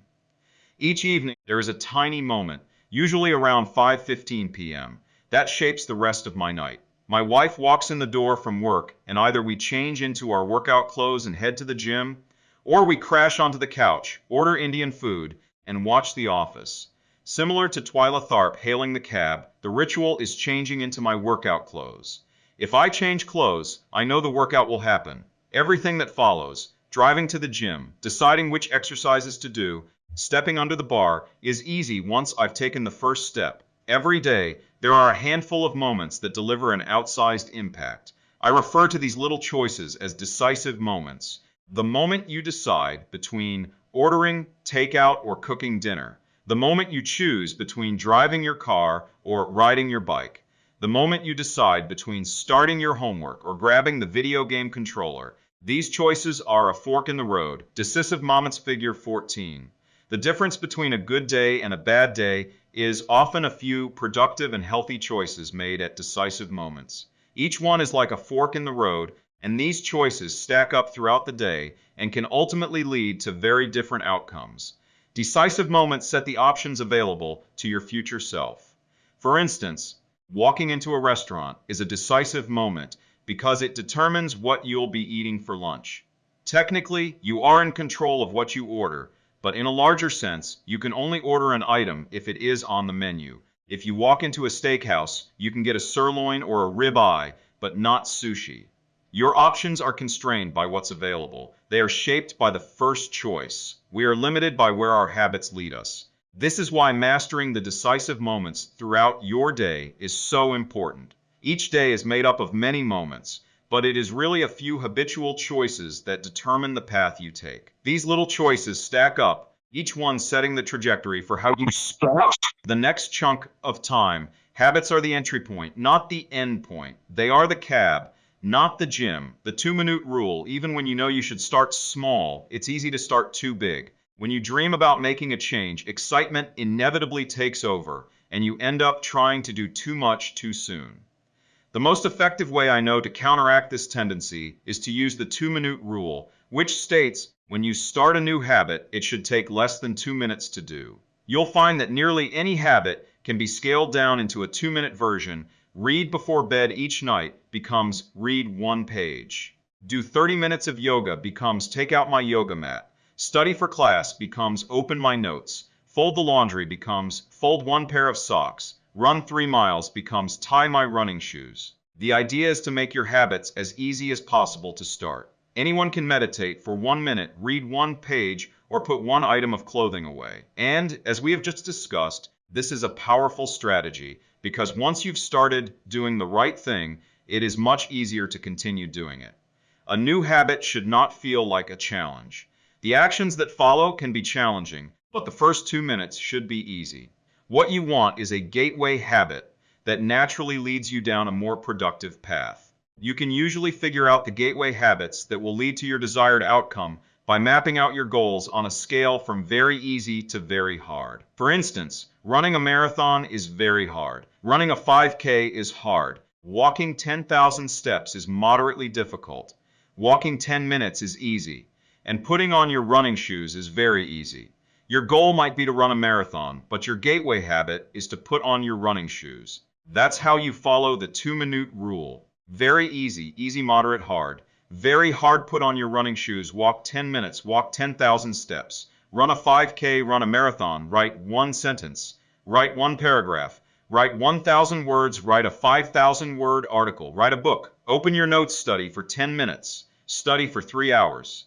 Get straight A's, earn a PhD. People often think it's weird to get hyped about reading 1 page, or meditating for 1 minute, or making 1 sales call. But the point is not to do one thing. The point is to master the habit of showing up. The truth is, a habit must be established before it can be improved. If you can't learn the basic skill of showing up, then you have little hope of mastering the finer details. Instead of trying to engineer a perfect habit from the start, do the easy thing on a more consistent basis. You have to standardize before you can optimize. As you master the art of showing up, the first 2 minutes simply become a ritual at the beginning of a larger routine. This is not merely a hack to make habits easier, but actually the ideal way to master a difficult skill. The more you ritualize the beginning of a process, the more likely it becomes that you can slip into the state of deep focus that is required to do great things. By doing the same warm-up before every workout, you make it easier to get into a state of peak performance. By following the same creative ritual, you make it easier to get into the hard work of creating. By developing a consistent power-down habit, you make it easier to get to bed at a reasonable time each night. You may not be able to automate the whole process, but you can make the first action mindless.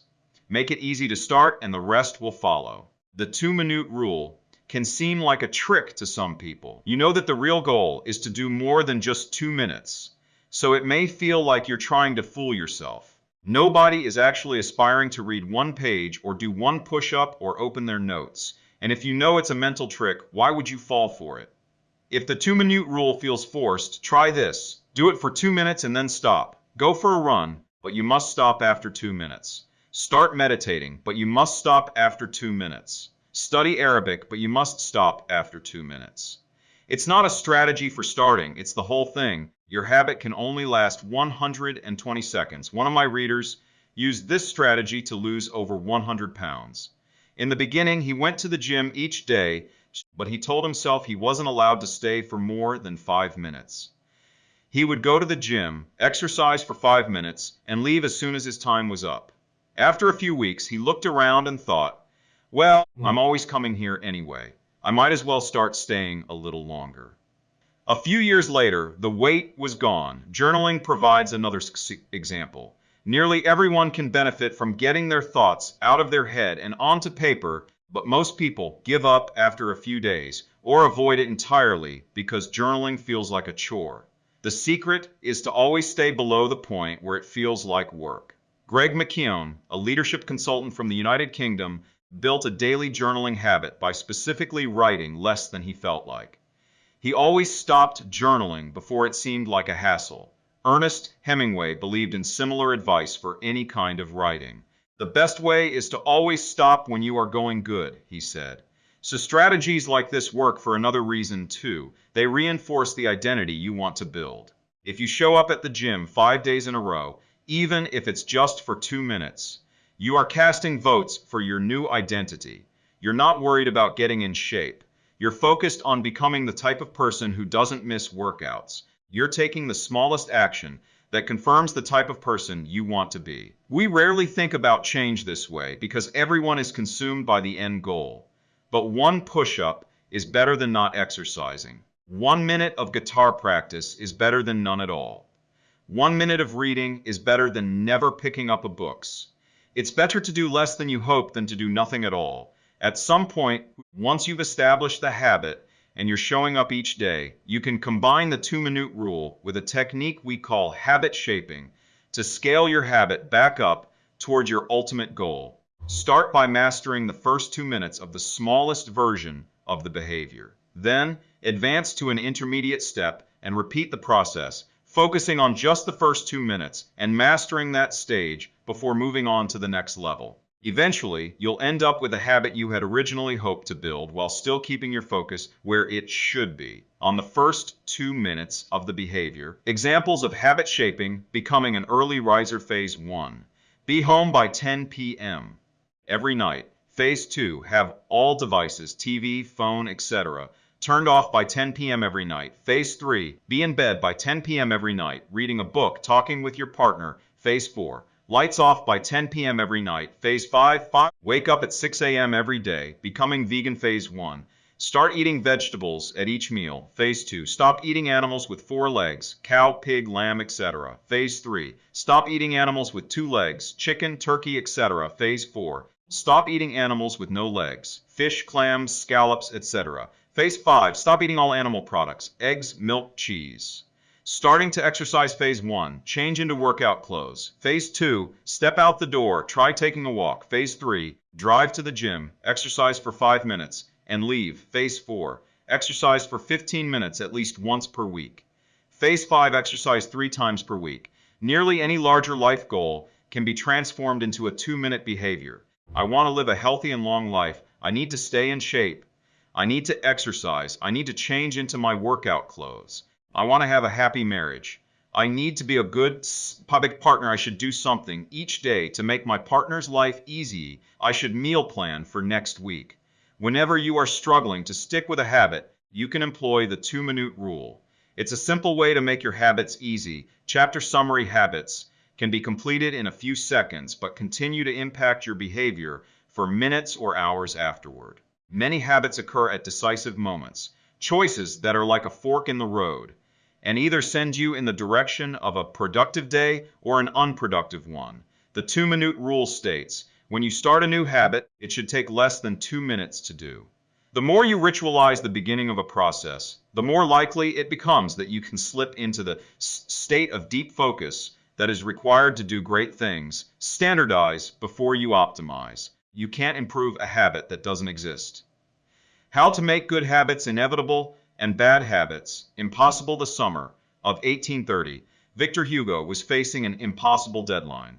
12 months earlier, the French author had promised his publisher a new book, but instead of writing, he spent that year pursuing other projects, entertaining guests, and delaying his work. Frustrated, Hugo's publisher responded by setting a deadline less than 6 months away. The book had to be finished by February 1831. Hugo concocted a strange plan to beat his procrastination. He collected all of his clothes and asked an assistant to lock them away in a large chest. He was left with nothing to wear except a large shawl. Lacking any suitable clothing to go outdoors, he remained in his study and wrote furiously during the fall and winter of 1830. The Hunchback of Notre Dame was published 2 weeks early on January 14, 1831. Sometimes success is less about making good habits easy and more about making bad habits hard. This is an inversion of the third law of behavior change. Make it difficult. If you find yourself continually struggling to follow through on your plans, then you can take a page from Victor Hugo and make your bad habits more difficult by creating what psychologists call a commitment device. A commitment device is a choice you make in the present that controls your actions in the future. It is a way to lock in future behavior, bind you to good habits, and restrict you from bad ones. When Victor Hugo shut his clothes away so he could focus on writing, he was creating a commitment device.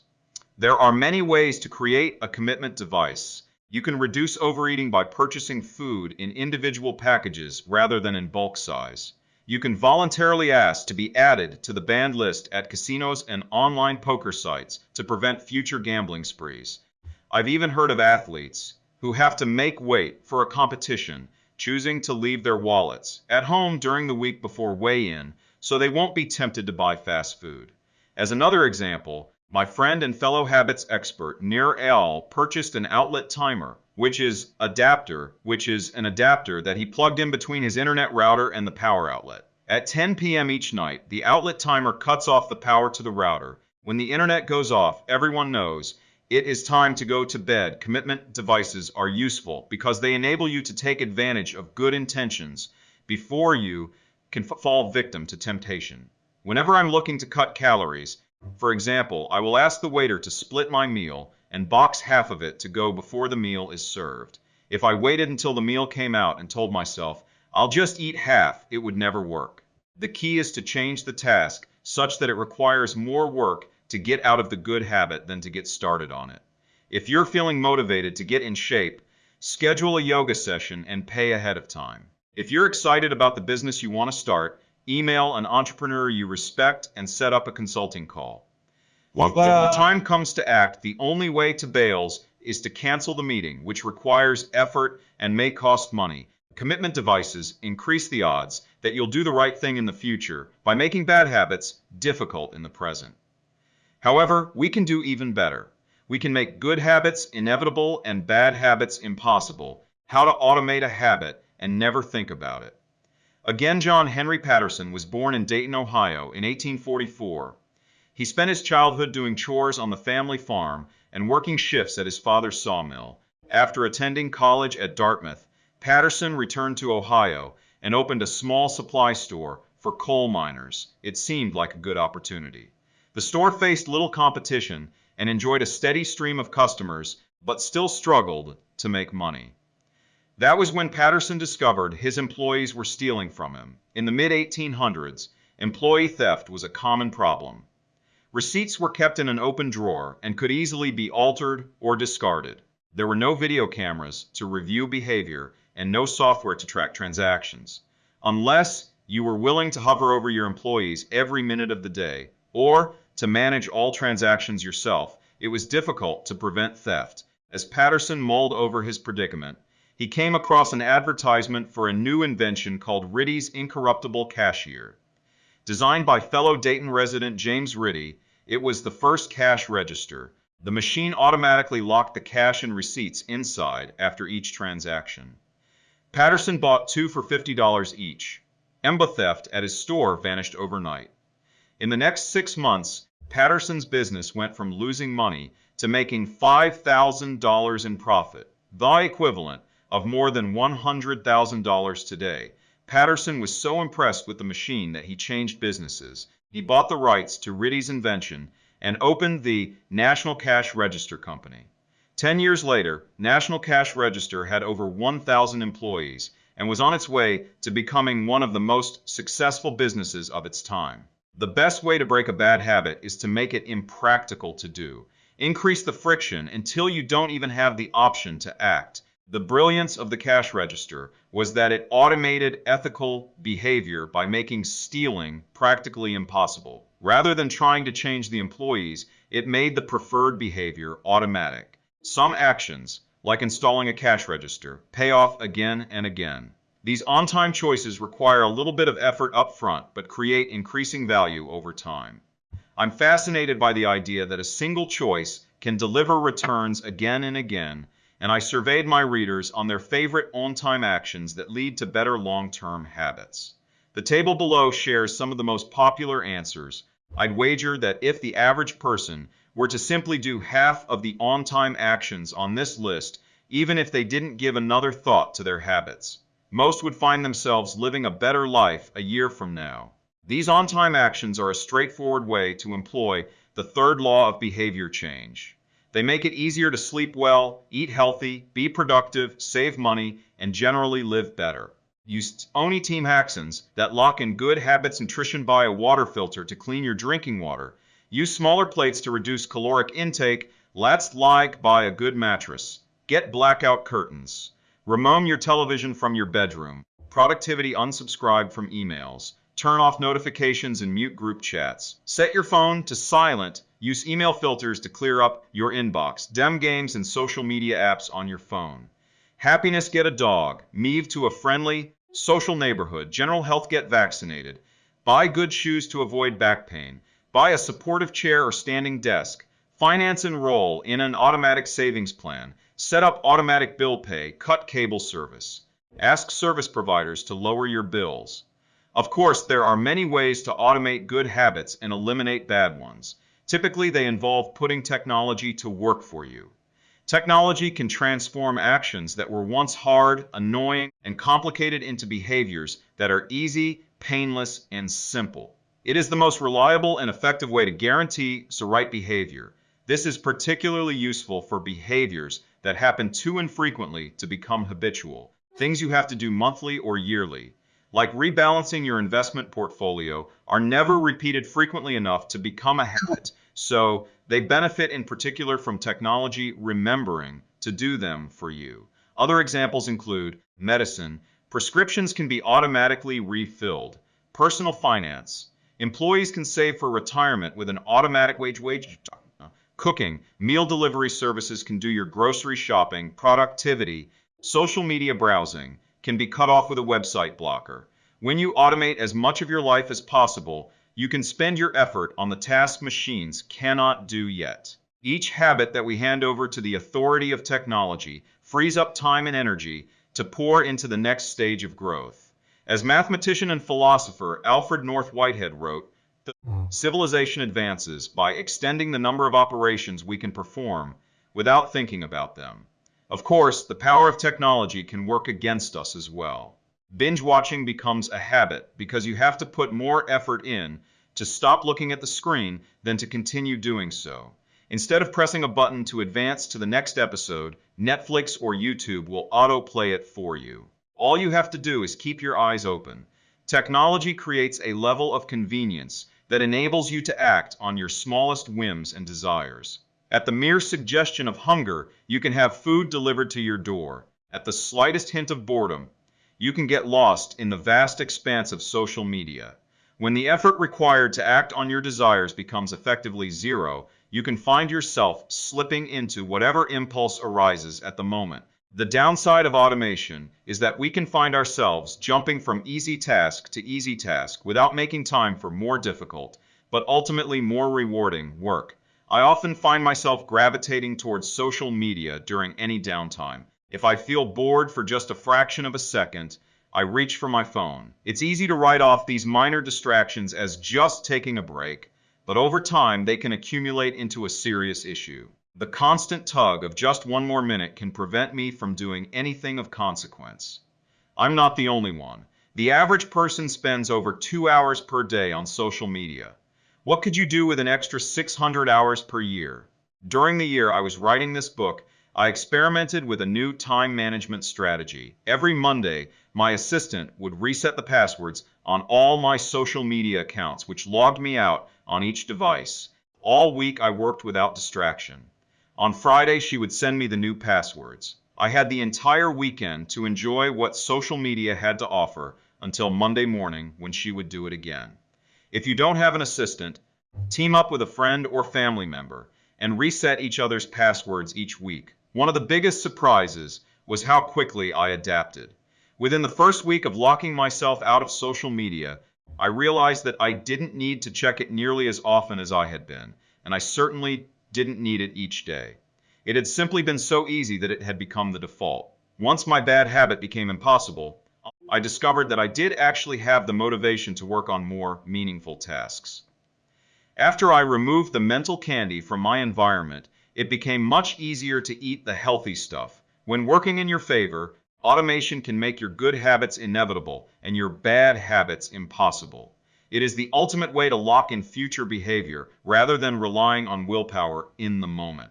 By utilizing commitment devices, strategic on-time decisions, and technology, you can create an environment of inevitability.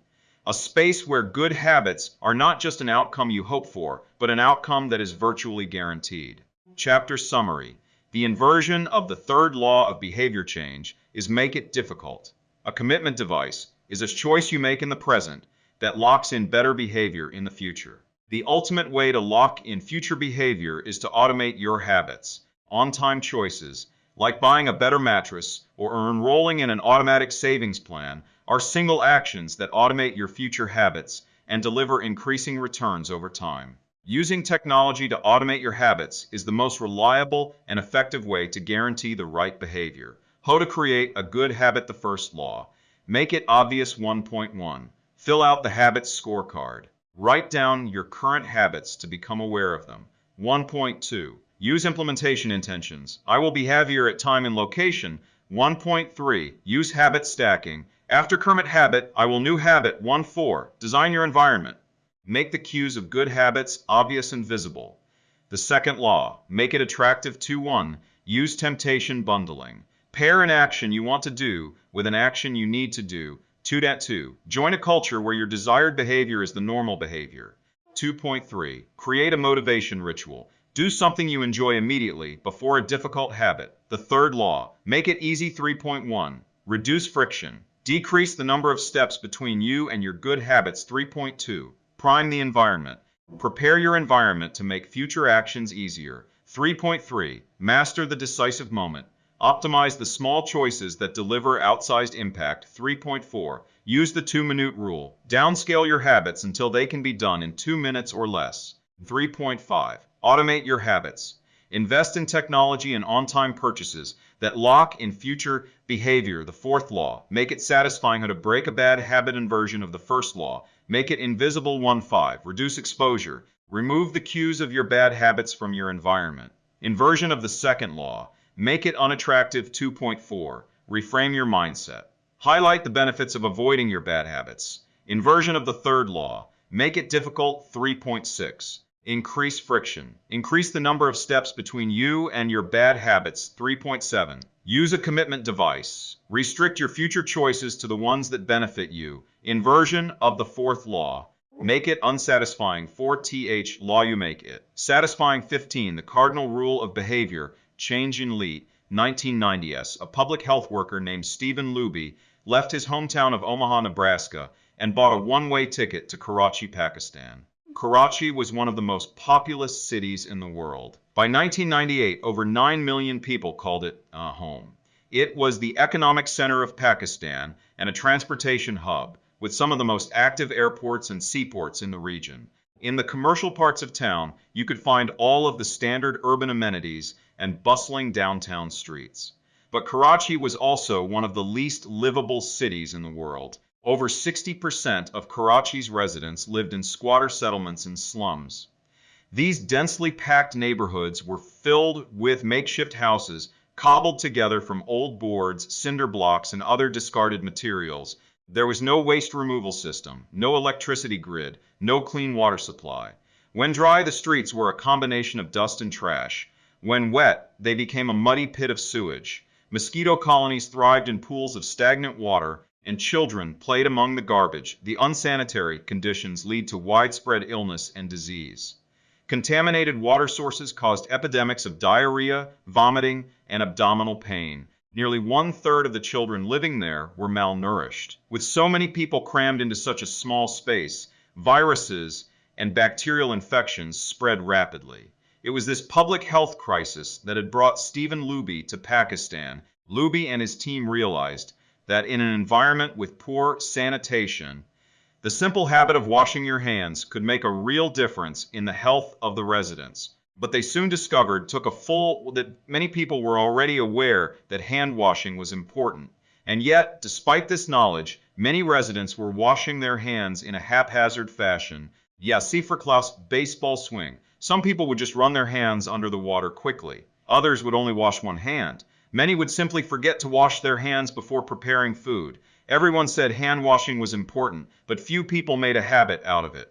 The problem wasn't knowledge. The problem was consistencies. That was when Luby and his team partnered with Procter & Gamble to supply the neighborhood with Safeguard soap. Compared to your standard bar of soap, using Safeguard was a more enjoyable experience. In Pakistan, Safeguard was a premium soap, Luby told me. The study participants commonly mentioned how much they liked it. The soap foamed easily, and people were able to lather their hands with suds. It smelled great. Instantly, hand washing became slightly more pleasurable. I see the goal of hand washing promotion not as behavior change, but as habit adoption, Luby said. It is a lot easier for people to adopt a product that provides a strong positive sensory signal, for example, the mint taste of toothpaste, than it is to adopt a habit that does not provide pleasurable sensory feedback, like flossing one's teeth. The marketing team at Procter & Gamble talked about trying to create a positive hand-washing experience.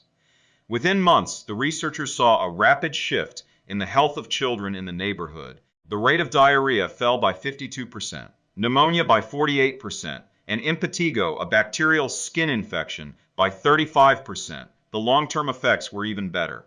We went back to some of the households in Karachi 6 years after, Luby told me.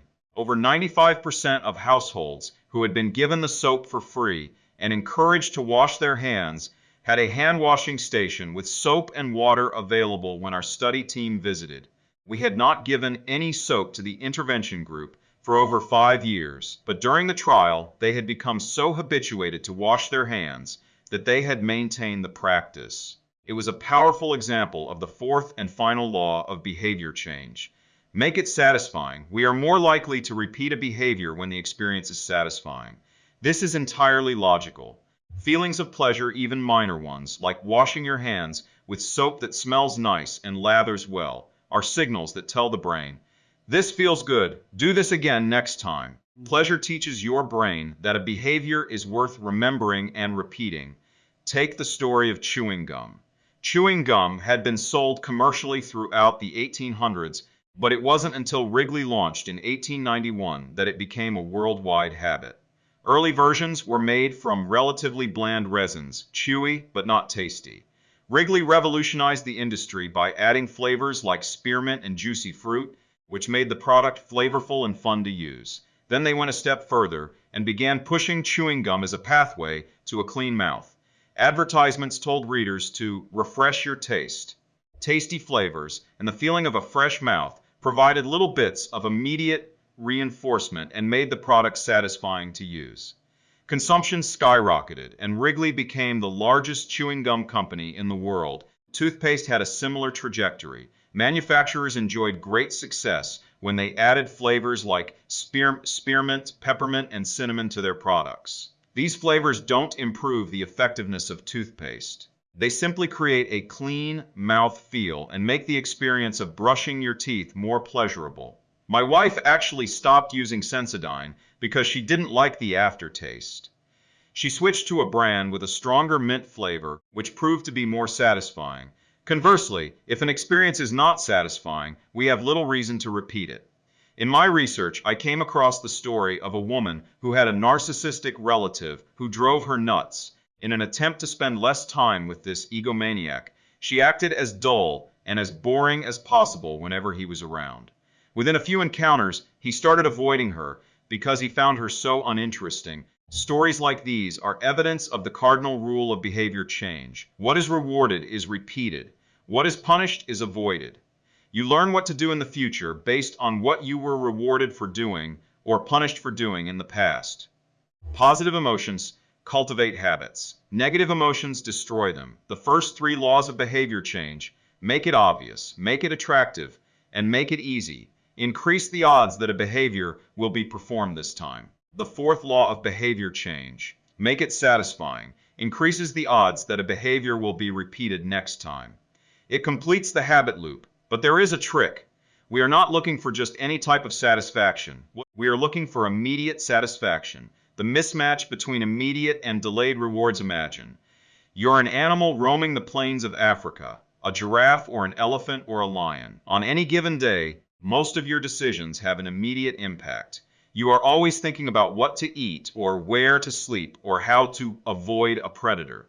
You are constantly focused on the present or the very near future. You live in what scientists call an immediate return environment because your actions instantly deliver clear and immediate outcomes. Now switch back to your human self. In modern society, many of the choices you make today will not benefit you immediately.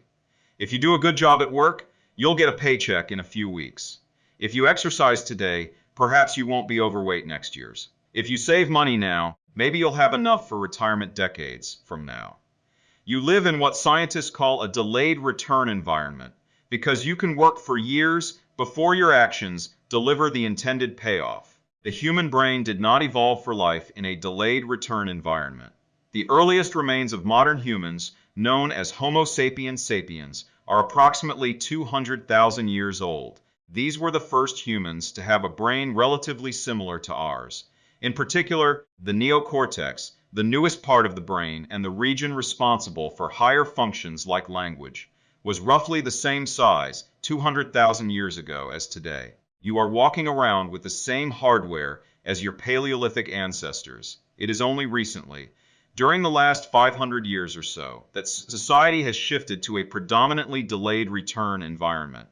Compared to the age of the brain, modern society is brand new. In the last 100 years, we have seen the rise of the car, the airplane, the television, the personal computer, the internet, the smartphone, and Beyoncé. The world has changed much in recent years, but human nature has changed little. Similar to other animals on the African savanna, our ancestors spent their days responding to grave threats, securing the next meal, and taking shelter from a storm. It made sense to place a high value on instant gratification. The distant future was less of a concern, and after thousands of generations in an immediate return environment, our brains evolved to prefer quick payoffs to long-term ones. Behavioral economists refer to this tendency as time inconsistency. That is, the way your brain evaluates rewards is inconsistent across time. You value the present more than the future. Usually, this tendency serves us well. A reward that is certain right now is typically worth more than one that is merely possible in the future. But occasionally, our bias toward instant gratification causes problems. Why would someone smoke if they know it increases the risk of lung cancer? Why would someone overeat when they know it increases their risk of obesity? Why would someone have unsafe sex if they know it can result in sexually transmitted disease? Once you understand how the brain prioritizes rewards, the answers become clear. The consequences of bad habits are delayed while the rewards are immediate. Smoking might kill you in 10 years, but it reduces stress and eases your nicotine cravings now. Overeating is harmful in the long run but appetizing in the moment. Sex, safe or not, provides pleasure right away. Disease and infection won't show up for days or weeks, even years. Every habit produces multiple outcomes across time. Unfortunately, these outcomes are often misaligned. With our bad habits, the immediate outcome usually feels good, but the ultimate outcome feels bad. With good habits, it is the reverse. The immediate outcome is unenjoyable, but the ultimate outcome feels good. The French economist Frédéric Bastiat explained the problem clearly when he wrote, "It almost always happens that when the immediate consequence is favorable, the later consequences are disastrous, and vice versa. Often, the sweeter the first fruit of a habit, the more bitter are its later fruits." Put another way, the costs of your good habits are in the present. The costs of your bad habits are in the future. The brain's tendency to prioritize the present moment means you can't rely on good intentions. When you make a plan to lose weight, write a book, or learn a language, you are actually making plans for your future self. And when you envision what you want your life to be like, it is easy to see the value in taking actions with long-term benefits. We all want better lives for our future selves. However, when the moment of decision arrives, instant gratification usually wins. You are no longer making a choice for future you, who dreams of being fitter or wealthier or happier. You are choosing for present you, who wants to be full, pampered, and entertained. As a general rule, the more immediate pleasure you get from an action, the more strongly you should question whether it aligns with your long-term goals. With a fuller understanding of what causes our brain to repeat some behaviors and avoid others, let's update the cardinal rule of behavior change. What is immediately rewarded is repeated. What is immediately punished is avoided. Our preference for instant gratification reveals an important truth about success. Because of how we are wired, most people will spend all day chasing quick hits of satisfaction. The road less traveled is the road of delayed gratification. If you're willing to wait for the rewards, you'll face less competition and often get a bigger payoff. As the saying goes, the last mile is always the least crowded. This is precisely what research has shown. People who are better at delaying gratification have higher SAT scores, lower levels of substance abuse, lower likelihood of obesity, better responses to stress, and superior social skills. We've all seen this play out in our own lives. If you delay watching television and get your homework done, you'll generally learn more and get better grades. If you don't buy desserts and chips at the store, you'll often eat healthier food when you get home. At some point, success in nearly every field requires you to ignore an immediate reward in favor of a delayed reward. Here's the problem. Most people know that delaying gratification is the wise approach. They want the benefits of good habits. To be healthy, productive, at peace. But these outcomes are seldom top of mind at the decisive moment. Thankfully, it's possible to train yourself to delay gratification, but you need to work with the grain of human nature, not against it. The best way to do this is to add a little bit of immediate pleasure to the habits that pay off in the long run, and a little bit of immediate pain to ones that don't.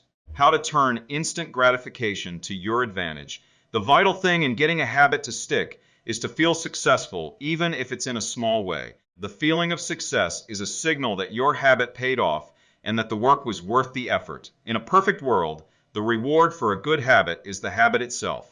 In the real world, good habits tend to feel worthwhile only after they have provided you with something.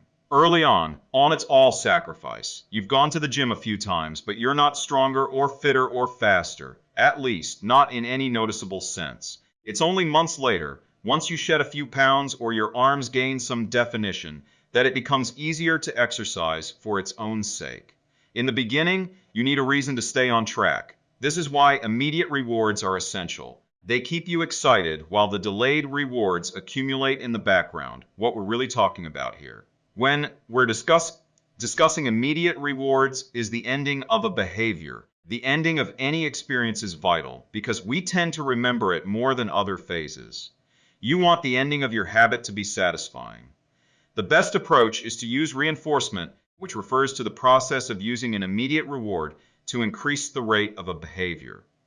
Habit stacking, which we covered in Chapter 5, ties your habit to an immediate cue, which makes it obvious when to start. Reinforcement ties your habit to an immediate reward, which makes it satisfying when you finish. Immediate reinforcement can be especially helpful when dealing with habits of avoidance, which are behaviors you want to stop doing. It can be challenging to stick with habits like no frivolous purchases or no alcohol this month, because nothing happens when you skip happy hour drinks or don't buy that pair of shoes. It can be hard to feel satisfied when there is no action in the first place. All you're doing is resisting temptation, and there isn't much satisfying about that. One solution is to turn the situation on its head. You want to make avoidance visible. Open a savings account and label it for something you want, maybe leather jacket. Whenever you pass on a purchase, put the same amount of money in the account. Skip your morning latte? Transfer $5. Pass on another month of Netflix?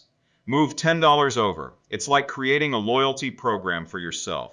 The immediate reward of seeing yourself save money toward the leather jacket feels a lot better than being deprived. You are making it satisfying to do nothing. One of my readers and his wife used a similar setup. They wanted to stop eating out so much and start cooking together more. They labeled their savings account "Trip to Europe." Whenever they skipped going out to eat, they transferred $50 into the account.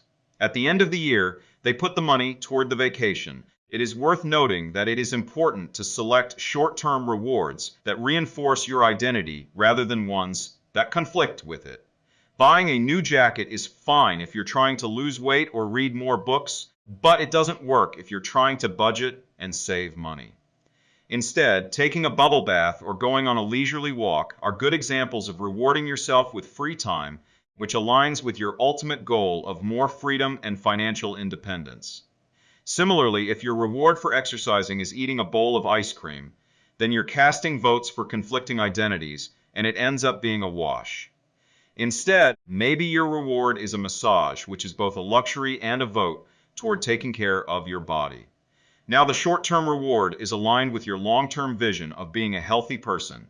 Eventually, as intrinsic rewards like a better mood, more energy, and reduced stress kick in, you'll become less concerned with chasing the secondary reward.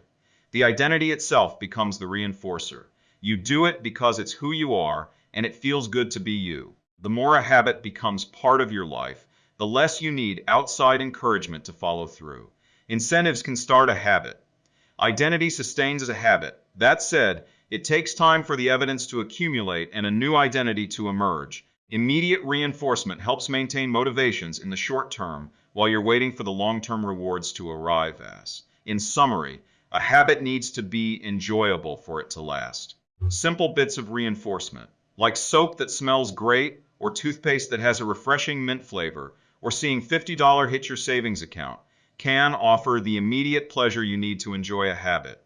And change is easy when it is enjoyable. Chapter summary: the fourth law of behavior change is make it satisfying. We are more likely to repeat a behavior when the experience is satisfying. The human brain evolved to prioritize immediate rewards over delayed rewards. The cardinal rule of behavior change. What is immediately rewarded is repeated. What is immediately punished is avoided. To get a habit to stick, you need to feel immediately successful, even if it's in a small way. The first three laws of behavior change: make it obvious, make it attractive, and make it easy. Increase the odds that a behavior will be performed this time. The fourth law of behavior change: make it satisfying. Increases the odds that a behavior will be repeated next time. 16. How to stick with good habits. Every day in 1993, a bank in Abbotsford, Canada, hired a 23-year-old stockbroker named Trent Dursmid.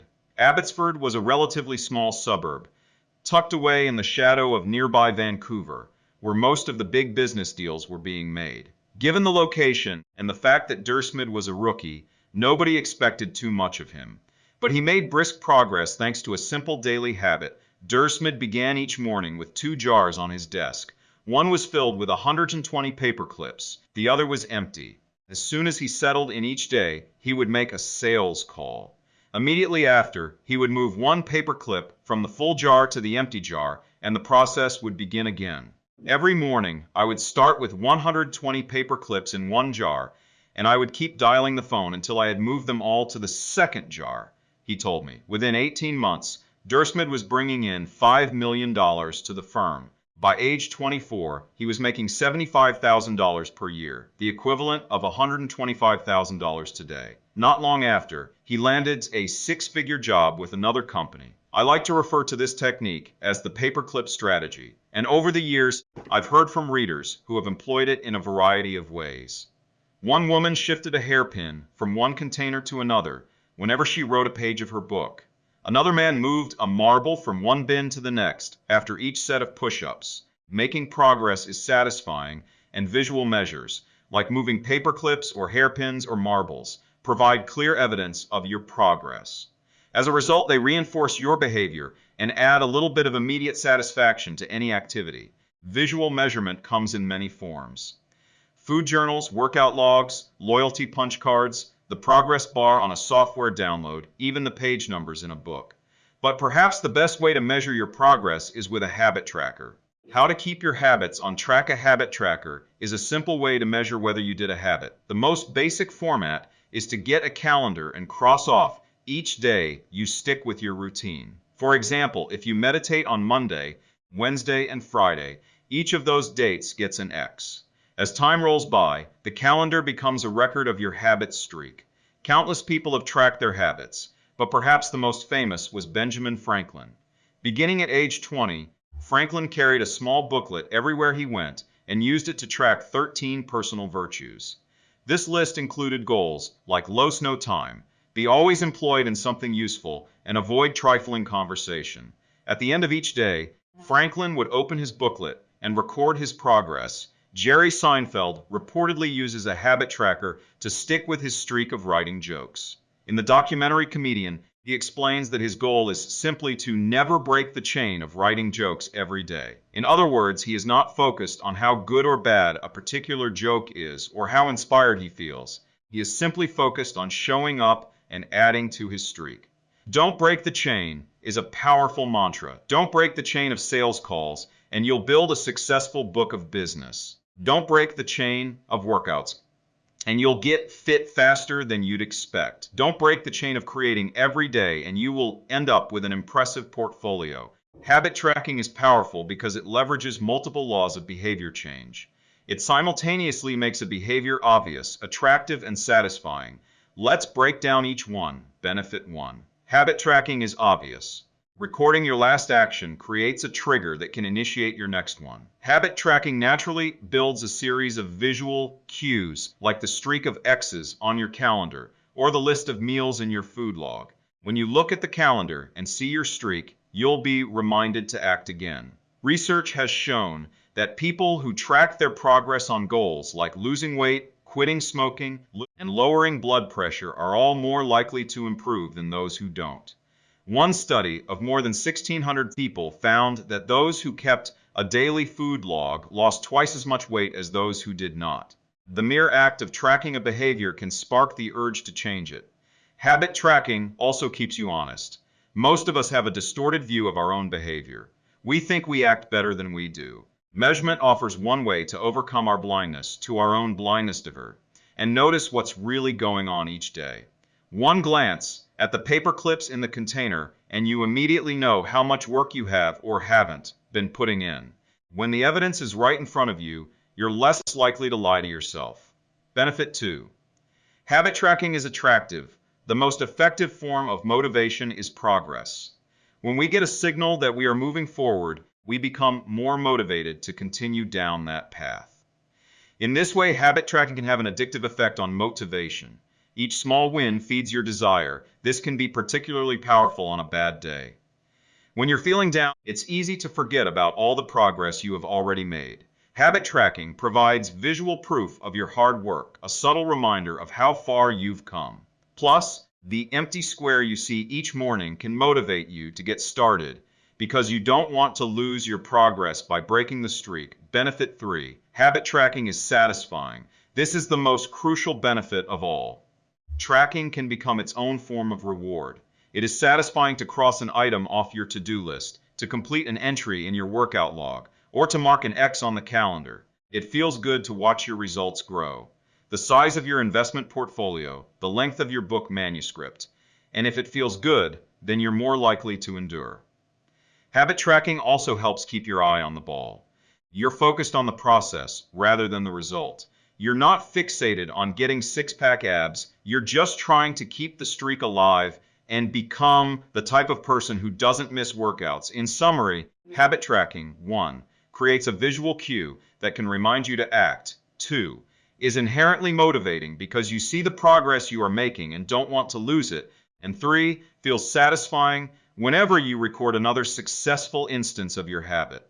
Furthermore, habit tracking provides visual proof that you are casting votes for the type of person you wish to become, which is a delightful form of immediate and intrinsic gratification.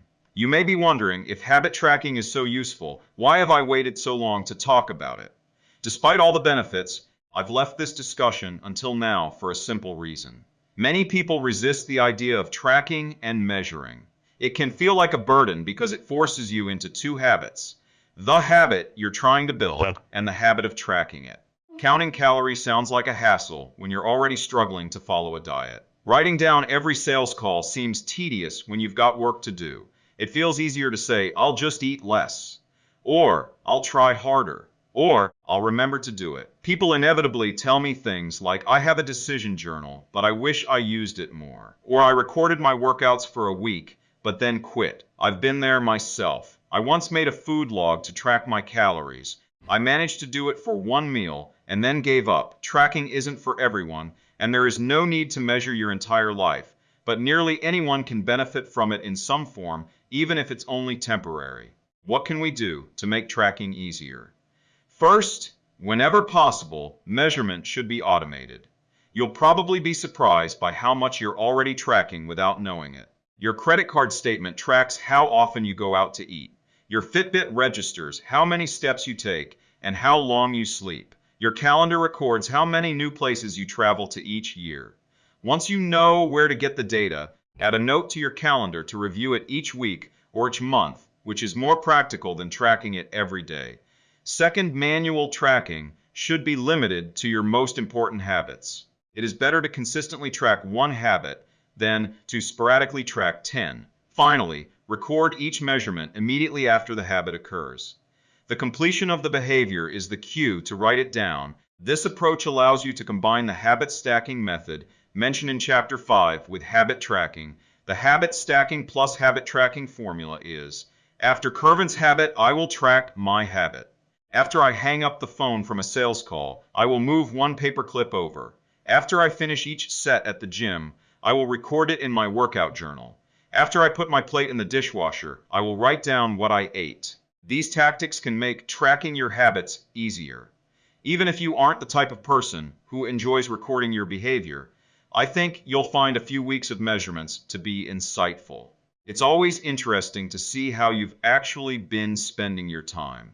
That said, every habit streak ends at some point. And, more important than any single measurement, is having a good plan for when your habits slide off track. How to recover quickly. When your habits break down, no matter how consistent you are with your habits, it is inevitable that life will interrupt you at some point. Perfection is not possible. Before long, an emergency will pop up. You get sick, or you have to travel for work, or your family needs a little more of your time. Whenever this happens to me, I try to remind myself of a simple rule: never miss twice. If I miss one day, I try to get back into it as quickly as possible. Missing one workout happens, but I'm not going to miss two in a row. Maybe I'll eat an entire pizza, but I'll follow it up with a healthy meal. I can't be perfect, but I can avoid a second lapse. As soon as one streak ends, I get started on the next one. The first mistake is never the one that ruins you.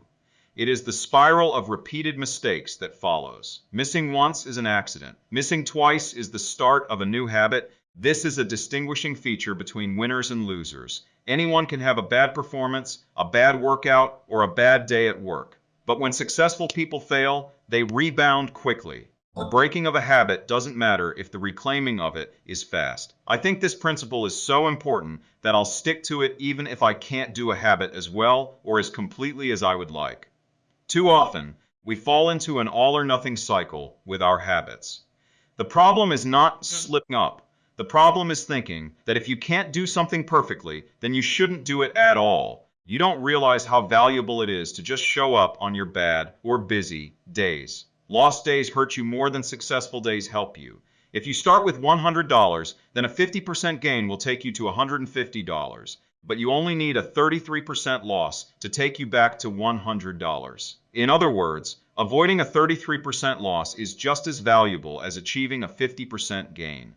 As Charlie Munger says, the first rule of compounding: never interrupt it unnecessarily. This is why the bad workouts are often the most important ones. Sluggish days and bad workouts maintain the compound gains you accrued from previous good days. Simply doing something, 10 squats, 5 sprints, a push-up, anything really is huge.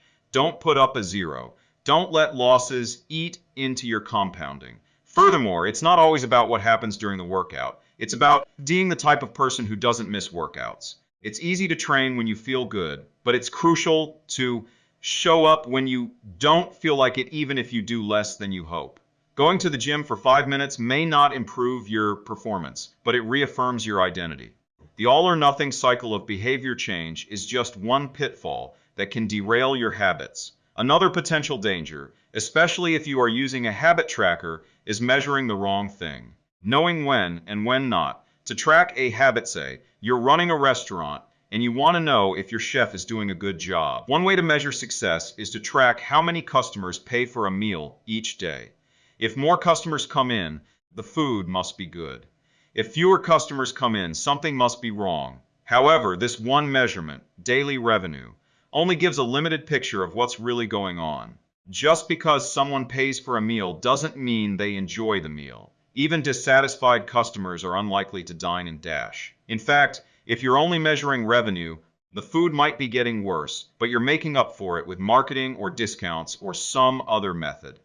Instead, it may be more effective to track how many customers finish their meal, or perhaps the percentage of customers who leave a generous tip. The dark side of tracking a particular behavior is that we become driven by the number rather than the purpose behind it. If your success is measured by quarterly earnings, you will optimize sales, revenue, and accounting for quarterly earnings. If your success is measured by a lower number on the scale, you will optimize for a lower number on the scale, even if that means embracing crash diets, juice cleanses, and fat loss pills. The human mind wants to win, whatever game is being played. This pitfall is evident in many areas of life. We focus on working long hours instead of getting meaningful work done. We care more about getting 10,000 steps than we do about being healthy. We teach for standardized tests instead of emphasizing learning, curiosity, and critical thinking. In short, we optimize for what we measure. When we choose the wrong measurement, we get the wrong behavior. This is sometimes referred to as Goodhart's Law. Named after the economist Charles Goodhart, the principle states, when a measure becomes a target, it ceases to be a good measure. Measurement is only useful when it guides you and adds context to a larger picture, not when it consumes you. Each number is simply one piece of feedback in the overall system. In our data-driven world, we tend to overvalue numbers and undervalue anything ephemeral, soft, and difficult to quantify. We mistakenly think the factors we can measure are the only factors that exist. But just because you can measure something doesn't mean it's the most important thing. And just because you can't measure something doesn't mean it's not important at all. All of this to say, it's crucial to keep habit tracking in its proper place.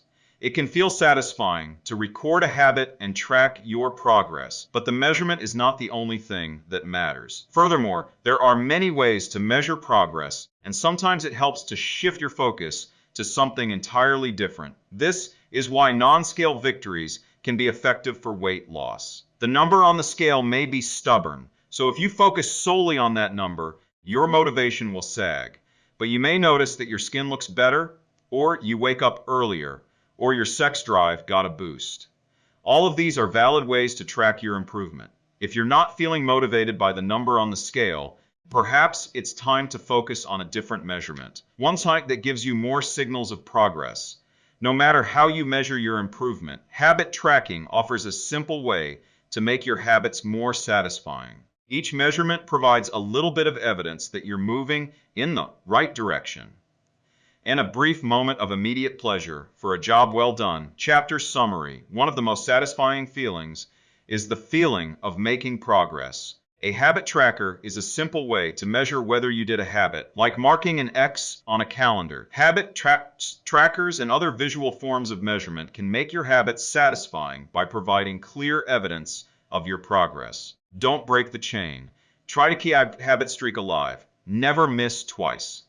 If you miss one day, try to get back on track as quickly as possible. Just because you can measure something doesn't mean it's the most important thing. 17. How an accountability partner can change everything. After serving as a pilot in World War II, Roger Fisher attended Harvard Law School and spent 34 years specializing in negotiation and conflict management. He founded the Harvard Negotiation Project and worked with numerous countries and world leaders on peace resolutions, hostage crises, and diplomatic compromises. But it was in the 1970s and 1980s, as the threat of nuclear war escalated, that Fisher developed perhaps his most interesting idea. At the time, Fisher was focused on designing strategies that could prevent nuclear war, and he had noticed a troubling fact. Any sitting president would have access to launch codes that could kill millions of people, but would never actually see anyone die, because he would always be thousands of miles away. My suggestion was quite simple, he wrote in 1981. Put that nuclear code number in a little capsule, and then implant that capsule right next to the heart of a volunteer. The volunteer would carry with him a big, heavy butcher knife as he accompanied the president. If ever the president wanted to fire nuclear weapons, the only way he could do so would be for him first, with his own hands, to kill one human being. The president says, "George, I'm sorry, but tens of millions must die." He has to look at someone and realize what death is, what an innocent death is. Blood on the White House carpet.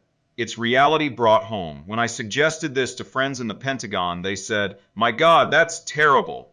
Having to classmate took a fool someone would distort the president's judgment. He might never push the button. Throughout our discussion of the fourth law of behavior change, we have covered the importance of making good habits immediately satisfying. Fisher's proposal is an inversion of the fourth law. Make it immediately unsatisfying. Just as we are more likely to repeat an experience when the ending is satisfying, we are also more likely to avoid an experience when the ending is painful. Pain is an effective teacher. If a failure is painful, it gets fixed. If a failure is relatively painless, it gets ignored. The more immediate and more costly a mistake is, the faster you will learn from it. The threat of a bad review forces a plumber to be good at his job. The possibility of a customer never returning makes restaurants create good food. The cost of cutting the wrong blood vessel makes a surgeon master human anatomy and cut carefully.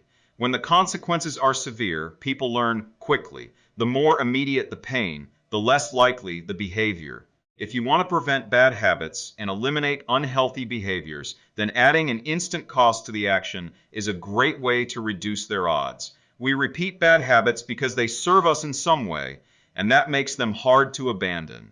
The best way I know to overcome this predicament is to increase the speed of the punishment associated with the behavior. There can't be a gap between the action and the consequences. As soon as actions incur an immediate consequence, behavior begins to change. Customers pay their bills on time when they are charged a late fee. Students show up to class when their grade is linked to attendance. We'll jump through a lot of hoops to avoid a little bit of immediate pain. There is, of course, a limit to this. If you're going to rely on punishment to change behavior, then the strength of the punishment must match the relative strength of the behavior it is trying to correct. To be productive, the cost of procrastination must be greater than the cost of action. To be healthy, the cost of laziness must be greater than the cost of exercise. Getting fined for smoking in a restaurant or failing to recycle adds consequence to an action. Behavior only shifts if the punishment is painful enough and reliably enforced. In general, the more local, tangible, concrete, and immediate the consequence, the more likely it is to influence individual behavior. The more global, intangible, vague, and delayed the consequence, the less likely it is to influence individual behavior. Thankfully, there is a straightforward way to add an immediate cost to any bad habit. Create a habit contract. The habit contract, the first seatbelt law, was passed in New York on December 1st, 1984. At the time, just 14% of people in the United States regularly wore a seatbelt, but that was all about to change. Within 5 years, over half of the nation had seatbelt laws. Today, wearing a seatbelt is enforceable by law in 49 of the 50 states. And it's not just the legislation, the number of people wearing seatbelts has changed dramatically as well. In 2016, over 88% of Americans buckled up each time they got in a car. In just over 30 years, there was a complete reversal in the habits of millions of people. Laws and regulations are an example of how government can change our habits by creating a social contract. As a society, we collectively agree to abide by certain rules and then enforce them as a group.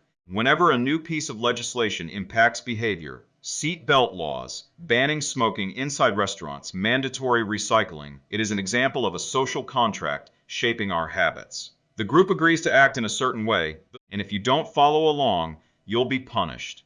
Just as governments use laws to hold citizens accountable, you can create a habit contract to hold yourself accountable. A habit contract is a verbal or written agreement in which you state your commitment to a particular habit and the punishment that will occur if you don't follow through. Then you find one or two people to act as your accountability partners and sign off on the contract with you. Brian Harris, an entrepreneur from Nashville, Tennessee, was the first person I saw put this strategy into action. Shortly after the birth of his son, Harris realized he wanted to shed a few pounds. He wrote up a habit contract between himself, his wife, and his personal trainer. The first version read, Brian's S1 objective for Q1 of 2017 is to start eating correctly again so he feels better, looks better, and is able to hit his long-term goal of 200 pounds at 10% body fat. Below that statement, Harris laid out a roadmap for achieving his ideal outcome. Phase 1. Get back to a strict slow-carb diet in Q1. Phase 2. Start a strict macronutrient tracking program in Q2. Phase 3. Refine and maintain the details of his diet and workout program in Q3. Finally, he wrote out each of the daily habits that would get him to his goal. For example, write down all food that he consumes each day and weigh himself each day. And then he listed the punishment if he failed. If Brian doesn't do these two items, then the following consequence will be enforced. He will have to dress up each workday and each Sunday morning for the rest of the quarter. Dress up is defined as not wearing jeans, t-shirts, hoodies, or shorts. He will also give Joey, his trainer, $200 to use as he sees fit if he misses one day of logging food. At the bottom of the page, Harris, his wife, and his trainer all signed the contract. My initial reaction was that a contract like this seemed overly formal and unnecessary, especially the signatures. But Harris convinced me that signing the contract was an indication of seriousness. Anytime I skip this part, he said, I start slacking almost immediately. 3 months later, after hitting his targets for Q1, Harris upgraded his goals. The consequences escalated too. If he missed his carbohydrate and protein targets, he had to pay his trainer $100, and if he failed to weigh himself, he had to give his wife $500 to use as she saw fit. Perhaps most painfully, if he forgot to run sprints, he had to dress up for work every day and wear an Alabama hat the rest of the quarter. The bitter rival of his beloved Auburn team, the strategy worked. With his wife and trainer acting as accountability partners, and with the habit contract clarifying exactly what to do each day, Harris lost the weight. To make bad habits unsatisfying, your best option is to make them painful in the moment. Creating a habit contract is a straightforward way to do exactly that. Even if you don't want to create a full-blown habit contract, simply having an accountability partner is useful. The comedian Margaret Cho writes a joke or song every day. She does the Song a Day challenge with a friend, which helps them both stay accountable. Knowing that someone is watching can be a powerful motivator. You are less likely to procrastinate or give up because there is an immediate cost. If you don't follow through, perhaps they'll see you as untrustworthy or lazy. Suddenly, you are not only failing to uphold your promises to yourself, but also failing to uphold your promises to others. You can even automate this process. Thomas Frank, an entrepreneur in Boulder, Colorado, wakes up at 5:55 each morning, and if he doesn't, he has a tweet automatically scheduled that says, it's 6:10 and I'm not up because I'm lazy. Reply to this for $5 via PayPal, limit 5, assuming my alarm didn't malfunction. We are always trying to present our best selves to the world. We comb our hair and brush our teeth and dress ourselves carefully because we know these habits are likely to get a positive reaction. We want to get good grades and graduate from top schools to impress potential employers and mates and our friends and family. We care about the opinions of those around us because it helps if others like us. This is precisely why getting an accountability partner or signing a habit contract can work so well. Chapter Summary: The inversion of the fourth law of behavior change is make it unsatisfying. We are less likely to repeat a bad habit if it is painful or unsatisfying. An accountability partner can create an immediate cost to inaction. We care deeply about what others think of us, and we do not want others to have a lesser opinion of us. A habit contract can be used to add a social cost to any behavior.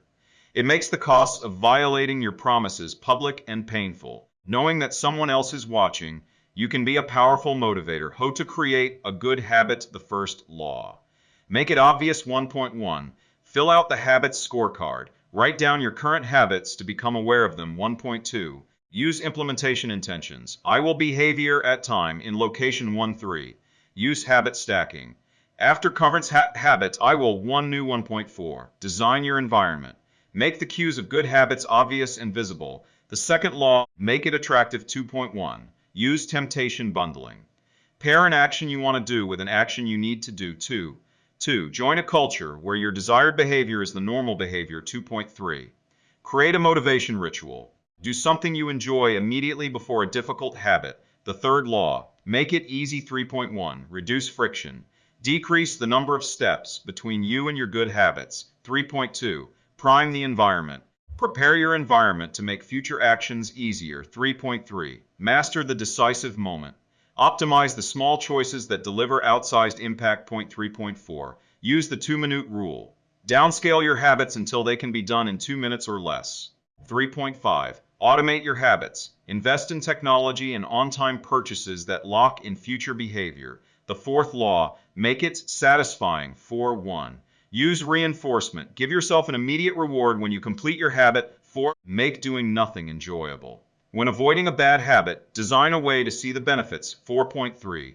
Use a habit tracker. Keep track of your habit streak and don't break the chain. 4.4. Never miss twice. When you forget to do a habit, make sure you get back on track immediately. How to break a bad habit. Inversion of the first law. Make it invisible. 1.5. Reduce exposure.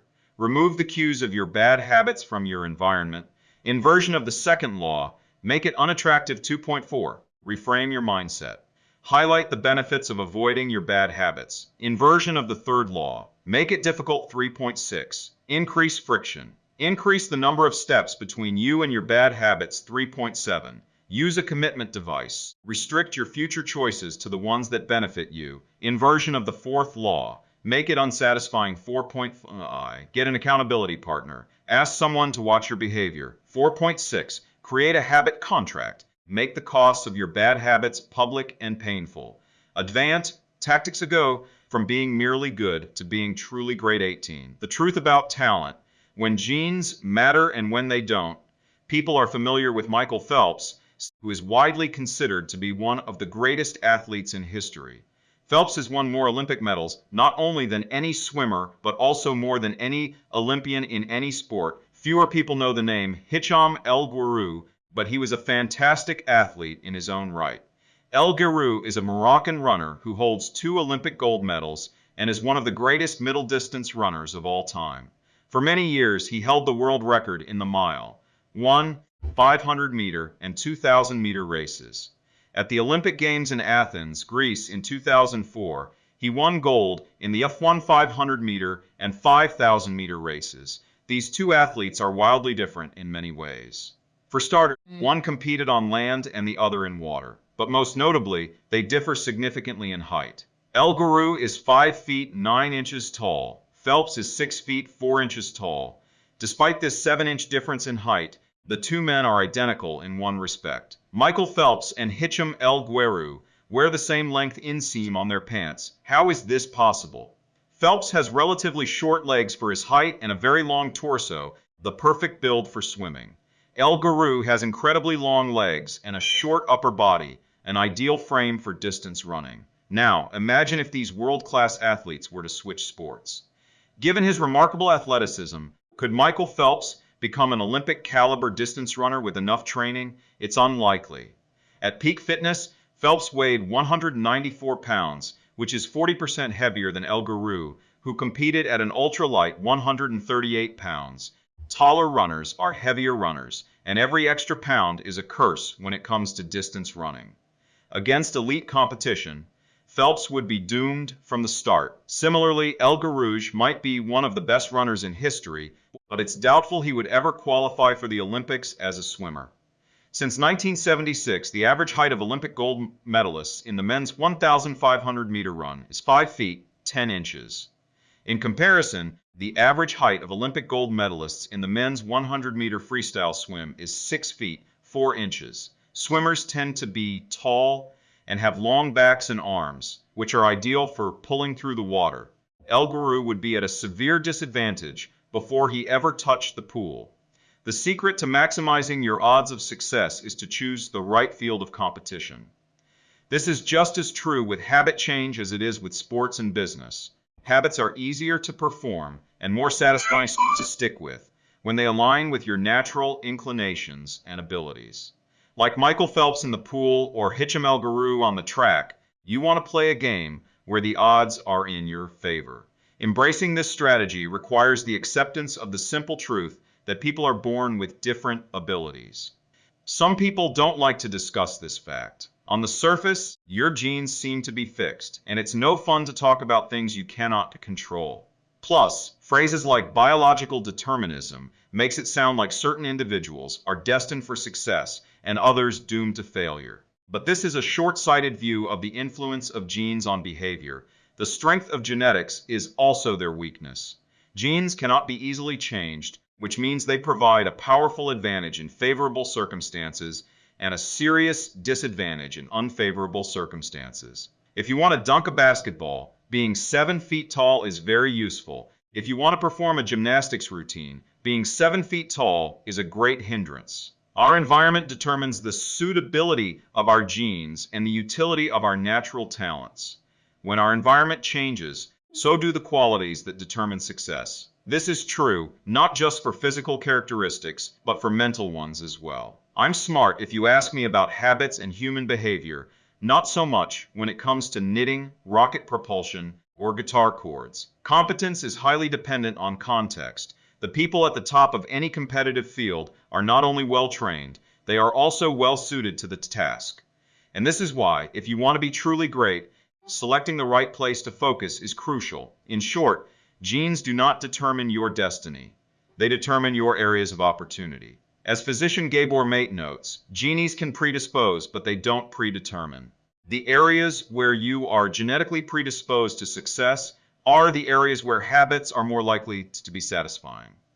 The key is to direct your effort toward areas that both excite you and match your natural skills to align your ambition with your ability. The obvious question is, how do I figure out where the odds are in my favor? How do I identify the opportunities and habits that are right for me? The first place we will look for an answer is by understanding your personality, how your personality influences. Your habits, your genes, are operating beneath the surface of every habit, indeed beneath the surface of every behavior. Genes have been shown to influence everything from the number of hours you spend watching television to your likelihood to marry or divorce to your tendency to get addicted to drugs, alcohol, or nicotine. There's a strong genetic component to how obedient or rebellious you are when facing authority, how vulnerable or resistant you are to stressful events, how proactive or reactive you tend to be, and even how captivated or bored you feel during sensory experiences like attending a concert. As Robert Plomin, a behavioral geneticist at King's College in London, told me, it is now at the point where we have stopped testing to see if traits have a genetic component because we literally can't find a single one that isn't influenced by our genes. Bundled together, your unique cluster of genetic traits predispose you to a particular personality. Your personality is the set of characteristics that is consistent from situation to situation. The most proven scientific analysis of personality traits is known as the Big Five, which breaks them down into 5 spectrums of behavior. 1. Openness to experience, from curious and inventive on one end to cautious and consistent on the other 2. Conscientiousness, organized and efficient to easygoing and spontaneous. 3. Extroversion, outgoing and energetic to solitary and reserved. You likely know them as extroverts versus introverts. 4. Agreeableness, friendly and compassionate to challenging and detached. 5. Neuroticism, anxious and sensitive to confident, calm, and stable. All 5 characteristics have biological underpinnings. Extroversion, for instance, can be tracked from birth. If scientists play a loud noise in the nursing ward, Some babies turn toward it while others turn away. When the researchers tracked these children through life, they found that the babies who turned toward the noise were more likely to grow up to be extroverts. Those who turned away were more likely to become introverts. People who are high in agreeableness are kind, considerate, and warm. They also tend to have higher natural oxytocin levels, a hormone that plays an important role in social bonding, increases feelings of trust, and can act as a natural antidepressant. I can easily imagine how someone with more oxytocin might be inclined to build habits like writing thank you notes or organizing social events. As a third example, consider neuroticism, which is a personality trait all people possess to various degrees. People who are high in neuroticism tend to be anxious and worry more than others. This trait has been linked to hypersensitivity of the amygdala, the portion of the brain responsible for noticing threats. In other words, people who are more sensitive to negative cues in their environment are more likely to score high in neuroticism. Our habits are not solely determined by our personalities, but there is no doubt that our genes nudge us in a certain direction. Our deeply rooted preferences make certain behaviors easier for some people than for others. You don't have to apologize for these differences or feel guilty about them, but you do have to work with them. A person who scores lower on conscientiousness, for example, will be less likely to be orderly by nature and may need to rely more heavily on environment design to stick with good habits. As a reminder for the less conscientious readers among us, environment design is a strategy we discussed in chapters 6 and 12. The takeaway is that you should build habits that work for your personality. People can get ripped working out like a bodybuilder, but if you prefer rock climbing or cycling or rowing, then shape your exercise habit around your interests. If your friend follows a low-carb diet, but you find that low-fat works for you, then more power to you. If you want to read more, don't be embarrassed if you prefer steamy romance novels over nonfiction. Read whatever fascinates you. You don't have to build the habits everyone tells you to build. Choose the habit that best suits you, not the one that is most popular. There is a version of every habit that can bring you joy and satisfaction. Find it. Habits need to be enjoyable if they are going to stick. This is the core idea behind the fourth law. Tailoring your habits to your personality is a good start, but this is not the end of the story. Let's turn our attention to finding and designing situations where you're at a natural advantage. How to find a game where the odds are in your favor. Learning to play a game where the odds are in your favor is critical for maintaining motivation and feeling successful. In theory, you can enjoy almost anything. In practice, you are more likely to enjoy the things that come easily to you. People who are talented in a particular area tend to be more competent at that task and are then praised for doing a good job. They stay energized because they are making progress where others have failed, and because they get rewarded with better pay and bigger opportunities, which not only makes them happier but also propels them to produce even higher quality work. It's a virtuous cycle. Pick the right habit and progress is easy. Pick the wrong habit and life is a struggle. How do you pick the right habit? The first step is something we covered in the third law. Make it easy. In many cases, when people pick the wrong habit, it simply means they picked a habit that was too difficult. When a habit is easy, you are more likely to be successful. When you are successful, you are more likely to feel satisfied. However, there is another level to consider. In the long run, if you continue to advance and improve, any area can become challenging. At some point, you need to make sure you're playing the right game for your skill set. How do you figure that out? The most common approach is trial and error. Of course, there's a problem with this strategy. Life is short. You don't have time to try every career, date every eligible bachelor, or play every musical instrument. Thankfully, there is an effective way to manage this conundrum, and it is known as the explore-exploit trade-off. In the beginning of a new activity, there should be a period of exploration. In relationships, it's called dating. In college, it's called the liberal arts. In business, it's called split testing. The goal is to try out many possibilities, research a broad range of ideas, and cast a wide net. After this initial period of exploration, shift your focus to the best solution you've found. But keep experimenting occasionally. The proper balance depends on whether you're winning or losing. If you are currently winning, you exploit, exploit, exploit. If you are currently losing, you continue to explore, explore, explore. In the long run, it is probably most effective to work on the strategy that seems to deliver the best results about 80 to 90% of the time, and keep exploring with the remaining 10 to 20%. Google famously asks employees to spend 80% of the work week on their official job and 20% on projects of their choice, which has led to the creation of blockbuster products like AdWords and Gmail. The optimal approach also depends on how much time you have. If you have a lot of time, like someone at the beginning of their career, it makes more sense to explore because once you find the right thing, you still have a good amount of time to exploit it.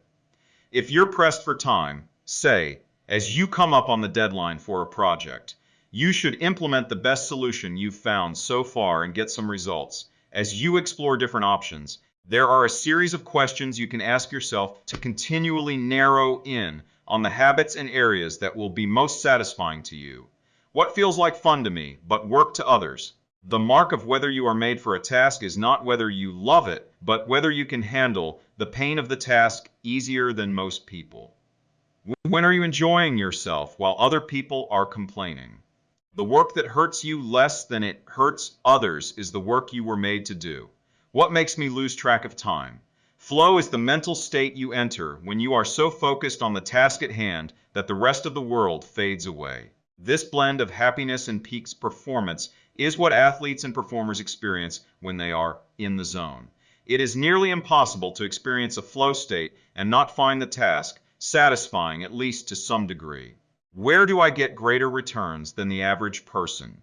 We are continually comparing ourselves to those around us, and a behavior is more likely to be satisfying when the comparison is in our favor. When I started writing at jamesclear.com, my email list grew very quickly. I wasn't quite sure what I was doing well, but I knew that results seemed to be coming faster for me than for some of my colleagues, which motivated me to keep writing. What comes naturally to me? For just a moment, ignore what you have been taught. Ignore what society has told you. Ignore what others expect of you. Look inside yourself and ask, what feels natural to me? When have I felt alive? When have I felt like the real me? No internal judgments or people-pleasing. No second-guessing or self-criticism. Just feelings of engagement and enjoyment. Whenever you feel authentic and genuine, you are headed in the right direction. To be honest, some of this process is just luck. Michael Phelps and Hicham El Guerrouj were lucky to be born with a rare set of abilities that are highly valued by society and to be placed in the ideal environment for those abilities. We all have limited time on this planet, and the truly great among us are the ones who not only work hard but also have the good fortune to be exposed to opportunities that favor us. But what if you don't want to leave it up to luck? If you can't find a game where the odds are stacked in your favor, create one. Scott Adams, the cartoonist behind Dilbert, says, everyone has at least a few areas in which they could be in the top 25% with some effort. In my case, I can draw better than most people, but I'm hardly an artist. And I'm not any funnier than the average stand-up comedian who never makes it big, but I'm funnier than most people. The magic is that few people can draw well and write jokes. It's the combination of the two that makes what I do so rare. And when you add in my business background, suddenly I had a topic that few cartoonists could hope to understand without living it. When you can't win by being better, you can win by being different. By combining your skills, you reduce the level of competition, which makes it easier to stand out. You can shortcut the need for a genetic advantage or for years of practice by rewriting the rules. A good player works hard to win the game everyone else is playing. A great player creates a new game that favors their strengths and avoids their weaknesses. In college, I designed my own major, biomechanics, which was a combination of physics, chemistry, biology, and anatomy. I wasn't smart enough to stand out among the top physics or biology majors, so I created my own game. And because it suited me, I was only taking the courses I was interested in. Studying felt like less of a chore. It was also easier to avoid the trap of comparing myself to everyone else. After all, nobody else was taking the same combination of classes, so who could say if they were better or worse? Specialization is a powerful way to overcome the accident of bad genetics. The more you master a specific skill, the harder it becomes for others to compete with you. Many bodybuilders are stronger than the average arm wrestler, but even a massive bodybuilder may lose at arm wrestling because the arm wrestling champ has very specific strength. Even if you're not the most naturally gifted, you can often win by being the best in a very narrow category. Boiling water will soften a potato, but harden an egg. You can't control whether you're a potato or an egg, but you can decide to play a game where it's better to be hard or soft. If you can find a more favorable environment, you can transform the situation from one where the odds are against you to one where they are in your favor. How to get the most out of your genes. Our genes do not eliminate the need for hard work. They clarify it. They tell us what to work hard on. Once we realize our strengths, we know where to spend our time and energy. We know which types of opportunities to look for and which types of challenges to avoid. The better we understand our nature, the better our strategy can be. Biological differences matter. Even so, it's more productive to focus on whether you are fulfilling your own potential than comparing yourself to someone else. The fact that you have a natural limit to any specific ability has nothing to do with whether you are reaching the ceiling of your capabilities. People get so caught up in the fact that they have limits that they rarely exert the effort required to get close to them. Furthermore, genes can't make you successful if you're not doing the work. Yes, it's possible that the ripped trainer at the gym has better genes, but if you haven't put in the same reps, it's impossible to say if you have been dealt a better or worse genetic hand. Until you work as hard as those you admire, don't explain away their success as luck. In summary, one of the best ways to ensure your habits remain satisfying over the long run is to pick behaviors that align with your personality and skills. Work hard on the things that come easy. Chapter summary: the secret to maximizing your odds of success is to choose the right field of competition. Pick the right habit and progress is easy. Pick the wrong habit and life is a struggle. Genes cannot be easily changed, which means they provide a powerful advantage in favorable circumstances and a serious disadvantage in unfavorable circumstances. Habits are easier when they align with your natural abilities. Choose the habits that best suit you. Play a game that favors your strengths. If you can't find a game that favors you, create one. Genes do not eliminate the need for hard work. They clarify it. They tell us what to work hard on. 19. The Goldilocks Rule. How to Stay Motivated in Life and Work. In 1955, Disneyland had just opened in Anaheim, California. When a 10-year-old boy walked in and asked for a job, labor laws were loose back then, and the boy managed to land a position selling guidebooks for $1.50 apiece. Within a year, he had transitioned to Disney's Magic Shop, where he learned tricks from the older employees. He experimented with jokes and tried out simple routines on visitors. Soon he discovered that what he loved was not performing magic, but performing in general. He set his sights on becoming a comedian. Beginning in his teenage years, he started performing in little clubs around Los Angeles. The crowds were small, and his act was short. He was rarely on stage for more than 5 minutes. Most of the people in the crowd were too busy drinking or talking with friends to pay attention. One night, he literally delivered his stand-up routine to an empty club. It wasn't glamorous work, but there was no doubt he was getting better. His first routines would only last 1 or 2 minutes. By high school, his material had expanded to include a 5-minute act and a few years later, a 10-minute show. At 19, he was performing weekly for 20 minutes at a time. He had to read 3 poems during the show just to make the routine long enough, but his skills continued to progress. He spent another decade experimenting, adjusting, and practicing. He took a job as a television writer, and gradually, he was able to land his own appearances on talk shows. By the mid-1970s, he had worked his way into being a regular guest on The Tonight Show and Saturday Night Live. Finally, after nearly 15 years of work, the young man rose to fame. He toured 60 cities in 63 days, then 72 cities in 80 days, then 85 cities in 90 days. He had 18,695 people attend one show in Ohio. Another 45,000 tickets were sold for his 3-day show in New York. He catapulted to the top of his genre and became one of the most successful comedians of his time. His name is Steve Martin. Martin's story offers a fascinating perspective on what it takes to stick with habits for the long run. Comedy is not for the timid. It is hard to imagine a situation that would strike fear into the hearts of more people than performing alone on stage and failing to get a single laugh. And yet Steve Martin faced this fear every week for 18 years. In his words, 10 years spent learning, 4 years spent refining, and 4 years as a wild success. Why is it that some people, like Martin, stick with their habits, whether practicing jokes or drawing cartoons or playing guitar, while most of us struggle to stay motivated? How do we design habits that pull us in rather than ones that fade away? Scientists have been studying this question for many years. While there is still much to learn, one of the most consistent findings is that the way to maintain motivation and achieve peak levels of desire is to work on tasks of just manageable difficulty. The human brain loves a challenge, but only if it is within an optimal zone of difficulty. If you love tennis and try to play a serious match against a 4-year-old, you will quickly become bored. It's too easy. You'll win every point. In contrast, if you play a professional tennis player like Roger Federer or Serena Williams, you will quickly lose motivation because the match is too difficult. Now consider playing tennis against someone who is your equal. As the game progresses, you win a few points and you lose a few. You have a good chance of winning, but only if you really try.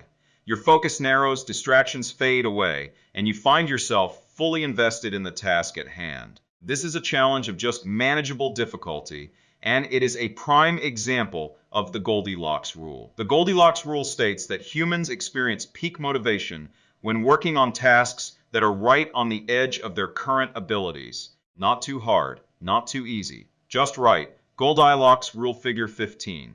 Maximum motivation occurs when facing a challenge of just manageable difficulty. In psychology research, this is known as the Yerkes-Dodson law, which describes the optimal level of arousal as the midpoint between boredom and anxiety. Martin's comedy career is an excellent example of the Goldilocks rule in practice. Each year he expanded his comedy routine, but only by a minute or two. He was always adding new material. But he also kept a few jokes that were guaranteed to get laughs. There were just enough victories to keep him motivated and just enough mistakes to keep him working hard. When you're starting a new habit, it's important to take a full swing to keep the behavior as easy as possible so you can stick with it even when conditions aren't perfect. This is an idea we covered in detail while discussing the third law of behavior change. Once a habit has been established, however, it's important to continue to advance in small ways. These little improvements and new challenges keep you engaged. And if you hit the Goldilocks zone just right, you can achieve a flow state. A flow state is the experience of being in the zone and fully immersed in an activity. Scientists have tried to quantify this feeling. They found that to achieve a state of flow, a task must be roughly 4% beyond your current ability. In real life, it's typically not feasible to quantify the difficulty of an action in this way. But the core idea of the Goldilocks rule remains. Working on challenges of just manageable difficulty, something on the perimeter of your ability, seems crucial for maintaining motivation. Improvement requires a delicate balance. You need to regularly search for challenges that push you to your edge while continuing to make enough progress to stay motivated. Behaviors need to remain novel in order for them to stay attractive and satisfying. Without variety, we get bored. And boredom is perhaps the greatest villain on the quest for self-improvement. How to stay focused when you get bored? Working on your goals after my baseball career ended, I was looking for a new sport. I joined a weightlifting team, and one day an elite coach visited our gym. He had worked with thousands of athletes during his long career, including a few Olympians. I introduced myself, and we began talking about the process of improvement. What's the difference between the best athletes and everyone else? I asked. What do the really successful people do that most don't? He mentioned the factors you might expect: genetics, luck, talent. But then he said something I wasn't expecting. At some point it comes down to who can handle the boredom of training every day, doing the same lifts over and over and over. His answer surprised me because it's a different way of thinking about work ethic. People talk about getting amped up to work on their goals.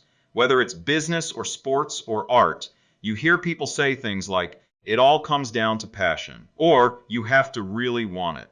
As a result, many of us get depressed when we lose focus or motivation because we think that successful people have some bottomless reserve of passion. But this coach was saying that really successful people feel the same lack of motivation as everyone else. The difference is that they still find a way to show up despite the feelings of boredom. Mastery requires practice, but the more you practice something, the more boring and routine it becomes. Once the beginner gains have been made and we learn what to expect, our interest starts to fade. Sometimes it happens even faster than that. All you have to do is hit the gym a few days in a row or publish a couple of blog posts on time, and letting one day slip doesn't feel like much. Things are going well. It's easy to rationalize taking a day off because you're in a good place. The greatest threat to success is not failure but boredom. We get bored with habits because they stop delighting us.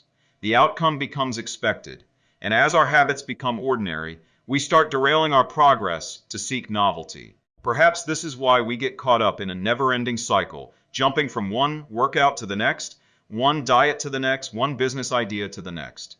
As soon as we experience the slightest dip in motivation, we begin seeking a new strategy, even if the old one was still working. As Machiavelli noted, men desire novelty to such an extent that those who are doing well wish for a change as much as those who are doing badly. Perhaps this is why many of the most habit-forming products are those that provide continuous forms of novelty. Video games provide visual novelty. Porn provides sexual novelty. Junk foods provide culinary novelty. Each of these experiences offer continual elements of surprise. In psychology, this is known as a variable reward. Slot machines are the most common real-world example. A gambler hits the jackpot every now and then, but not at any predictable interval. The pace of rewards varies. This variance leads to the greatest spike of dopamine, enhances memory recall, and accelerates habit formation. Variable rewards won't create a craving.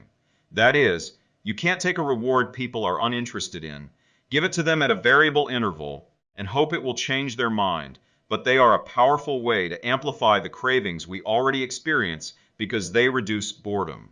The sweet spot of desire occurs at a 50-50 split between success and failure. Half of the time you get what you want, half of the time you don't. You need just enough winning to experience satisfaction and just enough wanting to experience desire.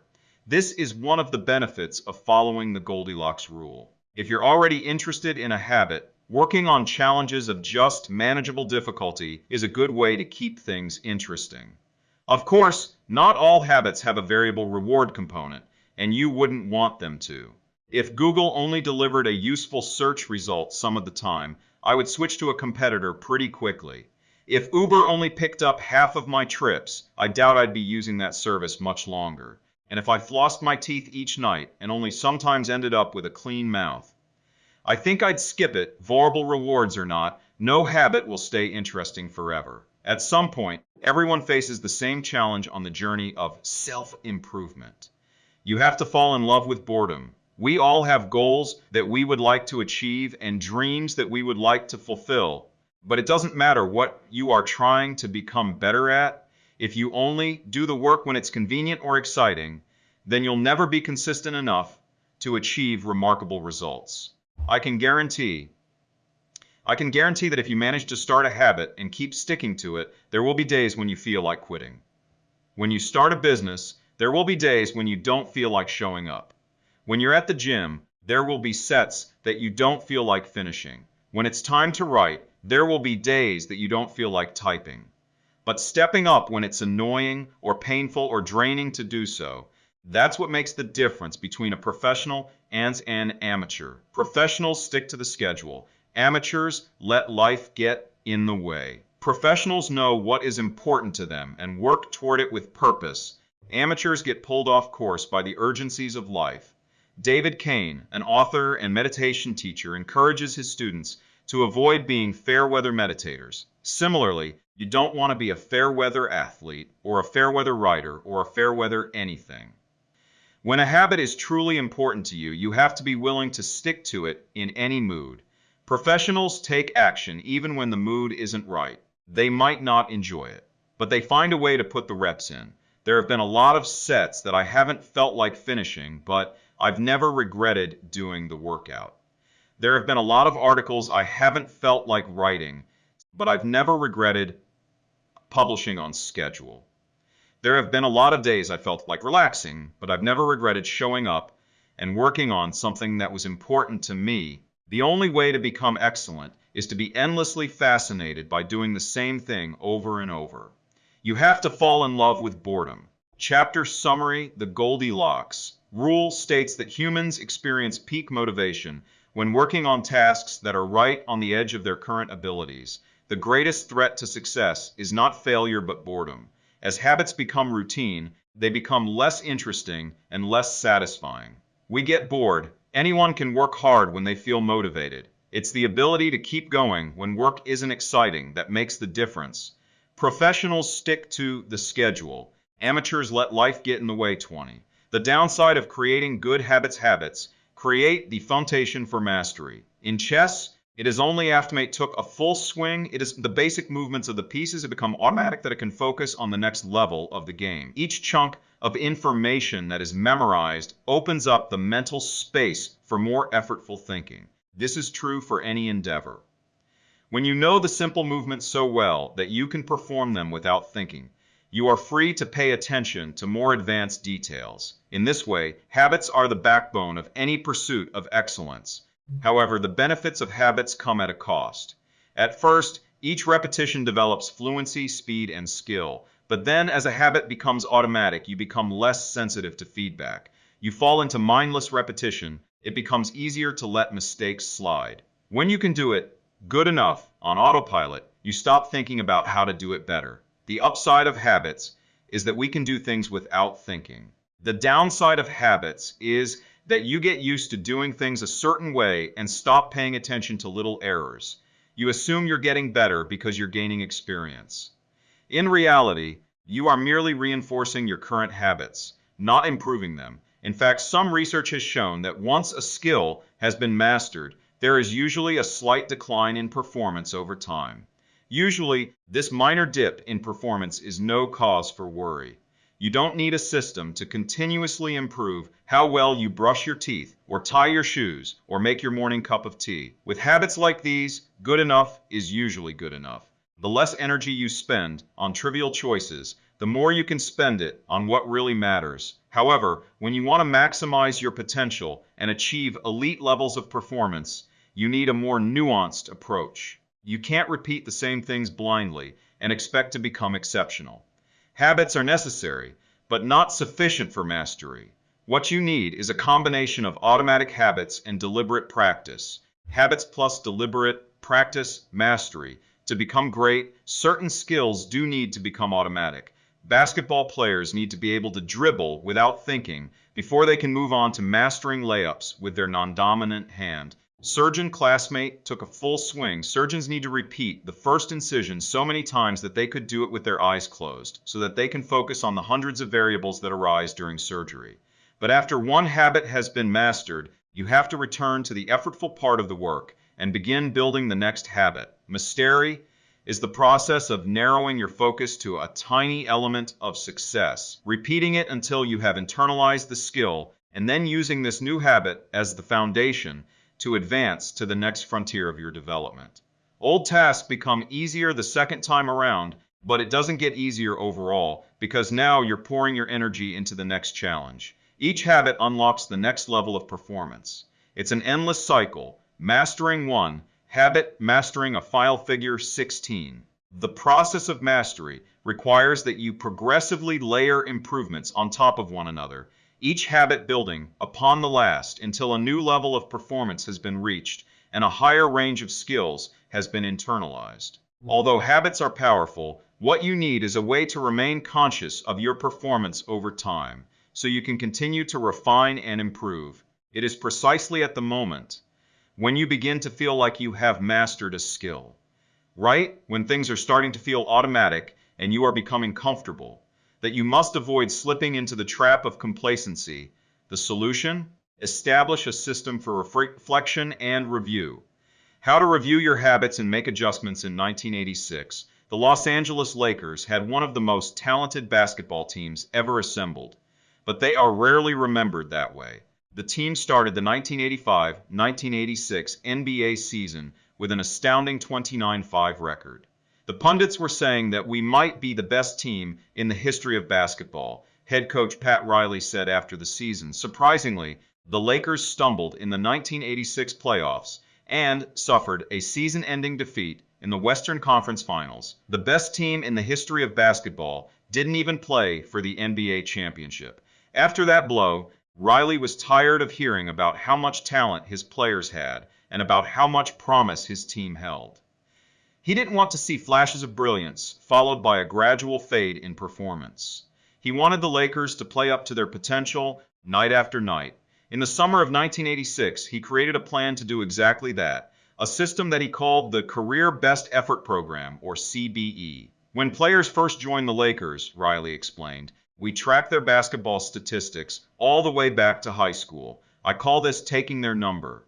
We look for an accurate gauge of what a player can do, then build him into our plan for the team based on the notion that he will maintain and then improve upon his averages. After determining a player's baseline level of performance, Riley added a key step. He asked each player to improve their output by at least 1% over the course of the season. If they succeeded, it would be a CBE, or Career Best Effort.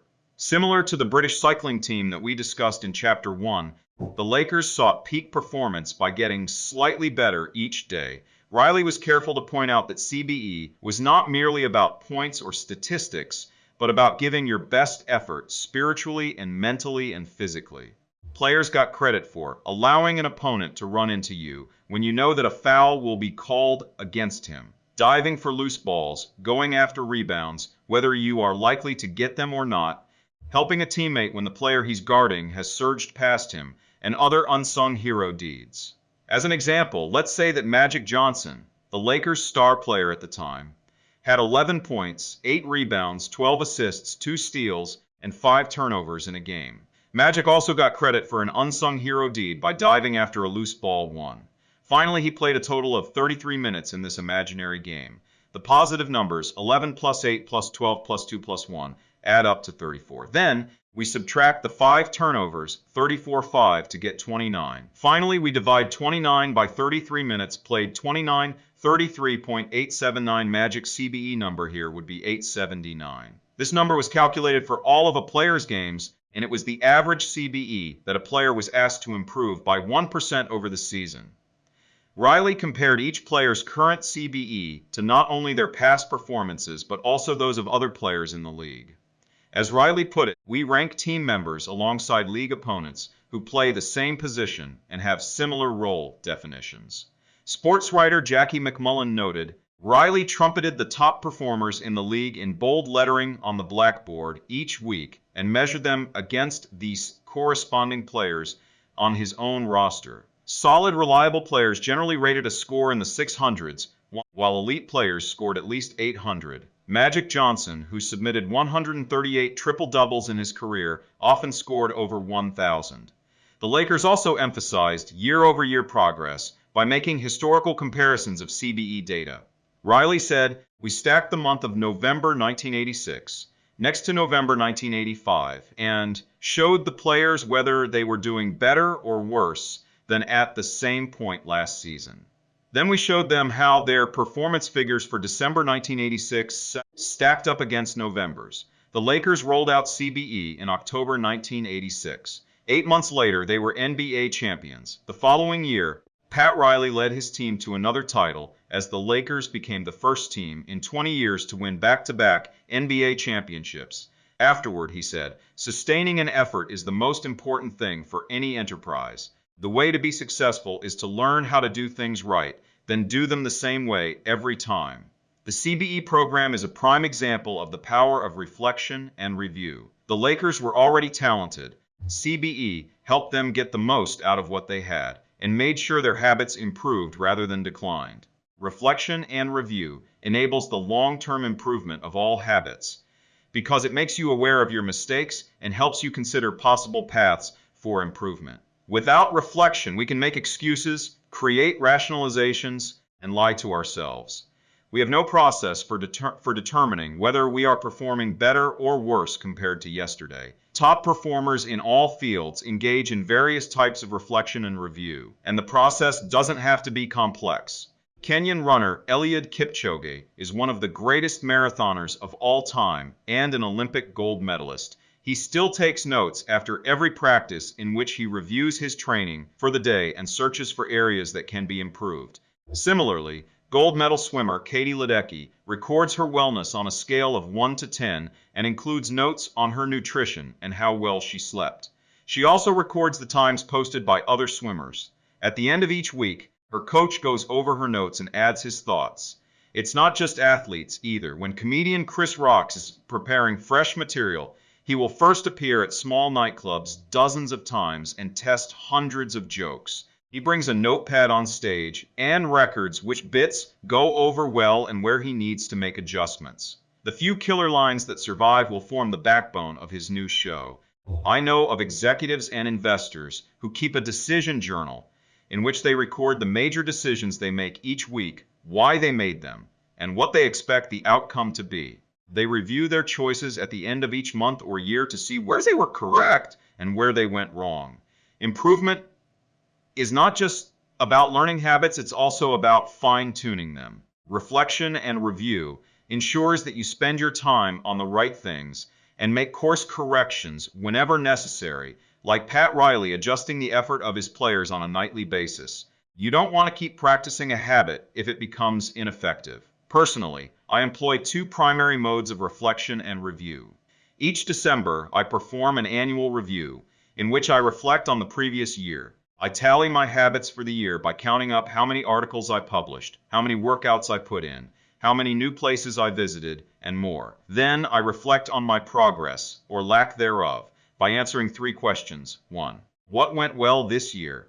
2. What didn't go so well this year? 3. What did I learn? 6 months later, when summer rolls around, I conduct an integrity report. Like everyone, I make a lot of mistakes. My integrity report helps me realize where I went wrong and motivates me to get back on course. I use it as a time to revisit my core values and consider whether I have been living in accordance with them. This is when I reflect on my identity and how I can work toward being the type of person I wish to become. My yearly integrity report answers 3 questions. 1. What are the core values that drive my life and work? 2. How am I living and working with integrity right now? 3. How can I set a higher standard in the future? These 2 reports don't take very long, just a few hours per year, but they are crucial periods of refinement. They prevent the gradual slide that happens when I don't pay close attention. They provide an annual reminder to revisit my desired identity and consider how my habits are helping me become the type of person I wish to be. They indicate when I should upgrade my habits and take on new challenges, and when I should dial my efforts back and focus on the fundamentals. Reflection can also bring a sense of perspective. Daily habits are powerful because of how they compound, but worrying too much about every daily choice is like looking at yourself in the mirror from an inch away. You can see every imperfection and lose sight of the bigger picture. There is too much feedback. Conversely, never reviewing your habits is like never looking in the mirror. You aren't aware of easily fixable flaws. A spot on your shirt, a bit of food in your teeth. There is too little feedback. Periodic reflection and review is like viewing yourself in the mirror from a conversational distance. You can see the important changes you should make without losing sight of the bigger picture. You want to view the entire mountain range, not obsess over each peak and valley. Finally, reflection and review offers an ideal time to revisit one of the most important aspects of behavior change: identity. How to break the beliefs that hold you back in the beginning. Repeating a habit is essential to build up evidence of your desired identity. As you latch on to that new identity, however, those same beliefs can hold you back from the next level of growth. When working against your identity creates a kind of pride that encourages you to deny your weak spots and prevents you from truly growing. This is one of the greatest downsides of building habits. The more sacred an idea is to us, that is, the more deeply it is tied to our identity, the more strongly we will defend it against criticism. You see this in every industry. the school teacher who ignores innovative teaching methods and sticks with her tried and true lesson plans, the veteran manager who is committed to doing things his way, the surgeon who dismisses the ideas of her younger colleagues, the band who produces a mind-blowing first album and then gets stuck in a rut. The tighter we cling to an identity, the harder it becomes to grow beyond it. One solution is to avoid making any single aspect of your identity an overwhelming portion of who you are. In the words of investor Paul Graham, keep your identity small. The more you let a single belief define you, the less capable you are of adapting when life challenges you. If you tie everything up in being the point guard or the partner at the firm or whatever else, then the loss of that facet of your life will wreck you. If you're a vegan and then develop a health condition that forces you to change your diet, you'll have an identity crisis on your hands. When you cling too tightly to one identity, you become brittle. Lose that one thing, and you lose yourself. For most of my young life, being an athlete was a major part of my identity. After my baseball career ended, I struggled to find myself. When you spend your whole life defining yourself in one way, and that disappears, who are you now? Military veterans and former entrepreneurs report similar feelings. If your identity is wrapped up in a belief like, I'm a great soldier, what happens when your period of service ends? For many business owners, their identity is something along the lines of, I'm the CEO or I'm the founder. If you have spent every waking moment working on your business, how will you feel after you sell the company? The key to mitigating these losses of identity is to redefine yourself such that you get to keep important aspects of your identity, even if your particular role changes. I'm an athlete becomes, I'm the type of person who is mentally tough and loves a physical challenge. I'm a great soldier transforms into, I'm the type of person who is disciplined, reliable, and great on a team. I'm the CEO translates to, I'm the type of person who builds and creates things. When chosen effectively, an identity can be flexible rather than brittle. Like water flowing around an obstacle, your identity works with the changing circumstances rather than against them. The following quote from the Tao Te Ching encapsulates the ideas perfectly. Men are born soft and supple. Dead, they are stiff and hard. Plants are born tender and pliant. Dead, they are brittle and dry. Thus, whoever is stiff and inflexible is a disciple of death. Whoever is soft and yielding is a disciple of life. The hard and stiff will be broken. The soft and supple will prevail. Lo, these habits deliver numerous benefits, but the downside is that they can lock us into our previous patterns of thinking and acting even when the world is shifting around us. Everything is impermanent. Life is constantly changing, so you need to periodically check in to see if your old habits and beliefs are still serving you. A lack of self-awareness is poison. Reflection and review is the antidote. Chapter summary. The upside of habits is that we can do things without thinking. The downside is that we stop paying attention to little errors. Habits plus deliberate practice. Mastery, reflection, and review is a process that allows you to remain conscious of your performance over time. The tighter we cling to an identity, the harder it becomes to grow beyond it.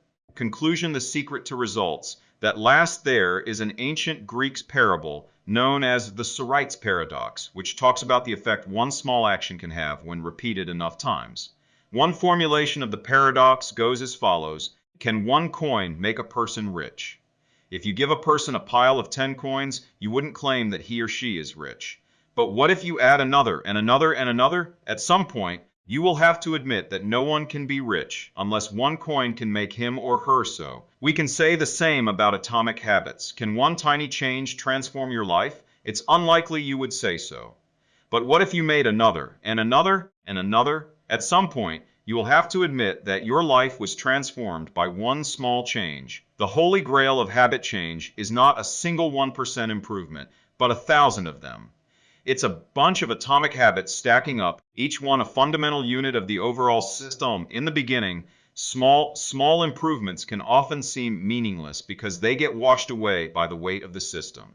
Just as one coin won't make you rich, one positive change like meditating for 1 minute or reading 1 page each day is unlikely to deliver a noticeable difference. Gradually, though, as you continue to layer small changes on top of one another, the scales of life start to move. Each improvement is like adding a grain of sand to the positive side of the scale. slowly tilting things in your favor.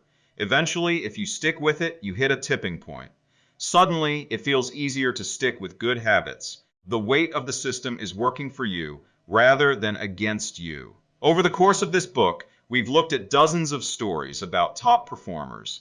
We've heard about Olympic gold medalists, award-winning artists, business leaders, life-saving physicians, and star comedians who have all used the science of small habits to master their craft and vault to the top of their field. Each of the people, teams, and companies we have covered has faced different circumstances, but ultimately progressed in the same way, through a commitment to tiny, sustainable, unrelenting improvements. Success is not a goal to reach or a finish line to cross. It is a system to improve, an endless process to refine. In Chapter 1, I said, if you're having trouble changing your habits, the problem isn't you. The problem is your system. Bad habits repeat themselves again and again, not because you don't want to change, but because you have the wrong system for change. As this book draws to a close, I hope the opposite is true. With the 4 laws of behavior change, you have a set of tools and strategies that you can use to build better systems and shape better habits. Sometimes a habit will be hard to remember and you'll need to make it obvious. Other times you won't feel like starting and you'll need to make it attractive. In many cases, you may find that a habit will be too difficult and you'll need to make it easy, and sometimes you won't feel like sticking with it and you'll need to make it satisfying. Behaviors are effortless here. Behaviors are difficult here. Obvious, invisible, attractive, unattractive, easy. Hard, satisfying, unsatisfying. You want to push your good habits toward the left side of the spectrum by making them obvious, attractive, easy, and satisfying. Meanwhile, you want to cluster your bad habits toward the right side by making them invisible, unattractive, hard, and unsatisfying. This is a continuous process. There is no finish line. There is no permanent solution. Whenever you're looking to improve, you can rotate through the 4 laws of behavior change until you find the next bottleneck. Make it obvious. Make it attractive. Make it easy. Make it satisfying. Round and round, always looking for the next way to get 1% better. The secret to getting results that last is to never stop making improvements. It's remarkable what you can build if you just don't stop. It's remarkable the business you can build if you don't stop working. It's my classmate took a full swing. It's remarkable the body you can build if you don't stop training. It's remarkable the knowledge you can build if you don't stop learning. It's remarkable the fortune you can build if you don't stop saving. It's remarkable the friendships you can build if you don't stop caring. Small habits don't add up, they compound. That's the power of atomic habits. Tiny changes, remarkable results.